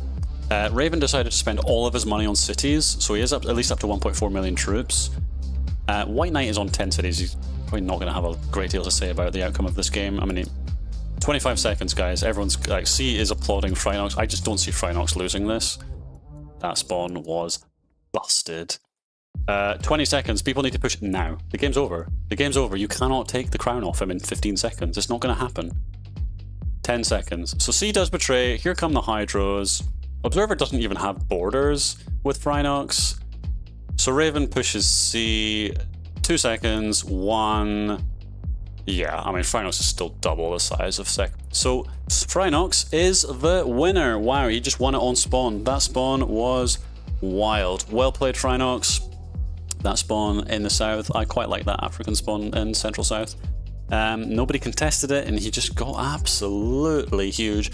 Still made like a really ballsy play on Raven when Raven had 25 million gold. Like, Raven could have spaffed 5 hydrogen bombs into him. Obviously, Raven was playing to win, so he decided, you know what, I will just take the L. Yeah, nobody actually made the play on Frinox until there's 10 seconds left. That's mad. So yeah, that's a shame, but that's just how it goes in these end games. Obviously, you saw C betrayed and Hydroed Frinox, and what happens? Raven and Observer immediately jump on C because he has a betrayal debuff. Because they're just trying to get as much land area as possible, because it's about land area. Obviously, you could argue, like, if it had happened like a minute earlier, Raven would just betray and cross the gap here. Obviously, then if Raven has a betrayal debuff, does Observer jump on Raven? Like, Observer had no access. Oh, he did. He did. Okay, I don't know. Like, I feel these end games, like, it's just not perfect, right? And this is an issue with the game. Like, don't blame the players. The cost of betraying is so high that you are just so exponentially punished if you betray at any point, whether it's a minute to go or 10 seconds to go. The moment you betray, everyone just hoovers you. So I can't blame anybody for not jumping the crown in these end games. It's just a bit frustrating, obviously. Okay, so let's do the grand reveals. Let's go through who was who. So Frinox, let me just pull up the list. I have a list. Here we are. Frinox was... Where the hell is he? Zwiper, LBU's Zwiper. So he was the final qualifier. He qualified in Game 10 of the qualifiers in an absolute banger on the world map. If you haven't watched that, definitely pull it up. That was a really fun game. It was really close. Zwiper was so close to losing that game. He actually made a really cool comeback. He spawned in Antarctica.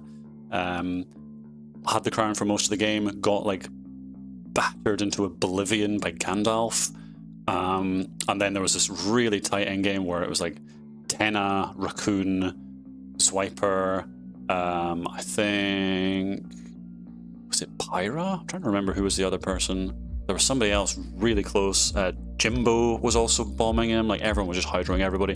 Zwiper edged it in the last second. It was really clutch, and he goes on to win the tournament. So fair play, Zwiper. I will reel off who was who. So Anto, LBU Anto, was tournament member. That was the guy who spawned over here. Bob's Burger, probably the favorite for the tournament, actually. Space Sheep did not have a great tournament, let's be honest. Really struggled. Was in commanding positions on multiple maps, and did finally get a 1 win, but yeah. Bit of an underwhelming tournament for him, but still played his part, of course.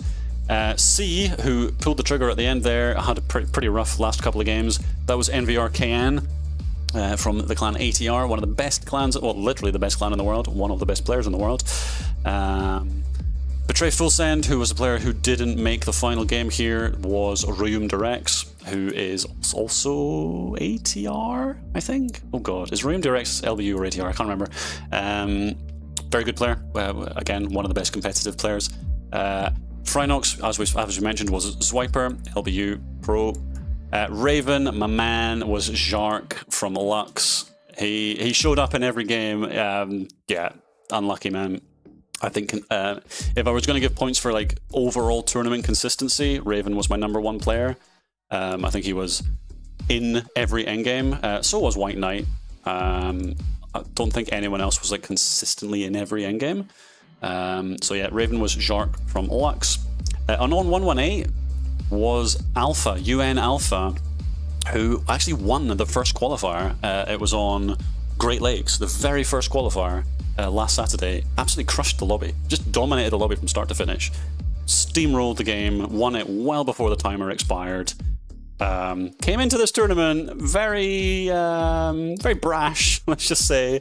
Very confident he was going to steamroll the finals. I don't think anybody took that too seriously. I don't think he was taking it too seriously. I think that's just an attitude thing, just having a bit of fun. So yeah, Alpha really struggled on 118. We didn't see... I mean, to be fair, that game on Danish Straits, he ensured Observer got the win. He did ensure that, so he did ensure that 2 more games were played. But yeah, definitely a bit of a struggle for him there. And then Observer was Bane from the CYN Sinosaur clan. Bane, again, one of the top pros on the pro scene, one of the best players in the world. Had pretty mixed results in this FFA finals, I would say.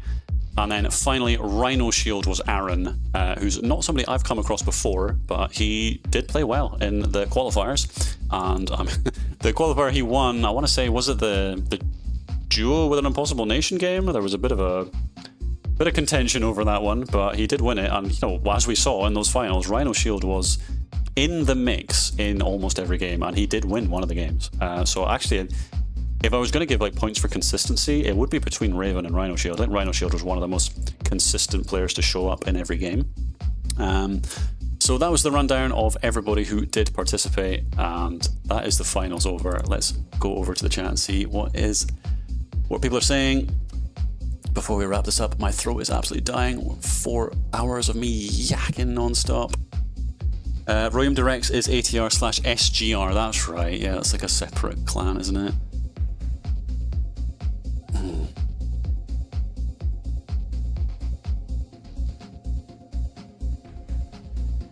Okay, there's lots and lots of chat happening. Leo Magens, that's Spaceship, isn't it?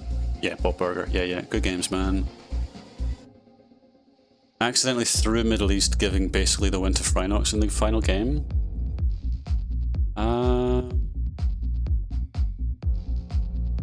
Oh, in the Middle East game. Oh, I'm trying to remember the Middle East game. I'm struggling. I know you were absolutely winning Indian subcontinent. I think you just forgot that moves were enabled. Yeah, that was very funny.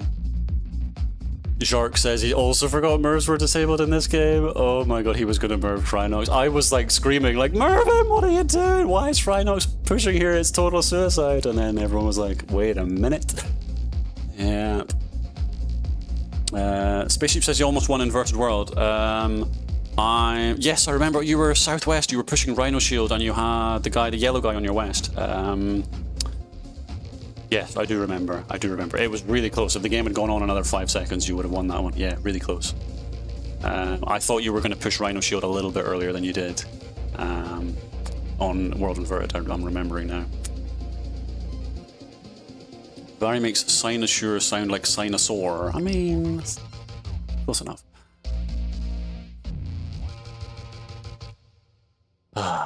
LBU making a competitive comeback. I mean, they were very solid in the last tournament, weren't they? Yeah, everyone who played was really good. Friend, yeah. Oh, did I not mention White? I'm so sorry, Friend. My bad, my man. White Knight was Friend, also known as Space Whale, but literally one of the top free-for-all players in the world. What? Completely missed you. Sorry, dude. Also, one of the most consistent players across the whole tournament. Looked like he was going to win multiple games, had crown. I think if we were going to like measure time spent with the crown, I think White Knight might have had the crown the most. And just kind of got butchered by half the lobby in multiple endgames. Certainly had really strong mid games pretty consistently. All right.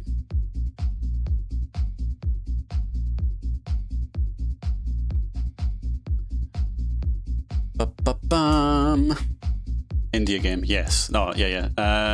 Spaceship, I mean, I think you were in a really strong position on the World Inverted map as well. I think if you'd pulled the trigger just slightly quicker on Rhino Shield, the guy to your east, I think he was like a bluish-purple color. I think you had a chance there, because he was getting hydroed by an on 118, so he wasn't on very many troops. Disabling Mervs is tough because there are already so few going to be launched, it's easy to overlook it until it becomes relevant again. Yeah, I mean, the idea of disabling the Mervs was to have instant build SAMs for hydros. What would have been cool, I think... Yeah, I don't know, it's really tricky. I mean, we saw it there. Even though people had a lot of money, they're still not willing to betray because of the implication that betrayal debuff just gets you cleaned up. And you saw C at the end there. He pulled the trigger, even with only 10 seconds to go. He still got completely deleted.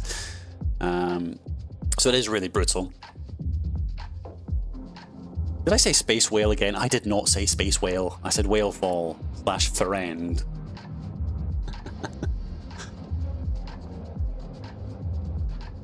Okay, guys, I think I'm going to wrap up. The sun is still shining. I need to go and get some food and soothe my throat. I will mention in my next video my whiskey collection because I've completely forgotten them all and my brain is fried. So those were good games. Well played again to Zwiper. That was really fun. Honestly, I really enjoyed that. I really hope by the time we host another free-for-all tournament, we have a modifier that we can apply as a host, which will force all alliances to end towards the end of the timers. I really hope we'll be able to do that. We basically need somebody to just code it. We need somebody who has any idea about coding on GitHub to just make that happen. It is an open source game. One of you, I don't know, get your Claude subscription renewed and figure out how to do that. That would be so valuable if we could have that. We could actually host like a fork of the game and just have that privately. Like, it doesn't even need to be the official version necessarily. So yeah, I would love to see that. I think it would make the end games way more interesting to just force all alliances to end like 2 minutes before the game ends, because the implication of the patrol debuff is just absolutely brutal. But yeah, that's a topic for another day. My throat is cooked. Have a good evening, everybody. Take it easy.